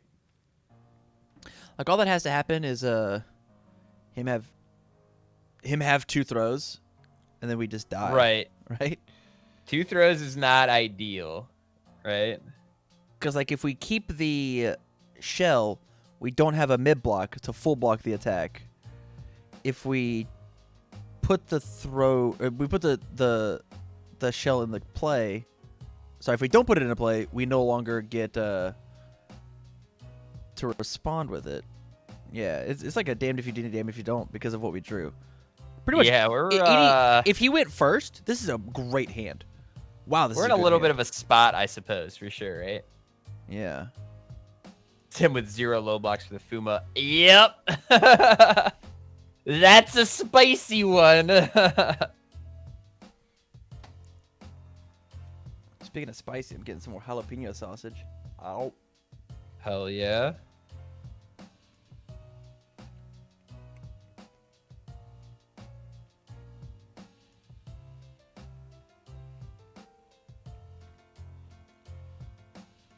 Hey, look, 2 throws. 2 throws and a Fuma. Well, with True Identity, Tim should be dead. this seems like a very Just kidding. We didn't even nightmare-ing play hand. that card. Oh, did we get the classic? Yeah. The classic fuck the True Identity? That's my favorite. Everybody take a drink. That's my favorite. Red-handed does cancel the giving the powerful 6 on Fuma. That is true. Powerful 3 still kills him, though. Powerful 3 is still pretty fucking good. Powerful 3, assuming he gets momentum, which he probably does. 3, yeah, dude. Imagine using True Identity as a Nightmare player, dude. You can also shell the powerful, by the way, yeah? Yeah. No, he's gonna... Wait, did he give her a throw here? I assume so. Oh, okay. So we need a 7. Huh. Wait, did he not use Nightmare? Oh, okay, because he wanted to do that? Right. That's certainly a play we can do. I would just negate that. You can't negate the... Add the card, but you can certainly... Oh, yeah, you stop can't negate the the other card, powerful sorry. with the card handed as I well. always forget that's not just one ability. Yeah. You said nope. Yeah, so here's the actual line of play. You ready? So you play the throw, it gets blocked, neat, you pick it back up, you play a fucking foundation, and then you play the Fuma seal, and have Yeah, that it probably go to would have momentum. been. That probably would have been a little bit easier. Less convoluted for sure. I mean, it Because now doesn't- he's just not dead. I mean, you play the Vicious Madness on the 6 check of 5 and bink it? Just play that I guess twice? like. No. Okay. All right. Well, we don't play 5s in our deck. Our Nightmare deck, no 5s in it. Wow. Well, A very Tim's got big good whiff. boys in his hand, that's for sure. Yeah, that was certainly a way to lose the game. Just refusing to play that correctly. Oh, God. Yeah, he's so fucking dead. That is one heck of a whiff. He is just the deadest. Just the most dead that he could possibly be. Yeah. Yeah, stink gas, leaping neck chomp, leaping neck chomp. One of those is going to get revoked. And then we just pea shooter him for a bajillion. Yeah. Yeah, I mean, leaping neck chomps are usually what? Those are like 10 damage attacks, right? Right. At least. The Huxa play should have checked better by Jim Diamond.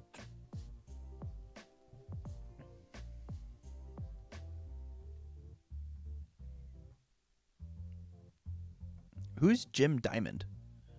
I have to Google him now. Yeah, you got to do a Google, dude. Don't tell him, chat. Make him look. Jim Diamond. Scottish singer-songwriter. Oh, it's what happened to Jim Diamond? How old was Jim Diamond when he died? Is Jim Diamond death?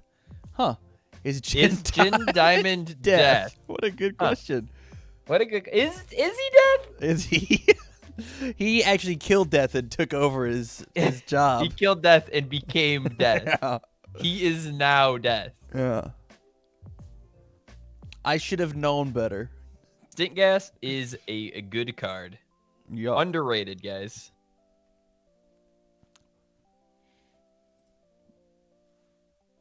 Sorry, now, these Jose. things being said, can Void do anything like this in Standard? Obviously, you don't get Piercing Howl, right? You don't get Silent Assassin, right? Yeah. You lose a lot of tools, right? Yeah. But is there any merit to like an ally pea shooter type thing? I think there's something. I mean, Piercing Howl takes the deck, gives it the final piece it was missing, right? You have to instead double dip and play both charges and allies, so that your allies just get extra juice, right? Which then becomes the problem. Jose, I actually do have Beatlemania, so I'm more of a Beatles version of that song kind of guy myself. Okay. Yeah, more of a Beatles version.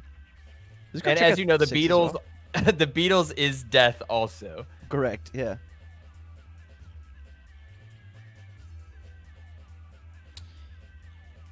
If he revokes this, he's hella dead. Right? It's 10 damage.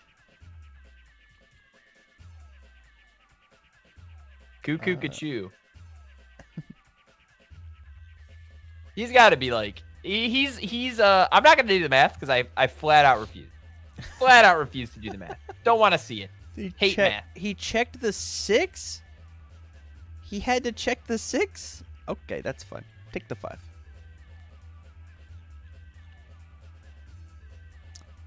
The Beatles were just 34 one-hit wonders. Yeah, man. I mean, that makes sense to me. 10 damage. You know what's crazy? He's actually not dead because he checked the 6. Yeah. Is he not? I guess we get to revoke the powerful. Yeah. And he lives by 2? How unfortunate. Oh my god. Oh my goodness. He checked a 6. This is going to feel even worse. Oh no, Tim. Oh, and he checked it too. Oh, Tim. All right, guys. This might be the end of Tim Keefe's career. He might rage quit the game after Tim this. should have stacked with Stink Gas. Yeah, he could have checked. He could have put the 5 on top. Right.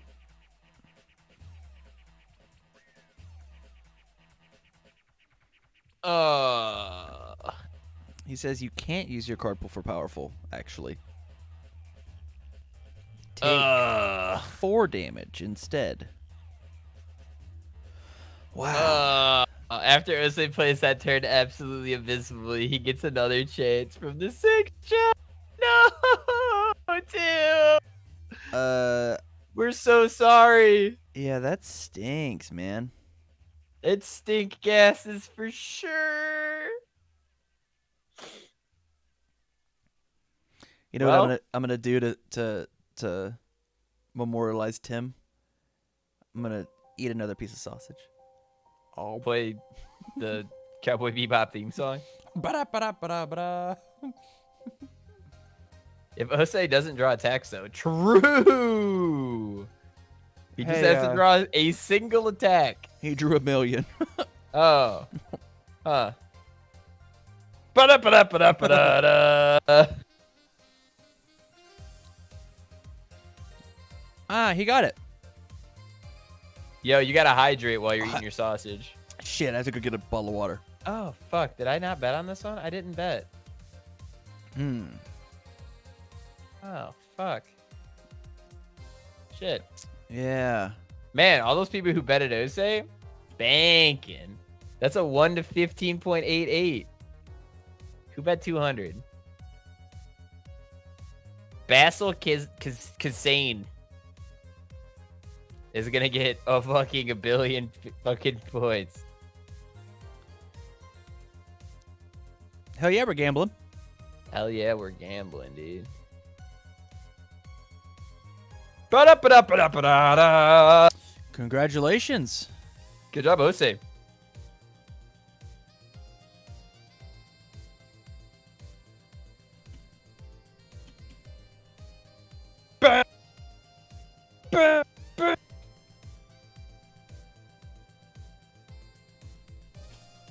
I have to go get myself a bottle of water because I was told to hydrate. Thanks. Hydrate, dude. Dad. Hydrate so you don't dehydrate.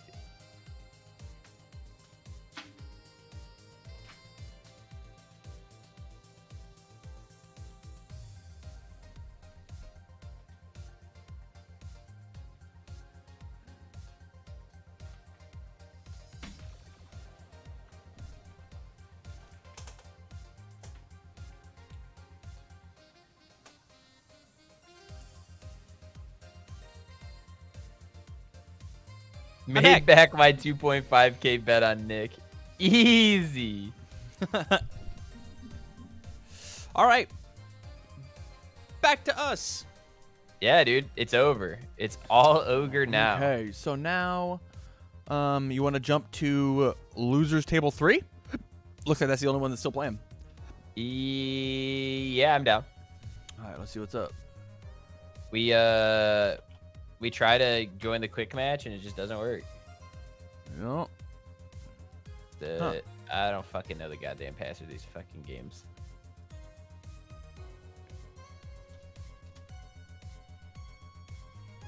Cool. I'm just gonna assume everybody's using caps lock today. I guess that wasn't it. All right, shit. Cool.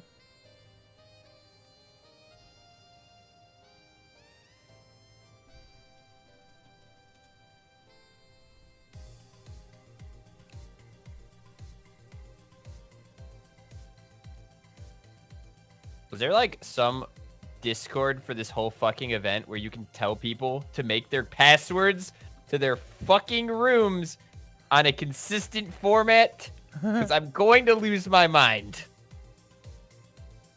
Yo. Oh, hey, what's going on? Hey, what's your table or what's your password? This is L3. The password is UFS3, I think. Yeah. Capitalized, not capitalized. No caps. Okay. Hold up.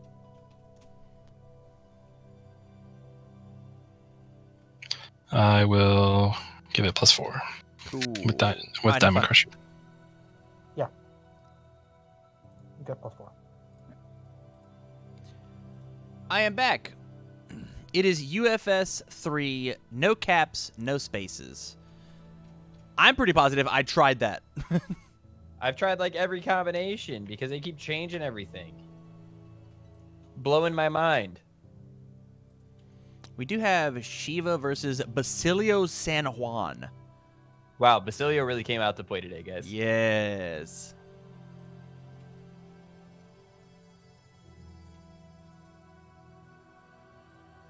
I was gonna say we got here just in time to watch him die to Diamond Crusher, but I guess that didn't happen.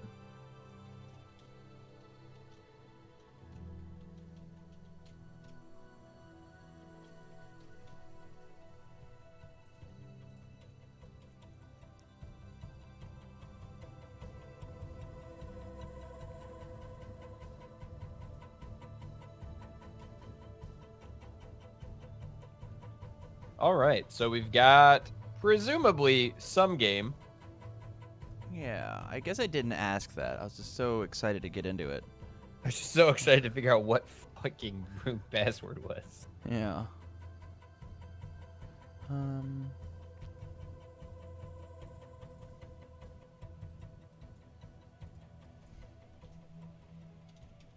Jeremy Pobile versus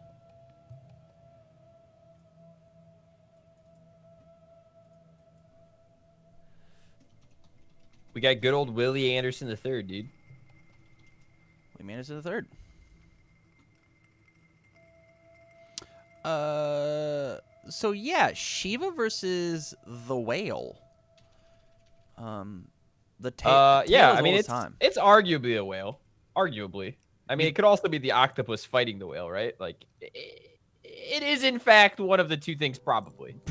It is a sea creature, undeniably. How does this? I mean, this matchup looks pretty one-sided in Shiva's favor, right? Especially I think the matchup is one-sided in Shiva's favor. Yeah, I think so. I guess in what regard? I guess I feel like Basilio, although Basilio gets to play an attack every turn, if Shiva does find the cards, like I feel like Basilio just doesn't defend itself like at all. Probably fair, right? I mean,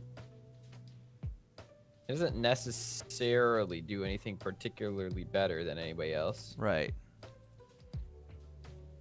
And Shiva just Diamond Crushers like a motherfucker? I mean, he's got to draw it, right? I mean, Basilio always has whatever attack he wants. Oh, okay. I don't know what just happened.